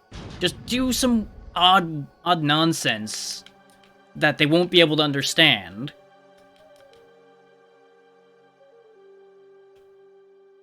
And that can throw people off their game no matter how much they know. Yeah, exactly. It makes no sense and makes them suspicious enough that they'll go look and try to figure out what the hell's going on.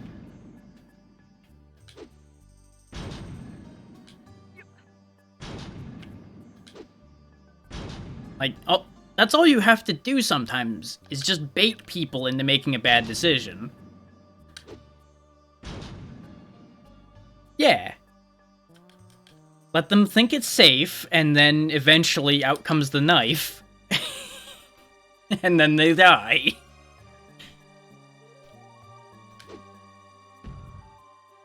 Mm-hmm. That's all it takes. Is games like that can come down to one good push.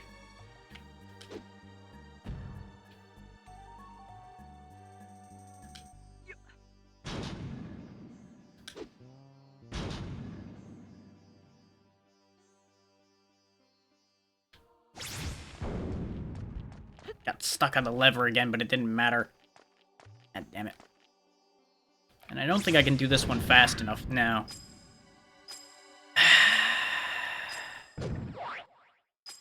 This puzzle's annoying. I kinda like it, but it pisses me off at the same time.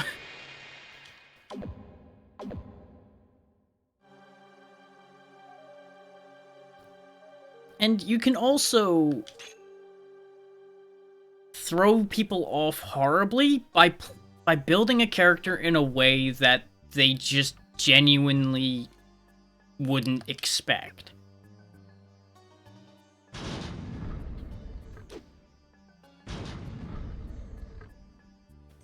It has to be a build that, you know, actually can work, but building unexpected builds can definitely be a benefit as well. Because then it throws off whatever fucking playbook they're running off of, and they now need to work around that. Which a lot of people that do smurfing and things like that tend not to want to really think that hard about what they're doing. That's usually why they're punching down, more or less. So if you force them to have to think, it usually goes a lot harder for them. Mm-hmm.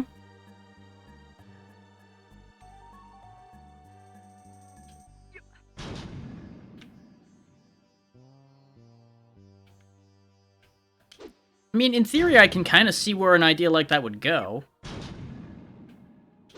But in the process of getting there, they probably would be getting horribly mauled.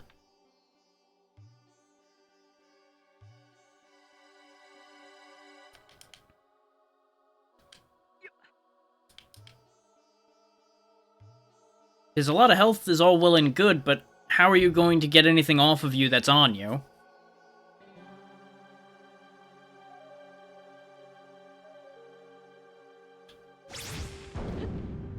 God damn it. Why is the blast radius on these bombs so arbitrarily small when I need them not to be? Why? Am I even doing this puzzle right? I don't even know. This is the only thing I can think of to do with this. Is chain these bombs in such a way that I then can get under there. So I suppose I'm stretching that farther than I probably need to. I can probably go around it.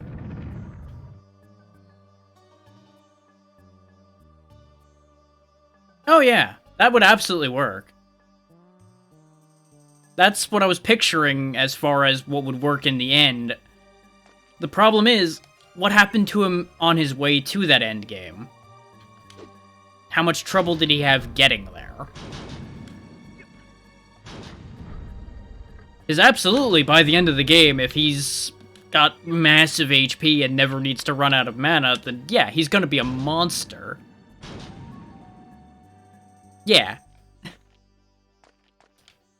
Absolutely. That would be hilarious to see, don't get me wrong. Like, I told you about how my favorite thing to do used to be go full aggro support and just actually take out teams as a support by myself. Because you can do that with some supports, at least in Heroes.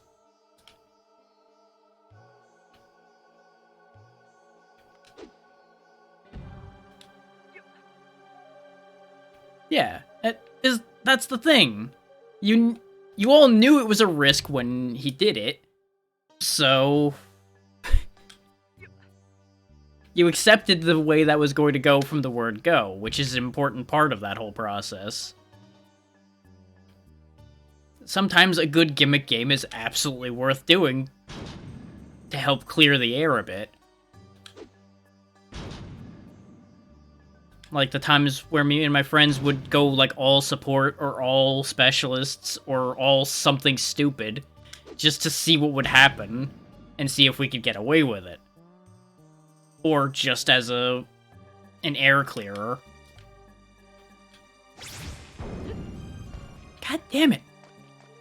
Why do these have such shitty blast radiuses?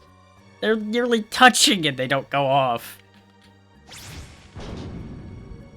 Ah, fuck.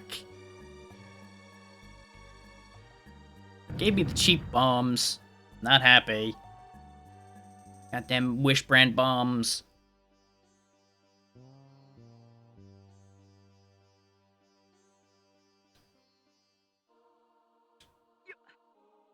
Though I joke about something like an all-support team, that can work.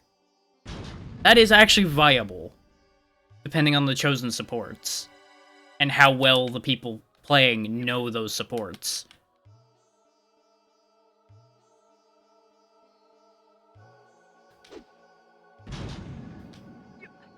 And of course, dependent on what you're up against, too, because that will always be the main variable, is what you're fighting. We've definitely rocked all support games before.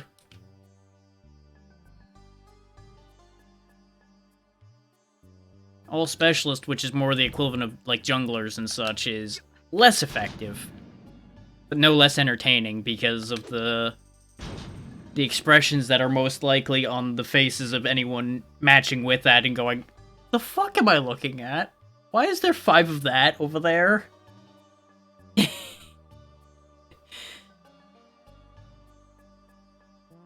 Oh yeah, we were dying laughing even as we were getting horribly mauled in some games. Purely because of the times where it worked. The 1 or 2 times out of 5 or 6 that it would work were a blast. And we went into it with no expectations of success. So it never hurt to lose. That's the key part to doing dumb nonsense like that, though, is you have to go in with realistic expectations. You're going to die.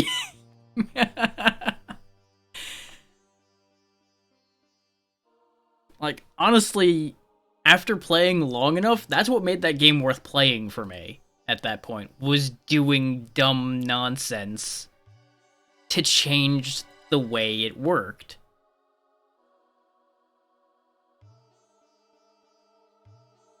Like, the only 5 of something composition we did that genuinely kinda didn't work was 5 assassins, which are just all pure DPS, and very few of them are that stable. That died in a fire and didn't really work out. 5 tanks, that worked out fine because they couldn't get rid of us. We were just glue. And that team got super frustrated because they just couldn't kill anything. They just bounced off like, "Oh, you thought you were going to do something? Oh, go fight the next lane. Oh, that's a tank too. How about that one? No, that's a tank too. That lane's got 2 tanks in it now. What the fuck is happening?" And then they lost. If they could have coordinated and understood what was happening, they absolutely could have pushed us out and we would have lost. But the fact that we had such an odd dynamic threw them far enough off that they couldn't handle it. And that's what I'm talking about with doing something crazy, is that just throws the whole playbook out the window. They'll sit here reading their playbook and going, "It's not in here. What do I do? Mom, he's not playing by the rules. What do I do?" "Lose, son." "But I don't want to lose." "Well, then figure it out."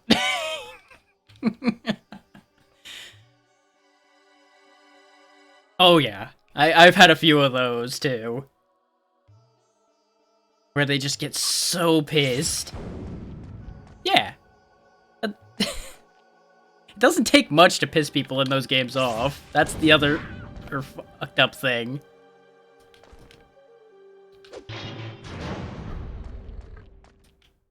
Yeah. Because that makes the carry basically impossible to get rid of.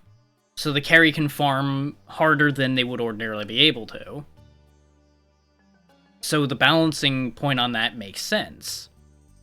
And of the 2 choices, the tank's the one more stable enough to be able to handle being on their own. So there's logic to that. Yeah, because you could end up flying up the line so fast that even if they noticed, what are you going to do about him? Especially fed that hard, they probably would have just flattened half the team before they knew what was happening anyway.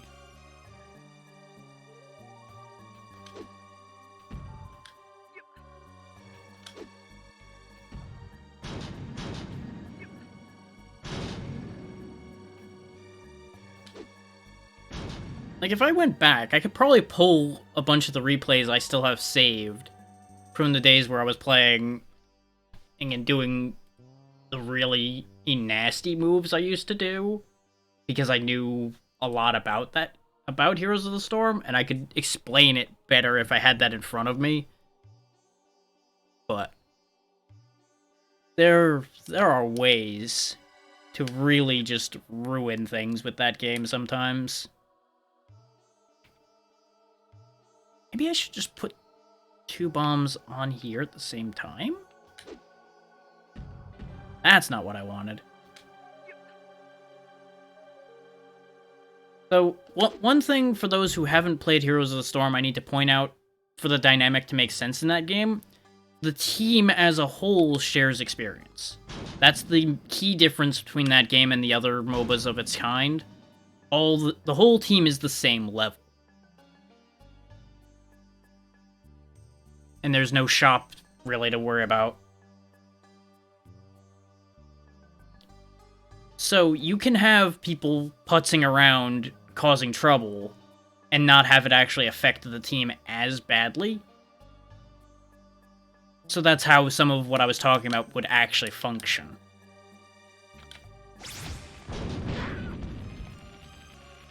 The bomb is going, the bomb is going! Worked! That other bomb was unnecessary, but, well, what matters is it worked.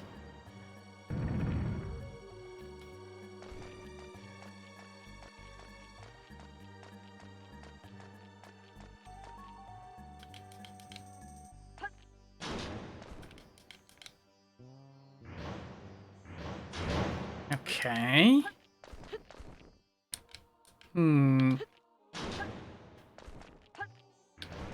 Okay, I am meant to just jump that. Got it.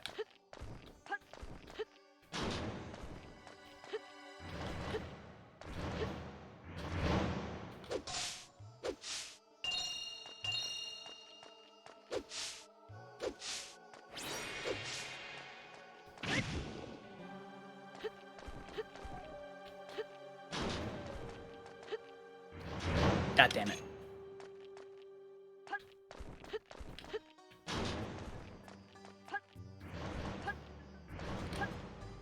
There we go. Yeah, and that might also be a worthwhile thing to consider, Mendel, if you're still here, is you may want to try a different MOBA. See if you can get the same satisfaction, but find a different dynamic. And maybe that'll work out a little bit better for you. Especially if one of your big bones of contention right now is the balancing. It could be worth trying a different one and see if it's balanced a little more to your liking. It does mean you're gonna have to do the grind again in order to acquire characters, but that's just how that goes. And of course, convincing other people to play it too might be a little tricky. Whatever it happens to be that you choose. Son of a bitch. Oh. Good thing I was wearing the fire ring still.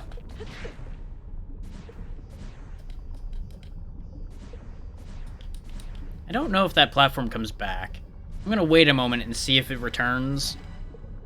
If it doesn't, we're gonna have to reset the room. And I'm betting it's not going to come back. But I figure I may as well try.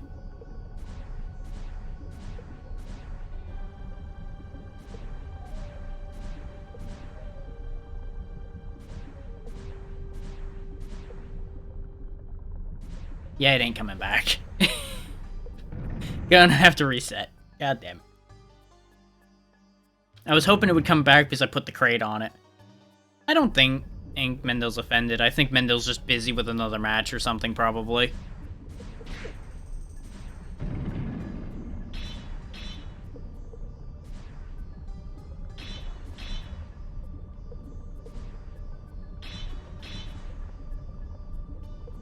I would like to think by now Mendel knows that we wouldn't be saying that to offend him.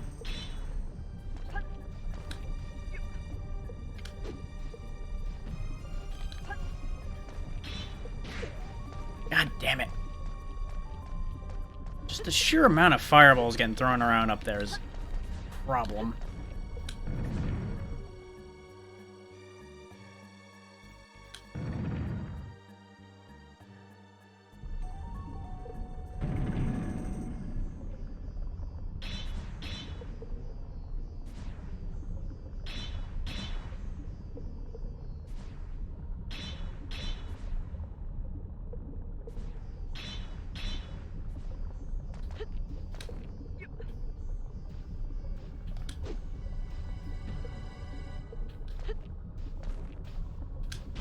God damn it. Ah! The lift animation is the biggest problem with this bit here. I may actually need to jump across and walk the crate across straight away instead of trying to throw it so I can move better. Because we're stuck staying still a bit too long trying to lift it back up. And then the fact that they don't know how to do fireball hitboxes properly is gonna keep coming into effect too.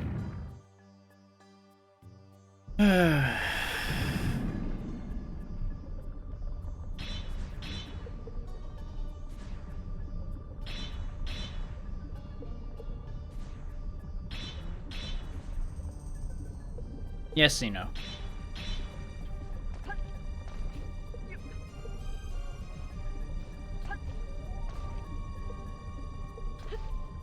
Yep, that was the key to that. Okay. That gets me barrel.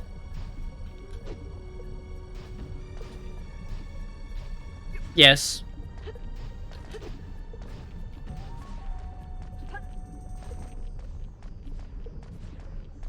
In fact, I can do you one better, actually.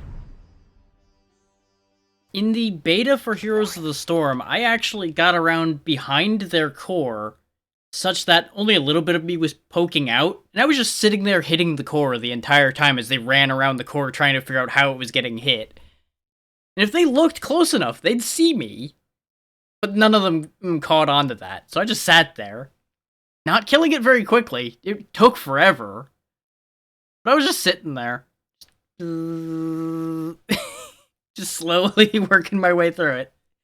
I died before it blew up, but it screwed up their whole game plan for so long.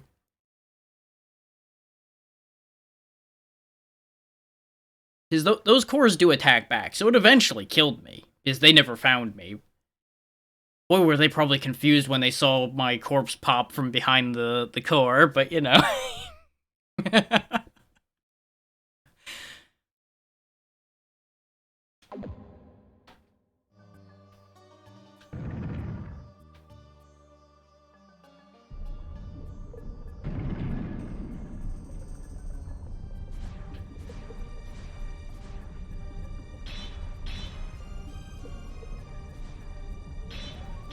I was also a very big fan of leaving presents for my opponents in their base, just so they knew I was there. Because a couple characters can, like, put turrets down and things like that, so I just drop a couple turrets in their base and wander off. Didn't do anything, just dropped by, dropped some turrets, and left. Also, they know I can walk in there anytime I want.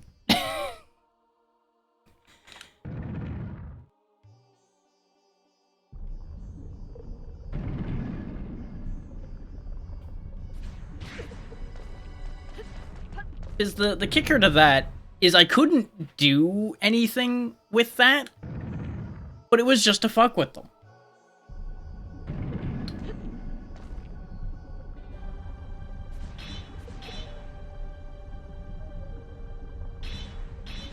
Mm-hmm. Invisibility's a wonderful thing.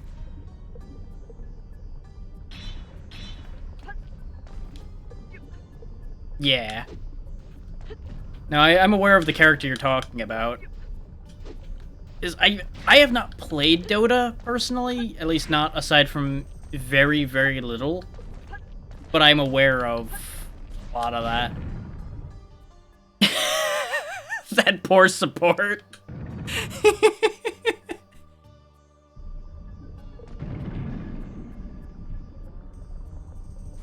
Because I have seen that exact same situation play out in Heroes, because there's two different characters that can be majority invisible. And another really fun thing was just to sit there and fuck with people while invisible.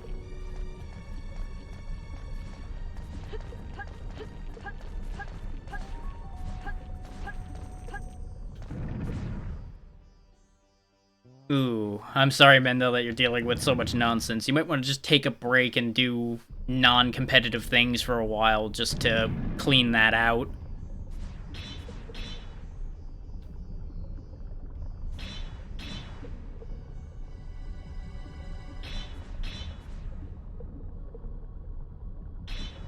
No, I remember a match where because I was playing a lot of random games at that point. So I randomed into one of the assassins that had invisibility, specifically one that was perpetually invisible until he moved or did something.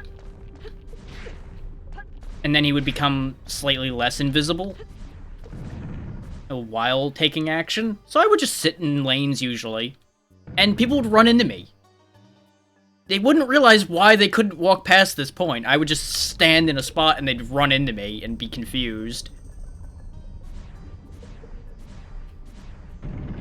Because, you know, they'd know the characters in the match, but they'd be like, well, it's not attacking me, so maybe it's not? Because I would just purposely do nothing. I would just stand there and be an obstruction now and then, just to make people think their games are breaking a bit.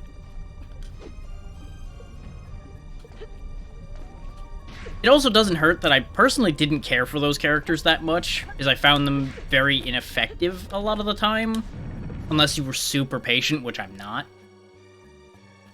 So I would just have my own fun, just screwing with people's heads instead. That sounds to be what happened, yeah, and it did not improve the situation. Not that either of us would have expected that to really get better that way.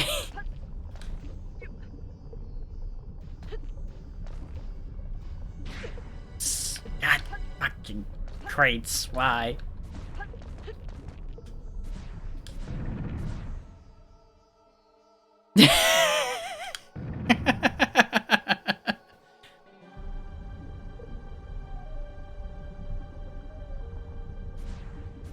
Yeah, that's fair.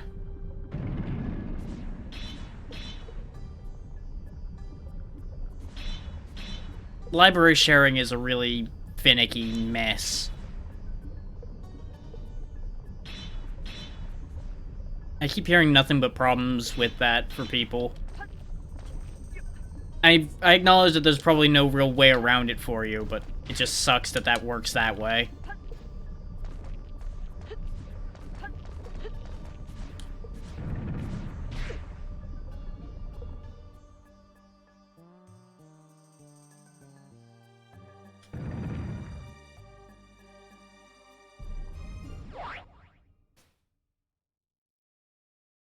Pretty much. Or find something free to try out to distract yourselves with for a while. It might not be good, but it'll be a distraction. So I know some people find it a lot easier to talk with some kind of distraction in the background, so just, yeah. I mean, if you really want everybody getting upset, so you know that's the way to do it, yeah. Just watch them get flattened in that for a while.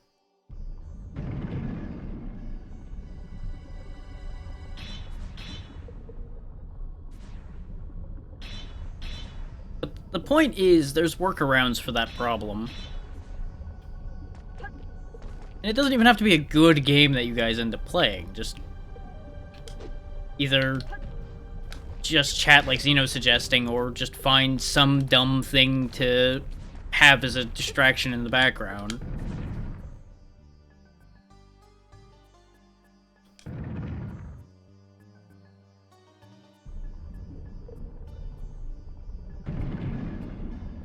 Theoretically, yeah. But you also gotta remember that that table's kind of I don't want to say that table's tilted no matter what level of play you're at, but it can kind of be, because some people are just going to be better suited to that environment from the word go.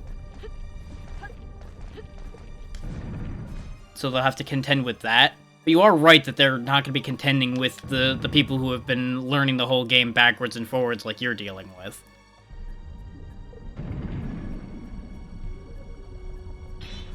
So I would not be at all shocked if there are smurfing issues in that game too.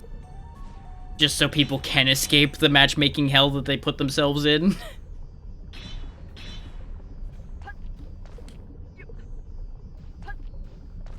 Because, to a degree, that's why smurfing exists in most of those games, is to escape ELO hell for a while. And those are the Smurfs I don't have much of a problem with. It's the ones that do it just so that they can feel good and feel like they're better at the game that I have more of an issue with. Because they're the ones who tend to be abusive towards the newer players, as opposed to the ones who are just like, yep, I'm just here. Well, yeah. It's situational.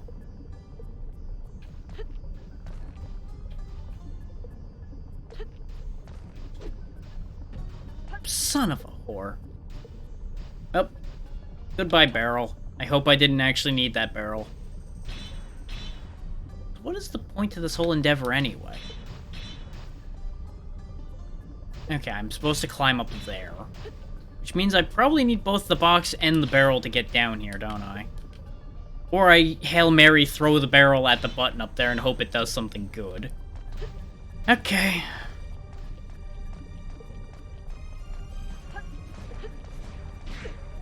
Yeah. Though you do need to remember, Xeno, that you are coming at this from a different perspective than most for that. Because you are hard committed to getting very good at that game. But I will say that that is a good way to look at it.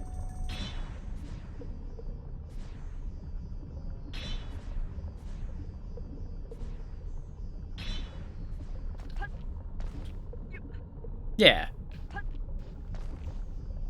No, and like I said, that's not a bad thing.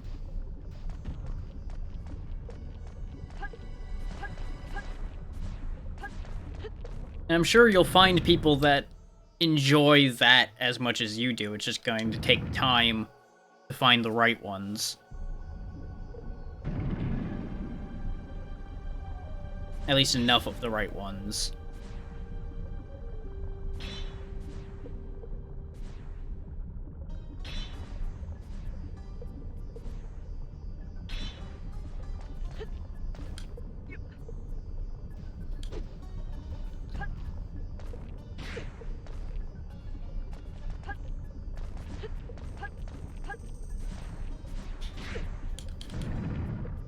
Well, there's multiple answers to that one. And Mendel, I'm assuming they were still actively playing the entire time.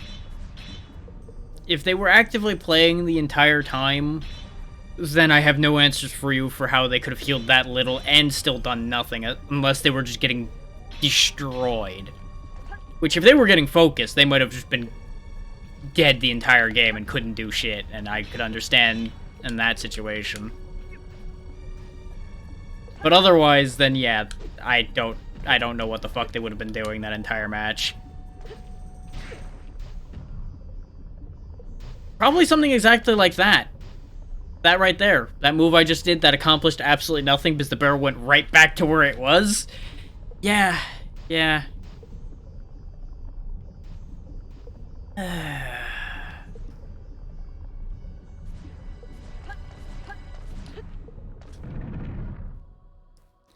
I mean, maybe they just never switched to the healing beam. That is a possibility.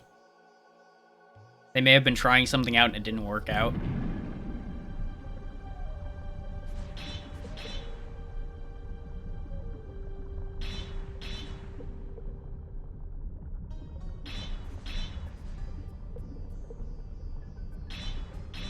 Unfortunately, without communication, we don't know what's going on in the heads and lives of these randoms we play with.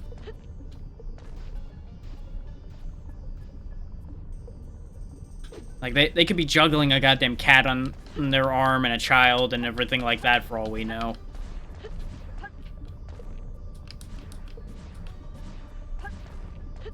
Yeah, exactly. They can be focused down to the point where they literally can't get anything done, because we've all been there. We've all suffered that fate.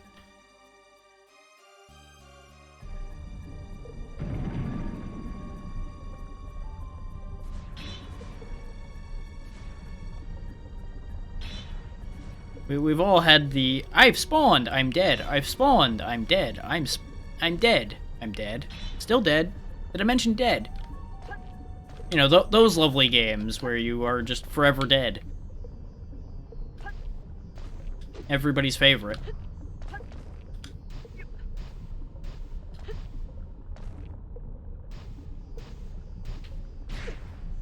Slow down because of the barrel is a serious issue.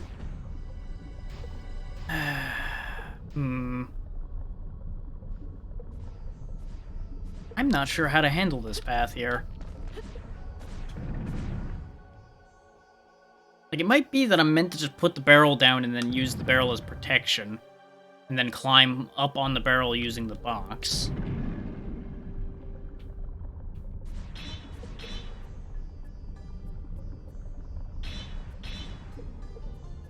And actually, situations like this right here are actually a pretty good example of the kind of thinking that needs to be used to approach some of these games.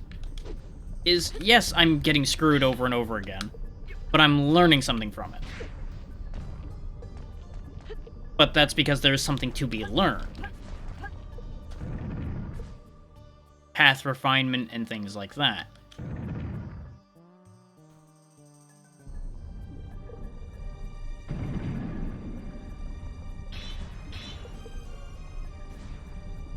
And it's important to also know what your motivation for playing a game is. Like, for example, my motivation in this case is finishing this game. So with a competitive game, what is your goal? What is your purpose for playing that game?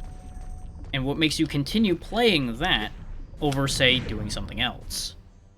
That's an important perspective you need to have for yourself, so you know whether it's worth continuing or not.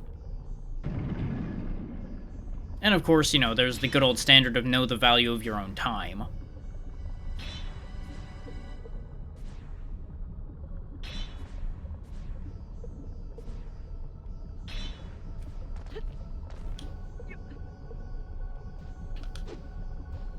Which, I'd be the first to say, I'm awful about knowing the value of my own time.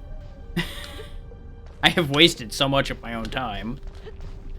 But it's important to consider. Yep, I was too slow with that move.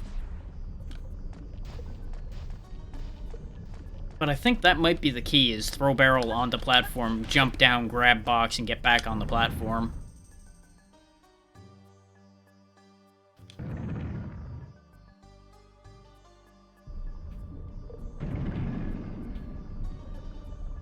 Yep. Sleep well, Xeno. It's getting late for you, and you've been busy all day, I'm sure. Well, see, then you're acting contrary to your own goal. Because if your goal is to get better, it's going to then atrophy from you uninstalling, because you would then probably leave the game alone for a while.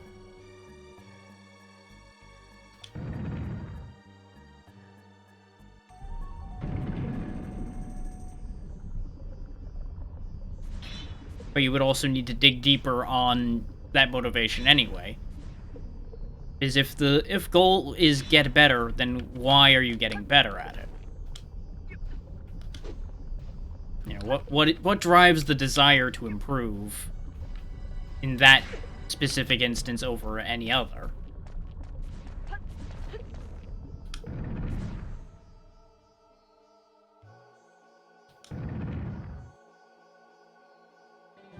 These are all questions I rolled over in my head in a few games, and that's what led me not to play them anymore.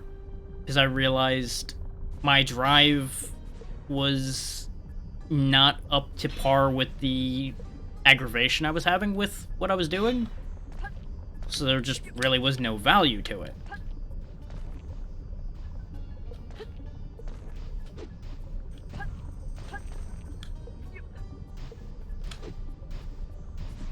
God damn it. Just as much value as it is throwing the barrel off the damn level.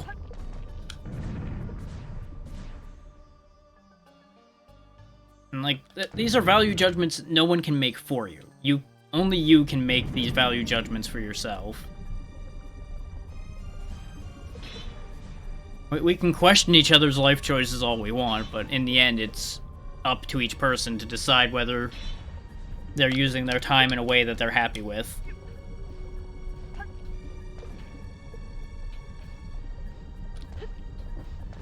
Son of a bitch.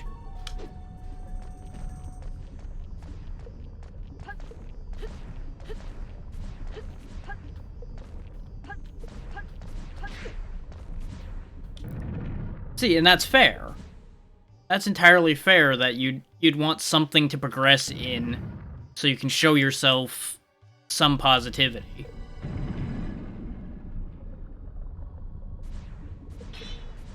So at that point, you just need to find a balance in yourself that you're happy with.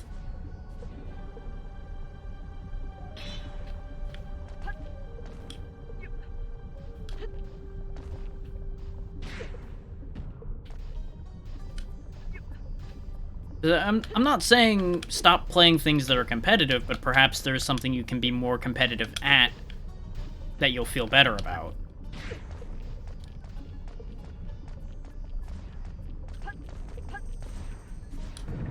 As to what that is, I don't know you well enough to answer that question for you. But that does still loop back to my original point of maybe there's something better for you.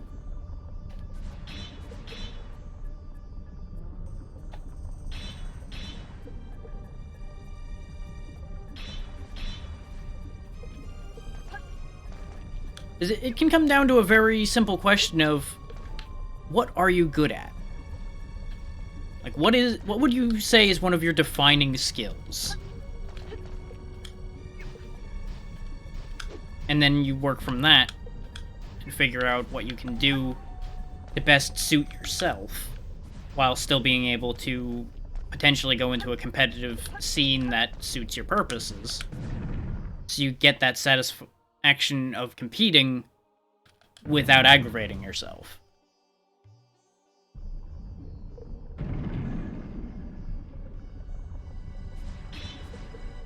Like, there's a competitive scene for near anything at this point, so you can find a vein to tap to manage to satisfy that need.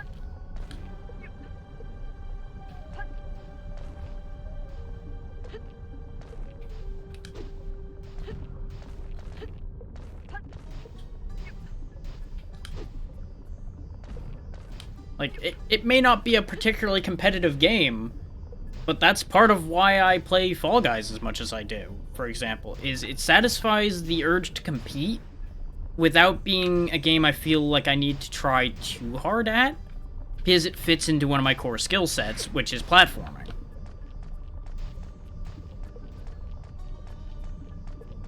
It doesn't hurt that the game really doesn't ever feel like I need to compete that hard at it, but that's neither here nor there. That's just a case example of what I'm talking about.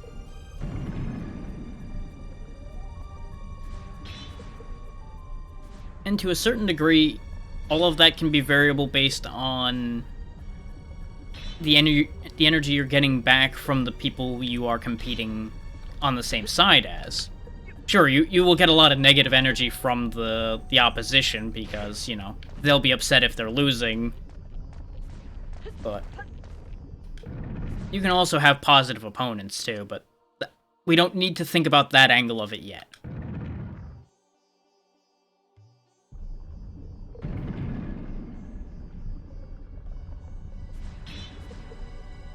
Because, and I say this from experience, specifically having been one of those teammates myself before, some people can be very unhealthy to play certain games with. because of how they react to them. And that can lead to a feedback loop between various personalities, which can become a problem.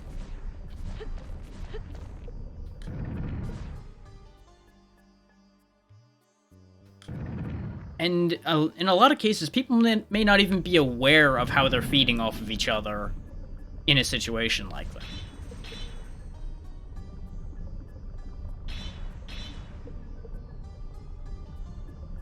And that is not to say that people that are unhealthy to be on a team in certain games with can't still be very good friends to you. Because, in all other respects, they're probably great people. And I'm not even saying anything in a particular instance on this statement. Is one of the people I will never work on a competitive team with again is still one of the best friends I have. But he and I do not mesh in a scene like that in any good way.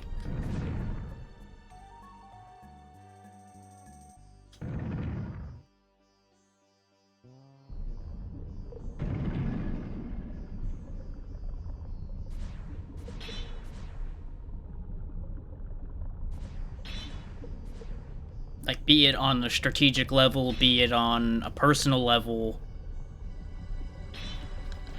There's a lot of ways teams can grade on each other. And again, possibly not even being aware of where the gears are grinding a little bit. Damn it.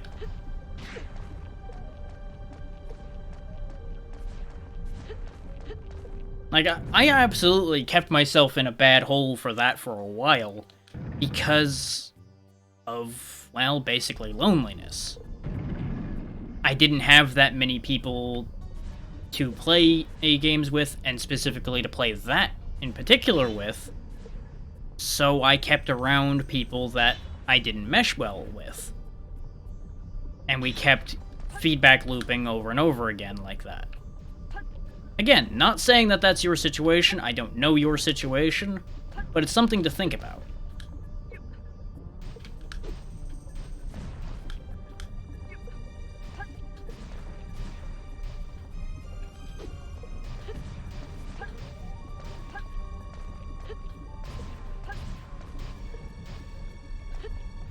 And of course, while I'm having deep talk like that is when I managed to do this, because I'm not thinking about what I'm doing as much. Because of course it is. Of course it is.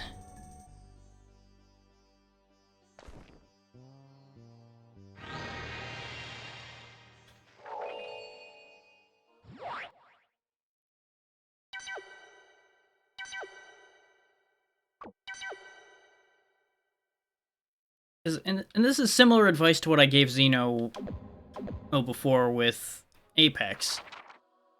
You need to be on the same page with the people you're on a team with. And you may think that that only needs to happen when you're serious about it, but no.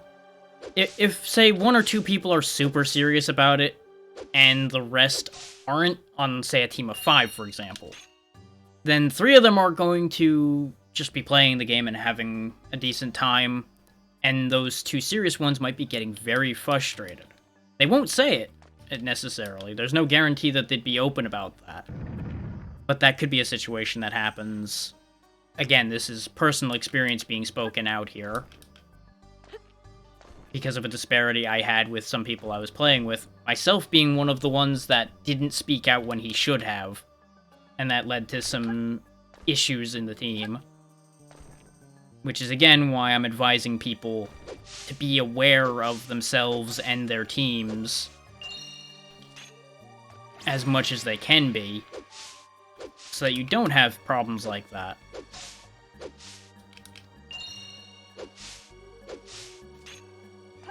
Especially considering the fact that there is simply that option of people may not be aware of what they're actually feeling in the moment, and it may hit them later.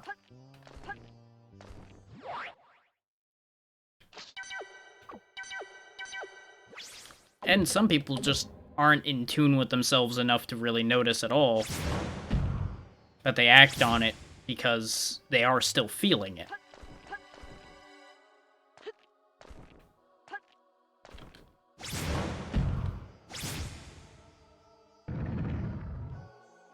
Okay. Don't really know what the hell the point of this was. But this was a thing, I guess. Also not sure what the barrel's for. Everything about this is confusing.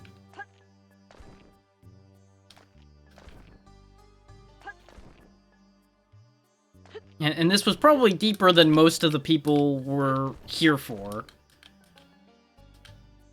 But when people tap the brain's gonna sit here and spew until it finds something else to think about.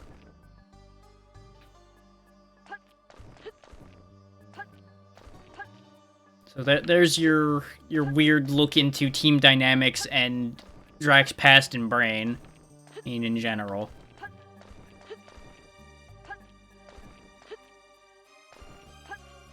The short version is, I still have a lot I'm unpacking from mistakes I've made. So try not to make the same mistakes I did. They're not fun.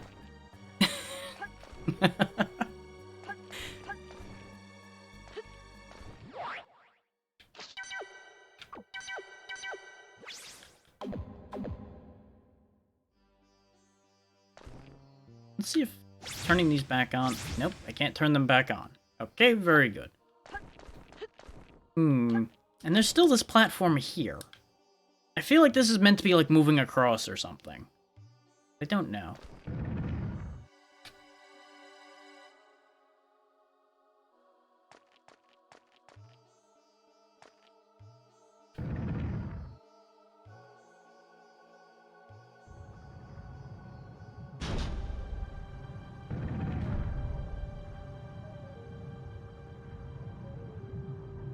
I also need to consider the fact that I'm probably not finishing this game today. Because I don't know if this is Final Dungeon or not. But we're already 4 hours in. So that is something to consider. Okay, each of these have a water bottle underneath them. But what the fuck does that mean for me? Answer? Nothing. Except confusion. Except, actually, no, it does mean something pretty important. It means I shouldn't have broke all of those. Because it means two different things. One, it's a non-stackable object, so we can't move it.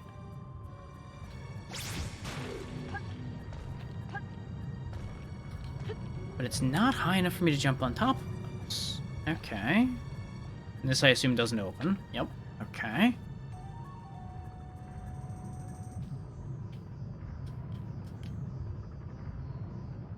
What is this one for?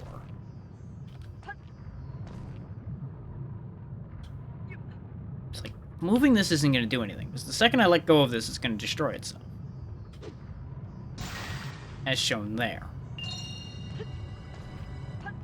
So what do I get from that?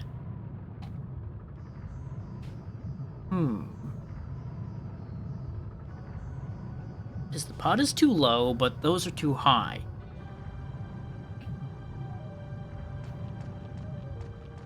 The intent is clearly to get to that ledge. And getting to that ledge is fairly easy, once we can get on top of things. The hard part is going to be getting on top of things.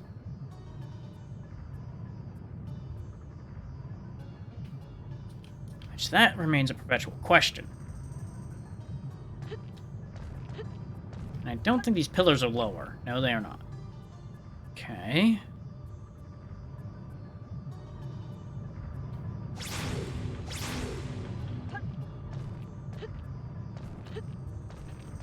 So is there a particular one of these I should try to break but not break the others? If so, which one?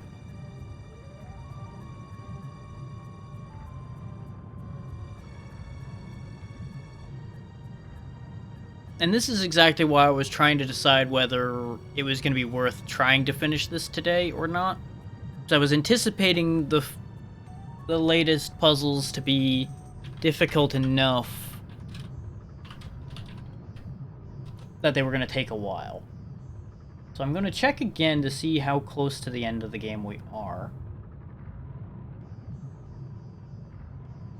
The answer is very close.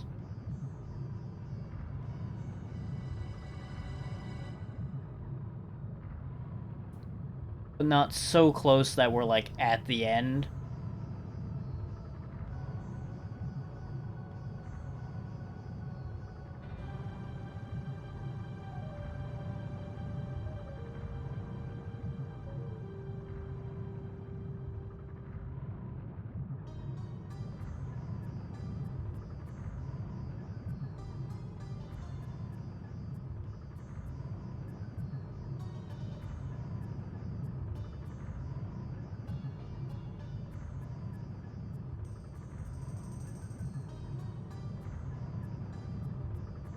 Okay. So yeah, it's probably fine to not try to push for finishing the game today, because we can probably get enough hours out of what's left that it'll be fine. I'm going to keep going for a bit. Don't take this to mean that I'm stopping now. But this does mean that if I start feeling tired or I get too much more aggravated with these puzzles, that means we will be stopping. I'm not going to push my luck, as usual. I just needed to get a meter stick for where we were at before committing on that idea. And fully following that thought out. Yeah, that's healthy, honestly. At least you got a win to satisfy yourselves a bit with, and you can leave it off on a good point. Because I fully understand that leaving on a loss makes it harder to convince yourselves to stop. Because it just feels bad.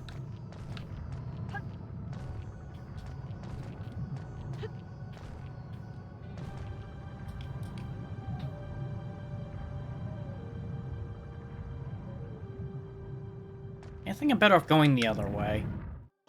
So I don't know what to do with that room. And we might get something that solves that problem from the other side.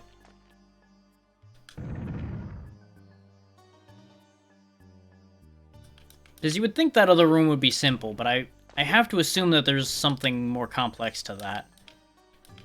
In the case of this, I can only assume this barrel's for propping one of these up, since they both seem to fall. Except I broke the fucking barrel, so good job me. So maybe that won't actually work. We'll see. It might just destroy it if we drop the platform onto the barrel. Which would be awkward, but we may as well test that theory.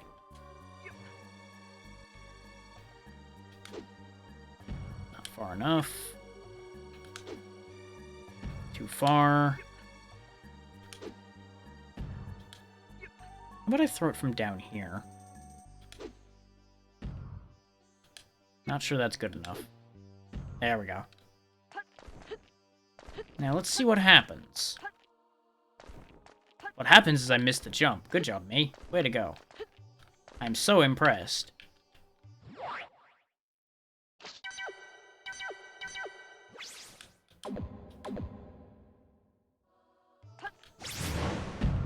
Yeah, that drops me onto the barrel. Which doesn't help. It does not, in fact, help at all. But I'm realizing I'm doing this wrong. Going about this the wrong way. It's not the platform the barrel should be under. It should be under one of the torches. Potentially. Which is why they're lifted up higher.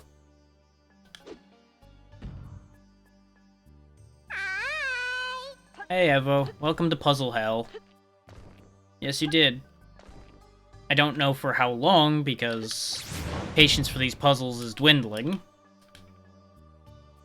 And I have been going for a bit, because I started early today. You also missed a whole lot of speeches about team dynamics and things like that went places I didn't really expect my own thought processes to lead us, but here we are.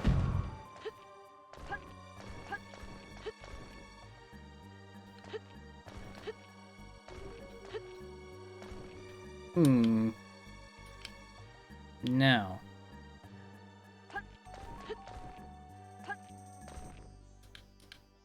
So that doesn't work either.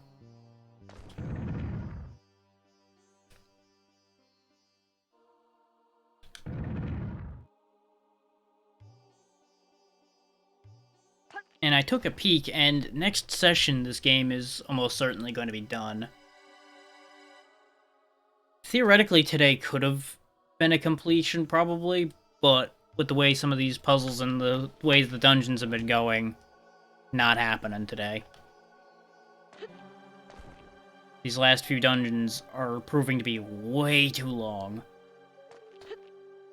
Purely for the reasons of these puzzles being a huge pain in my ass. Also, if you're noticing any irregularities, let me know for one, and for two, visual irregularities are probably the bitrate shitting itself, because I just watched it go away again.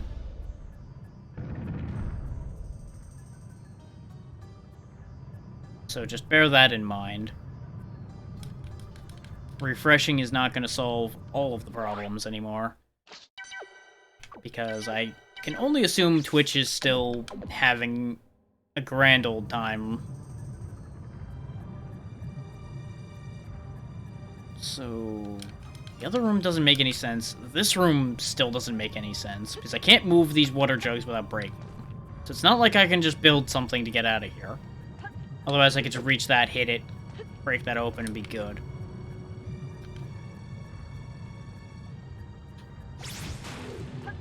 Not sure how to feel about it being a change, but fair enough. I did make some more adjustments this morning. So that's telling me that those adjustments were favorable.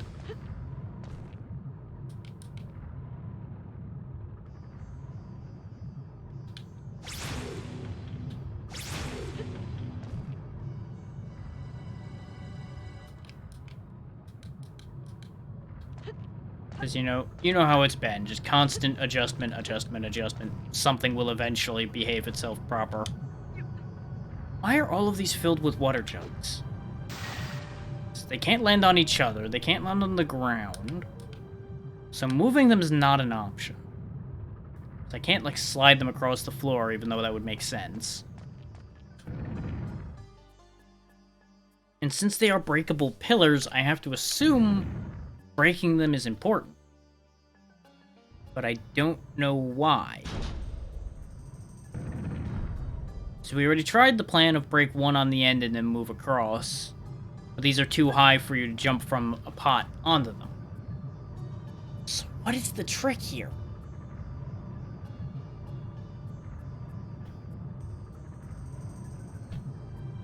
And specifically the fact that I'm up against two puzzles I'm getting nowhere on is why I'm like, yeah, we ain't finishing today. So I suspect we're gonna be in one or both of these rooms for a while before I figure anything out here.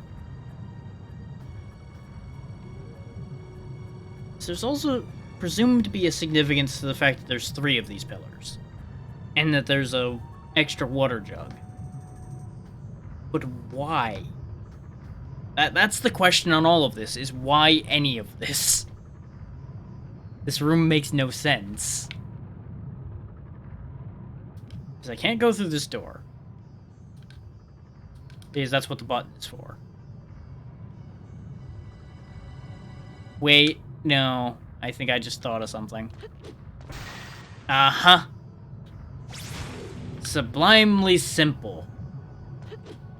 That's why all of them have a water jug in them. I'm not meant to reach it. The water jugs are meant to reach it. Bastards.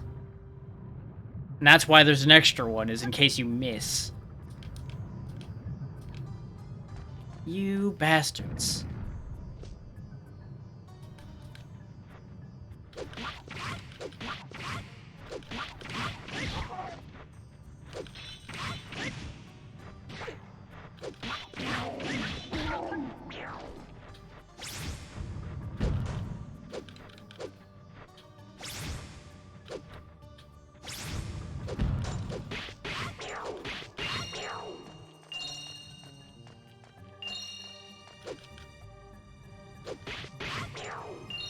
And no, there's been a lot of long tangents as well today, which is fine. I do not mind speaking at length and letting the thought process roll through. But it's surprising that this is the game where I end up having these massive tangents.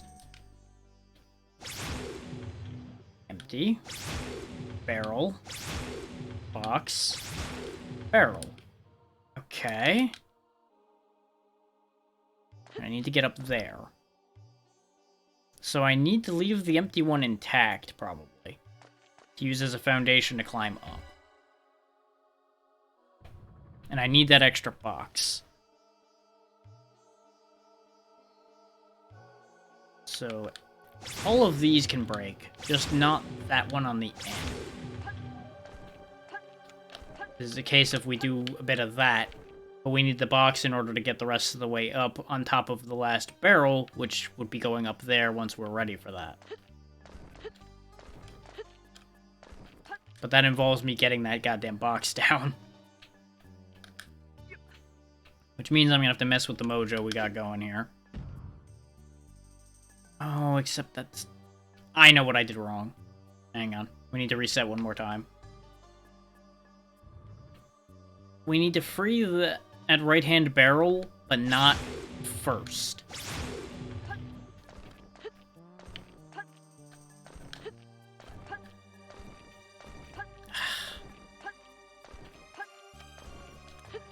Now, if only the thing at the right height wasn't a fucking barrel. Where the top is tiny enough to be an issue. I wanted to be able to just leave it all in place so I didn't have to fuck with it. But, you know, sometimes you gotta fuck with it.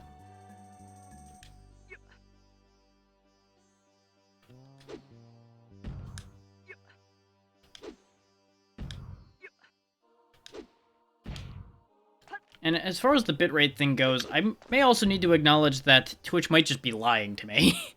That is a thing that can happen. The meters could just be wrong.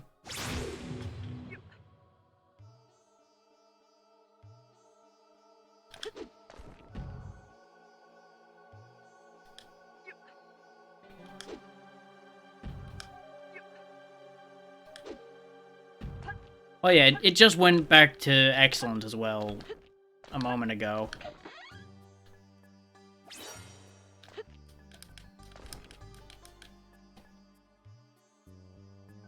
Well, the blurry might be the slight loss in bitrate as well. It may be a combination of the two.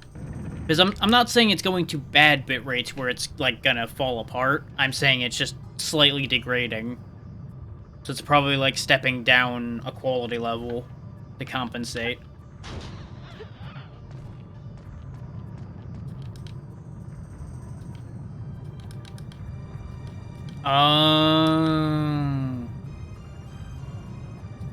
Well, that too.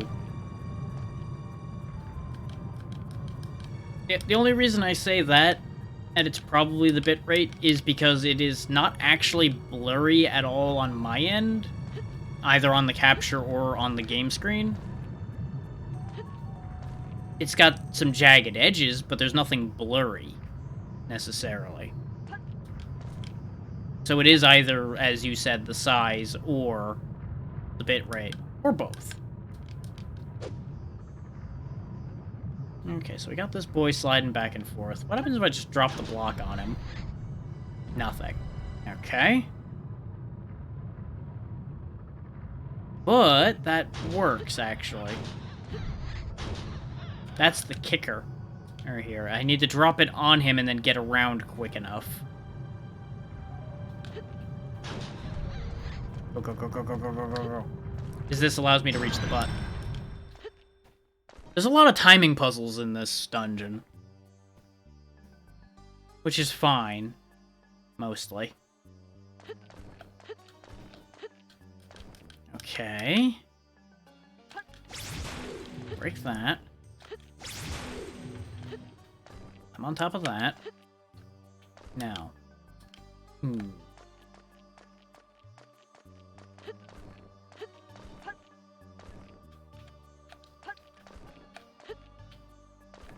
I mean, I guess I could break that last one and see what happens. Worst case, I have to reset the room.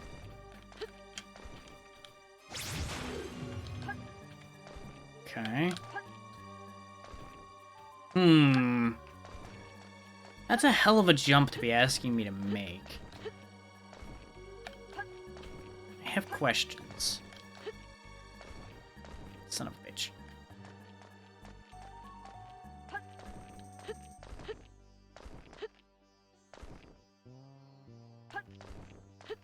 Oh, and that piece I was working on that was aggravating the hell out of me yesterday, Evo, is now an emote. It does exist. Some debate in my head as to whether to turn into sticker still or not. Might work on it more before I make it into a sticker. I have not decided. But at least new emote.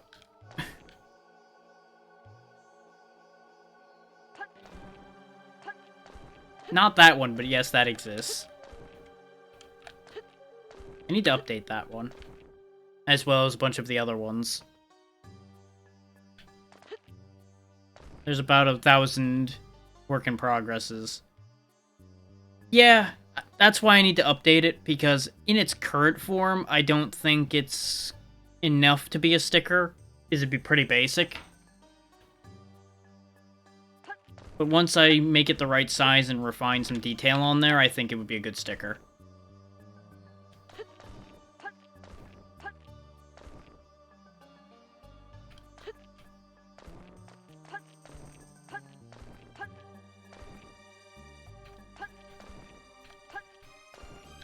There's also very little on that to, like, define it as my work.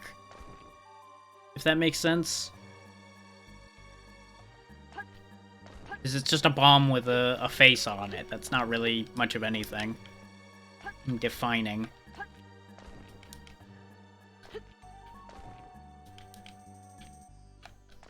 That said, anything people want as stickers will happen.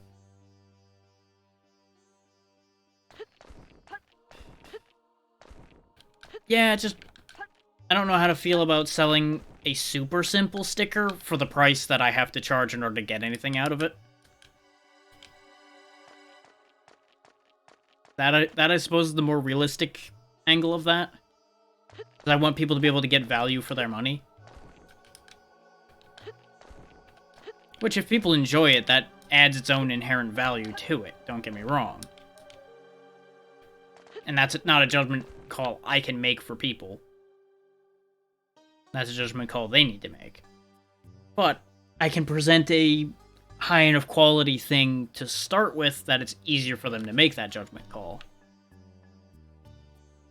Now, there's somewhere along the way here that I have to assume I made a mistake.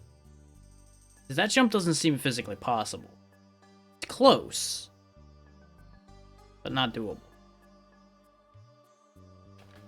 So what's under these? Is there anything? There's a barrel.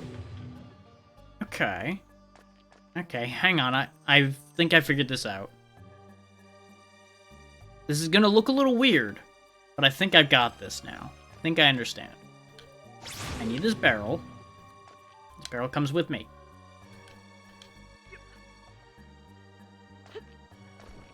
So what I do is I jump from this one over there once that's out of the way. I kind of ballsed up the order of operations a bit.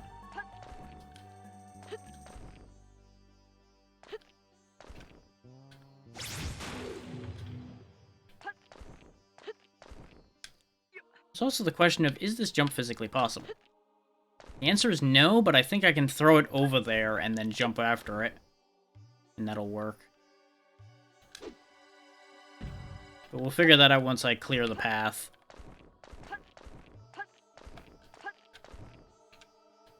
That one needs to be busted open because the jar is going to be necessary to jump onto the barrel, which will be over here. See, puzzles like this, I figure out quickly because these make sense to me. Some of the other ones, I either overthink or they're esoteric enough that I'm like, the fuck am I looking at? I just now need to land the throw, which is going to be the hardest part about this, honestly. There we go. Son of a bitch.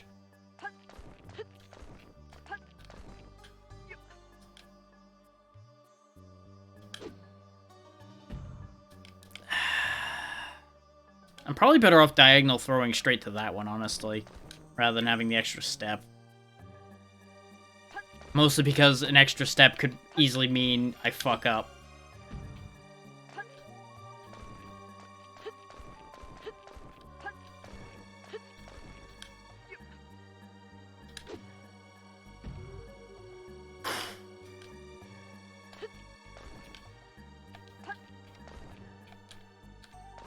Son of a whore.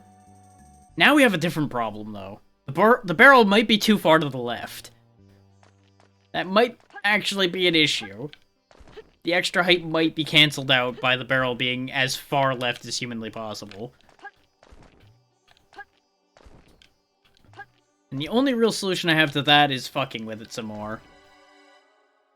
And that could easily lead to me starting this whole fucking climbing, barrel throwing nonsense over again.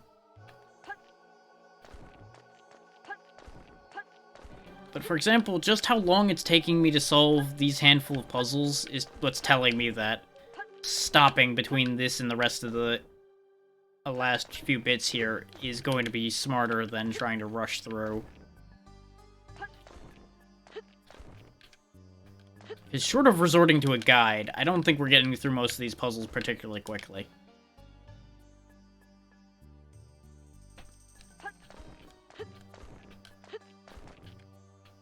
And this will also give me an opportunity between this update and next week's update to do the casino grinding I said I was going to do in order to give us the best possible results in the final bit.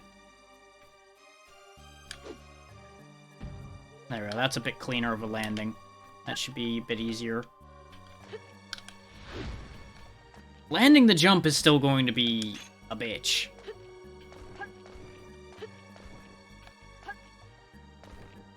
That's assuming I'm even doing this correctly. I might still be doing this wrong. This is just the move that made the most sense to me so far. Because there's also the option of somehow cramming the barrel on top of the platform that the jar is on, and then have this still have its tower on it. And then use the extra height and width from the tower to then jump over here. But the viability of that plan is questionable.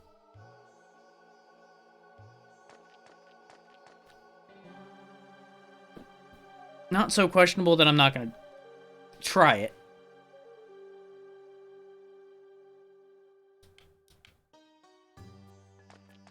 Alright, Mendel, you have fun with your car.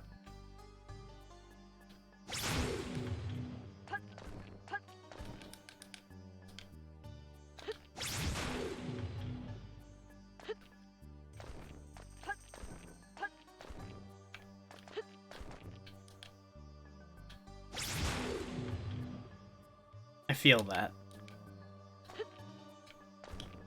But try anyway.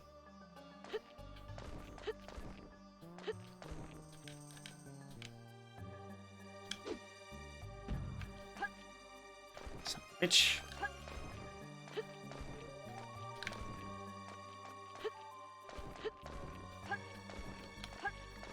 There we go.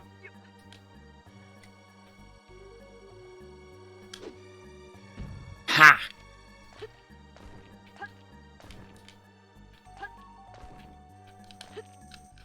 Ta-da! Again, not sure if that's how they meant me to do it, but as usual, that's how I did it. Beep. And now we can come and go as we please.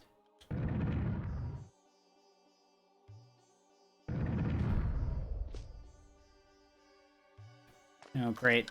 More fire skunks. Can I leave? Nope. Okay, gonna have to deal with the fire skunks. Got it.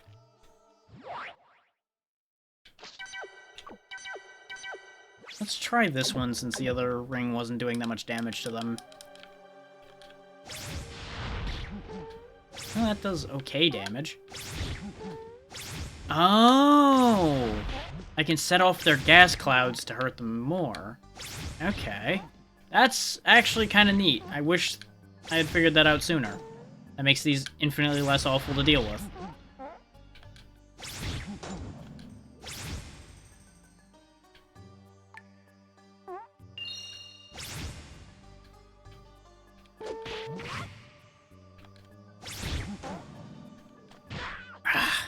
Of course he left behind one last cloud so I couldn't get to the loot effectively.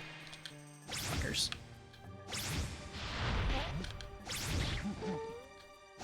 That's actually a very effective double tap on these things, because I can hit them to make them make a gas cloud, then hit the gas cloud with a second fireball.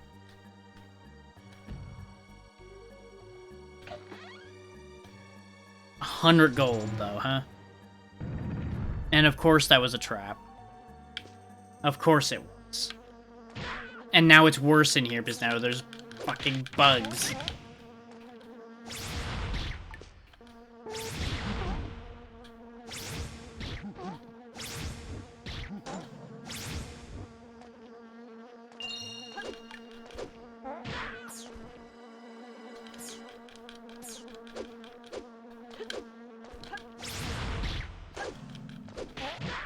God damn it, reflexes, why? I know I wanted to reflexively attack things, but why?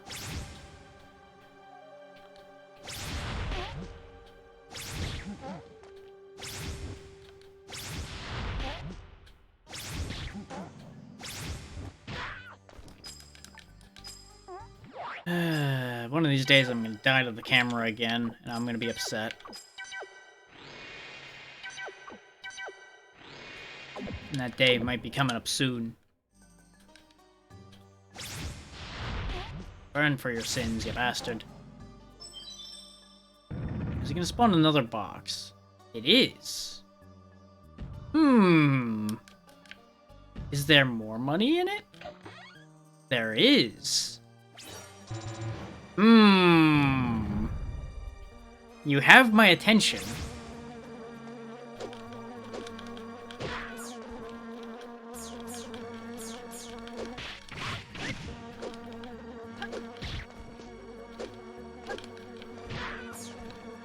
These bees are dangerous and all, but depending on what we get out of this might be worth it. Because I assume now that the value of the reward is going to keep going up each time we succeed here.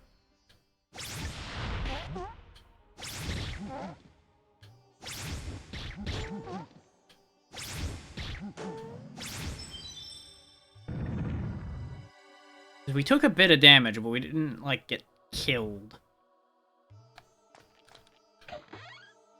Yeah, now it's 500. And we desperately need money to at least get another shield upgrade. Which we'll admittedly at this point have to wait till after we leave this place.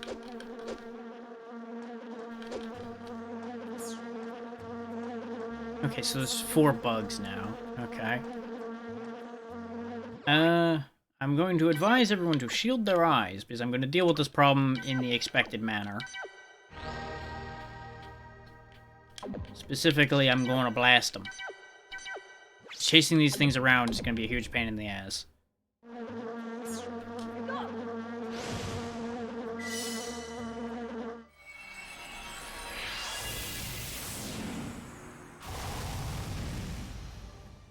Okay, you can look now. The flashing is gone. Ah, I was right. We eventually got a more significant reward. Or not. It's just a fucking puzzle piece. I was hoping it was gonna be a health extension. Since if we're as close to the end of the game as the guide is telling me, we're missing a lot of health extensions. Unless we're gonna get a bunch here at the end, which I guess is possible. I didn't look at that. I didn't look at any puzzle solutions or any of that, I just looked at how many areas are left. And considering there's basically just 2 pages of guide left, that should tell you all everything you need to know. The kicker to that being those 2 pages are extensive.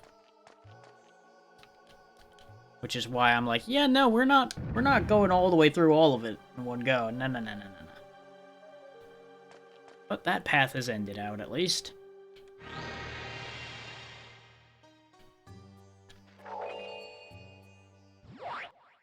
So now I have a question for myself.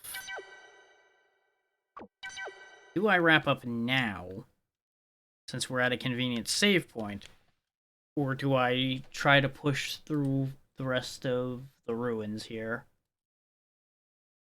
I'm not gonna use the guide as a benchmark for that. I'm just gonna see where we could go to determine that.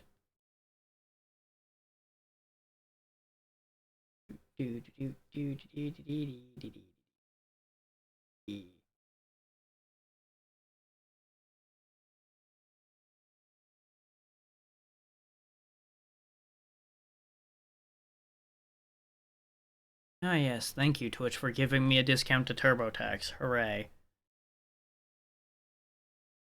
Which, reminder, do your taxes. Those in the States, do your taxes. I still need to do mine, but I'm waiting on paperwork. So I at least have a reason. Those of you that are just putting it off for sake of putting it off, don't do that. The sooner you do it, the sooner you get your money. Everybody likes money.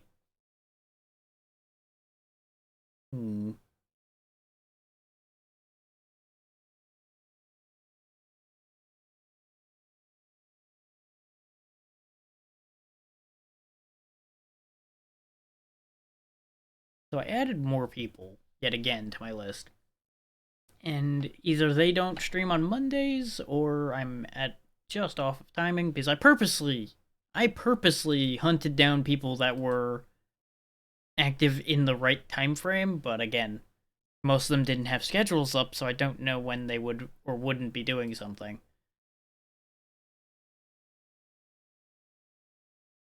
I'm at a little bit of a disadvantage there.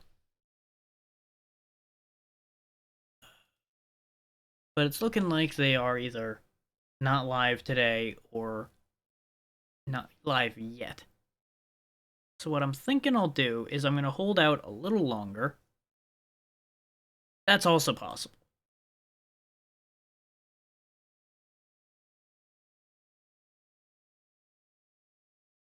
It's always entirely possible that people are doing final bits here and there. Or for that. Which, I'm not doing anything in particular, just as a note, so business as usual will continue tomorrow. Will I do something funny because it's Valentine's Day? Maybe. I didn't plan one, but I might pull something out of my pocket for that. Because it might be funny. Yeah,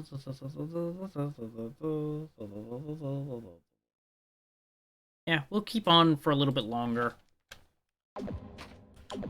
Give people a chance to roll in, potentially. And then we'll wrap up. So I'm still trying to figure out this puzzle over here anyway. And I'd rather deal with it while it's fresh in my head than wait a week and then be like, the fuck is this puzzle? What am I doing here? Who are you?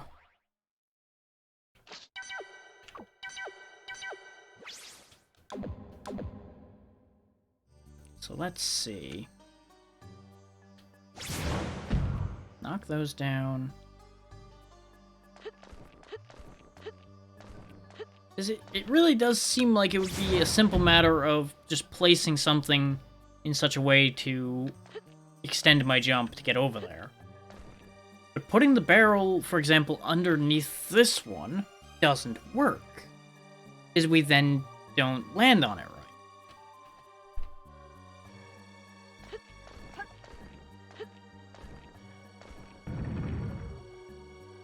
So I'm at the very least going to sit here and turn this one over in my head for a little bit.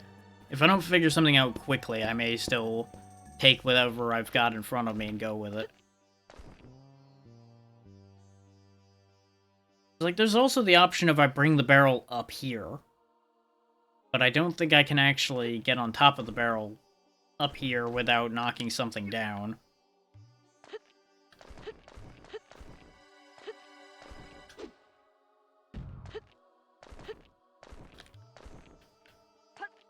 Maybe. Yes, I can. Ah. So, fun fact, there was no puzzle here. It was all a red herring. Or, at the very least, I have found a way to do the puzzle without doing the puzzle again.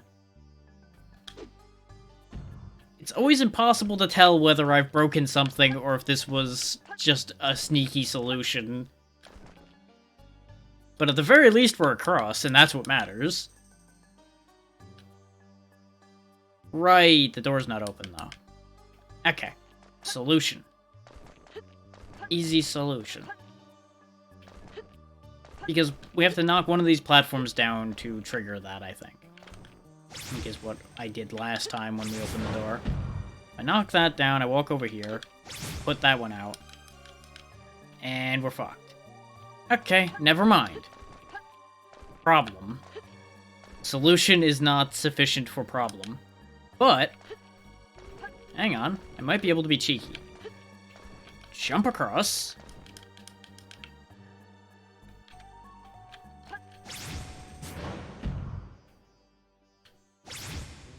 Sort of. That sort of worked. Well. Well. Yeah.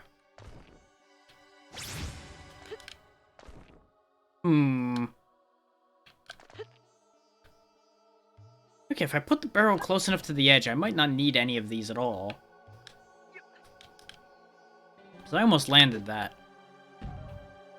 That's a little too close to the edge.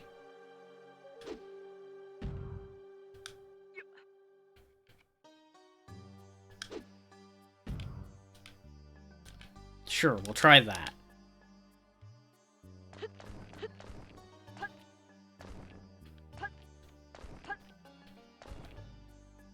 Because you'll notice all 4 of them have to be turned off for that door to open.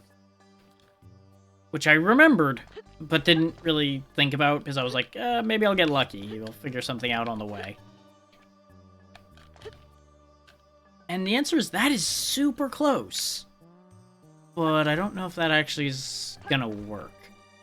Because I don't know if I can inch it that tiny little bit closer I need to.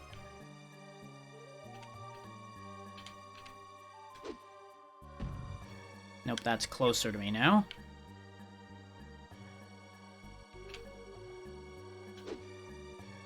Nope.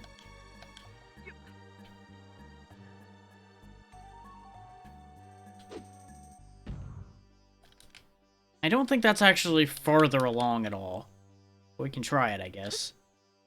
It literally just needs to be moved like a pixel or 2 further forward, I think, and we'd be good. I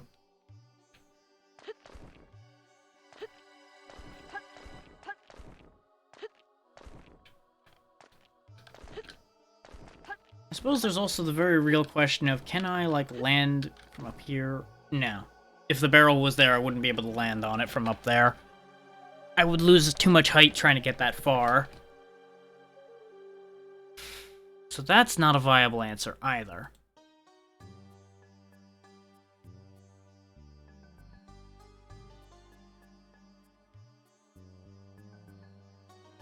Okay. I saw a bunch of announcements popping up, so I wanted to see if any of them were people going live now, but weren't quite live yet. Because that would have been useful. A little information to have. And I know one just went up, but that's one we've been to a lot.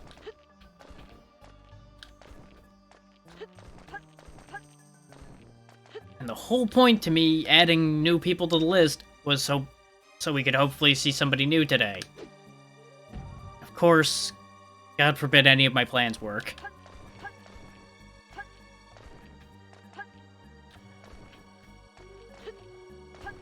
I have many plans, and I have many plans because most of them don't work. It's a strategy, you see. It's not a good strategy, but it's a strategy.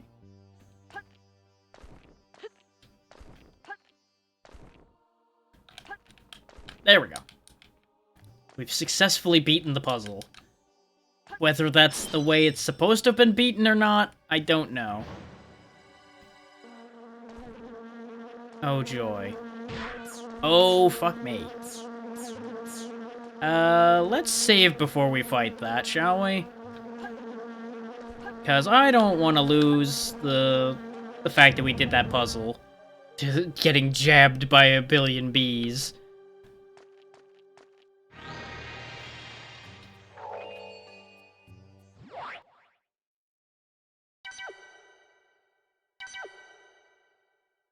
Now, that said, I would assume, unless people are off their timing, that if anybody else was going to go live, it would probably be in the next, like, 20-ish minutes when it gets closer to 6.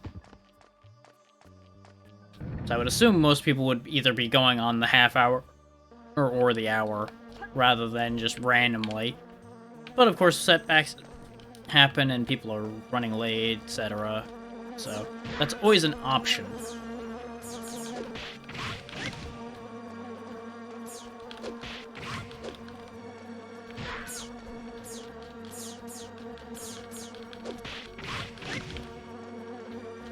I'm trying to keep them funneled in using that pillar, but it's not really working since their AI is designed to back up when you try to swing at them. Got one, but I'm getting fucked up. These bees are no joke. If their AI was just ever so slightly less intelligent, they'd be pretty easy to deal with. Which is, of course, why they're not at all you know, that's why they're smart.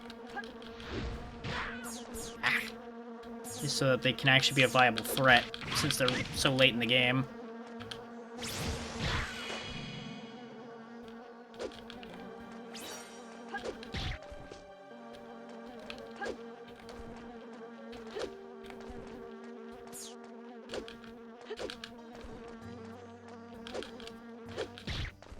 Got him. Like, when there's only one of them, you can chase them around pretty effectively and get a hold of them. Just hard to get a hold of multiple. We've got fucked up enough, though, that I'm gonna go back and heal again. And since they triggered a door, I'm gonna assume they won't respawn. Or, even if they do, as long as the door doesn't shut again, which usually doesn't happen, we can just scoot through and not worry about that.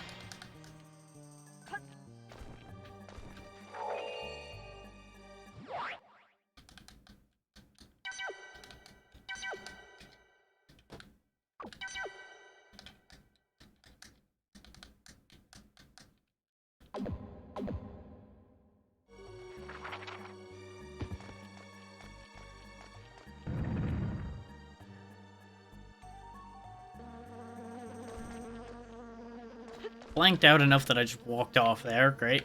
Good job, me. Of course, and I say people aren't typically going to go live at off times in between hours, and I'm now realizing I'm hitting 5 hours now at 5:40. So, you know. Take anything I say with the just because it applies to most people doesn't mean it applies to me rule attached to that.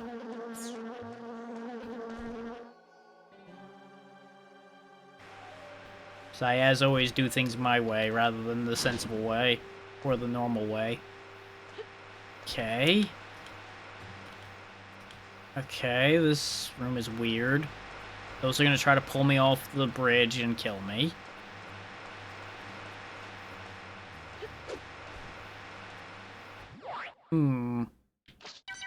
These Moai heads I seem to recall we can destroy.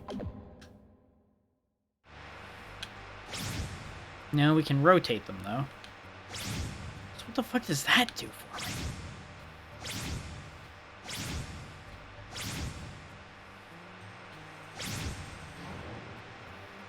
me? Okay. So it makes a platform when two of them are looking at each other. Good to know.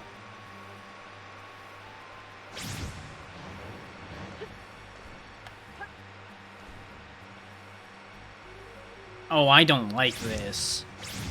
I know what I need to do with this, and I don't like this. So basically, I think what I need to do is I need to jump on this one, fire a shot at this guy, and in the time it takes for that one to disappear, I need to switch platforms. Okay. Ah! That pulls fast. Okay. Not a fan of that either.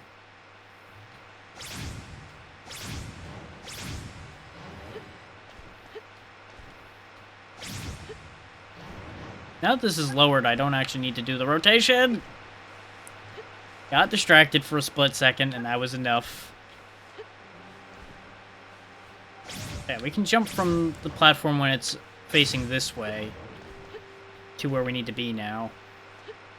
So we don't need to faff about with any of that. Except for the fact that I need to... Oh! Yeah, we doubly don't need to faff about with any of that. Ah! Okay. Yeah, I think we're good. I think I'm good.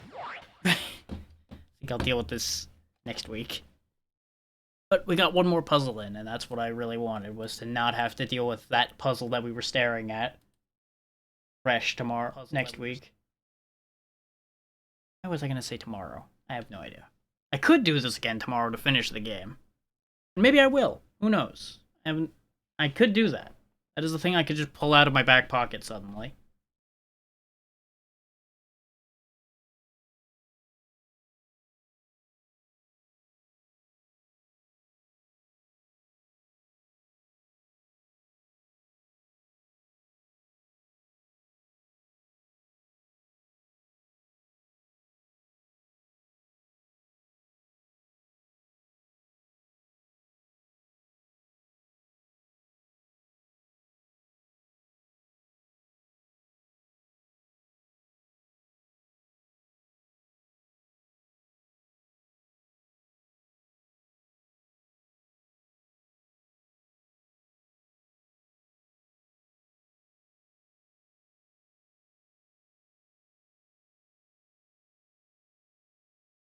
Doing my usual final scroll through Retro to see if anybody I don't know has popped up that we can try to make a connection with.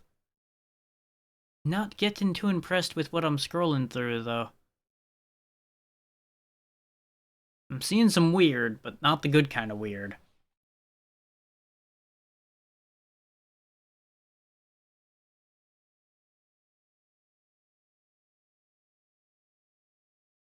It also doesn't help that I've been congested again a lot lately, so my throat's doing that lovely thing again where it's like, hey, if you keep talking for too much longer, I'm gonna get real mad at you.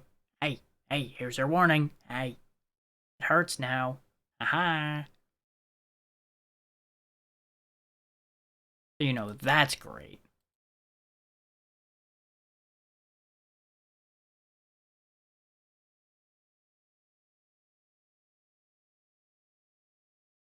And before anybody's like, well, are you gonna be okay? It's like, yes, I'll be fine. It just sucks.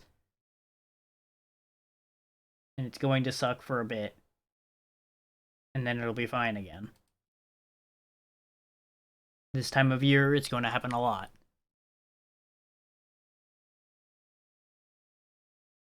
Let me actually exit the menu so you guys have music. Let's not be near the suckatrons for that as well. I'm gonna have to run past the bees and everything as well. Just so you guys have something to listen to that isn't just dead air and the entire time. While I decide where the hell we're going with this idea. That is if I don't just die. Jesus. Okay.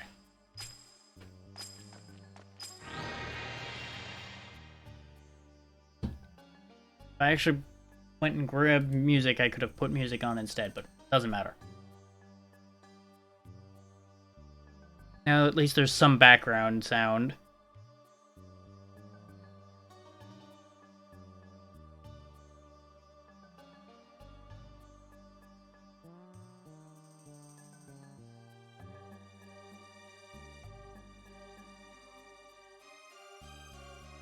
Might just be going with something we know already, though, because as usual, the lists are not impressing me. And way too many people are doing all the same thing. Which, you know, that's always going to be an issue on Twitch, is everybody's just doing same old crap.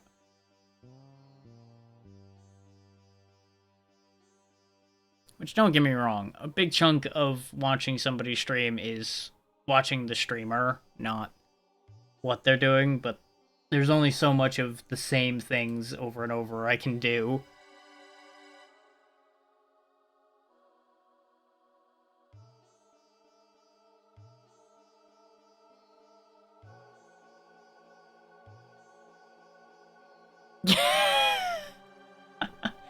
You really just have some real life luck with those cars, don't you?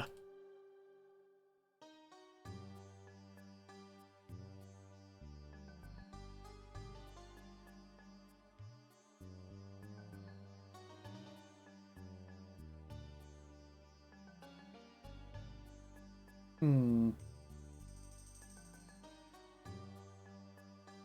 I feel that. That is very unfortunate, but I feel that. Hmm.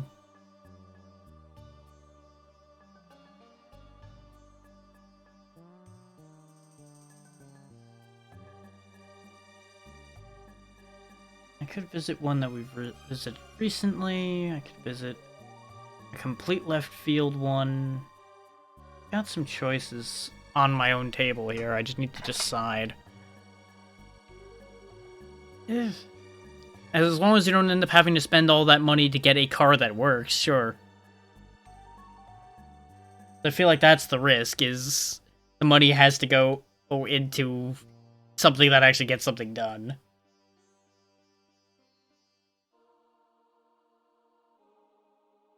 That is an interesting choice. I've actually been meaning to move that one off the list. So I did that one for a bit, and then I was disappointed. Let me go ahead and do my check a little bit, and then we will see where we go. Which does mean I'm turning desktop audio off, so I can check to see how far along people are and whether they're ending soon and all that.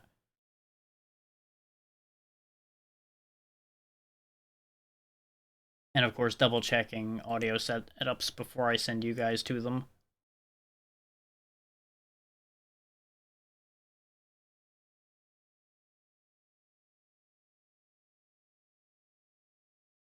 No.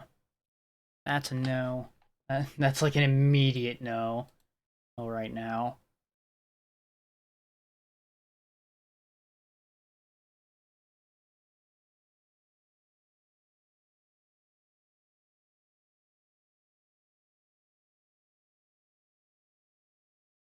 Okay. They're doing their own thing.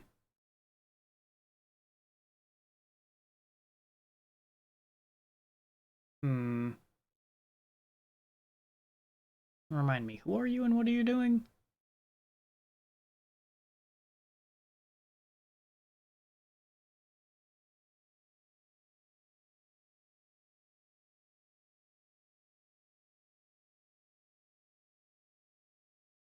Okay. I know it's never fun when I'm sitting here fucking about trying to figure out where to go at the end, but just is what it is.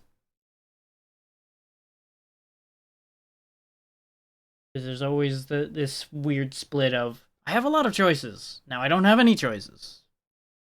Now I have a lot. Now error. Is this? This is what I think it is.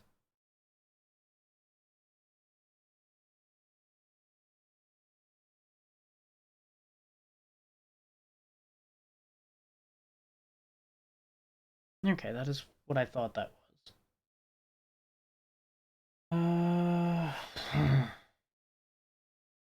God damn it.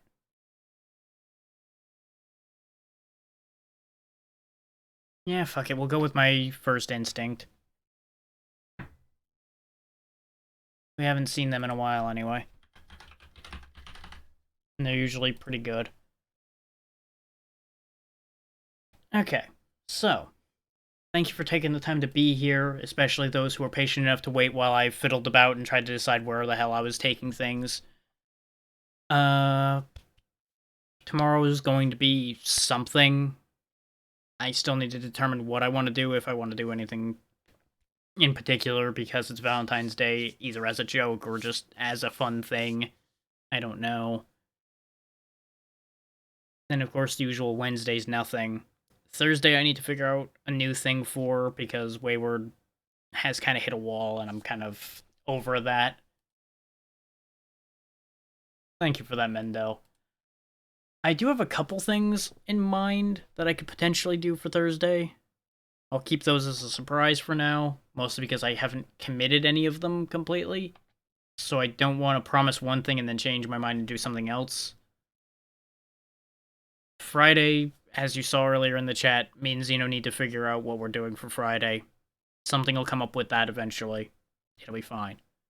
Next Fest's over, so Saturday isn't going to be Next Fest things at all or any of that. Same applies for tomorrow. So I've got a couple things I could line up for tomorrow, but we'll see how that plays out.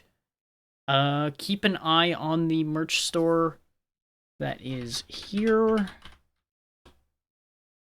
You may see a second sticker appear there today, if I decide I'm willing to put the new emote up as a sticker now or not. Otherwise, I will probably be spending some time today working on getting some of the other ones updated to be stickers as well. And with that, we'll go see what Kitty's doing. It looks like she's playing the original Flashback on an actual Amiga, which is not something I can say I've ever seen before. I've seen Flashback, but not that version of Flashback. I figured that would be interesting enough for us to go look at, and I'll go ahead and cue that up now. Thank you again, and have a good one, everyone. I will see you tomorrow. Do do do do do do do do.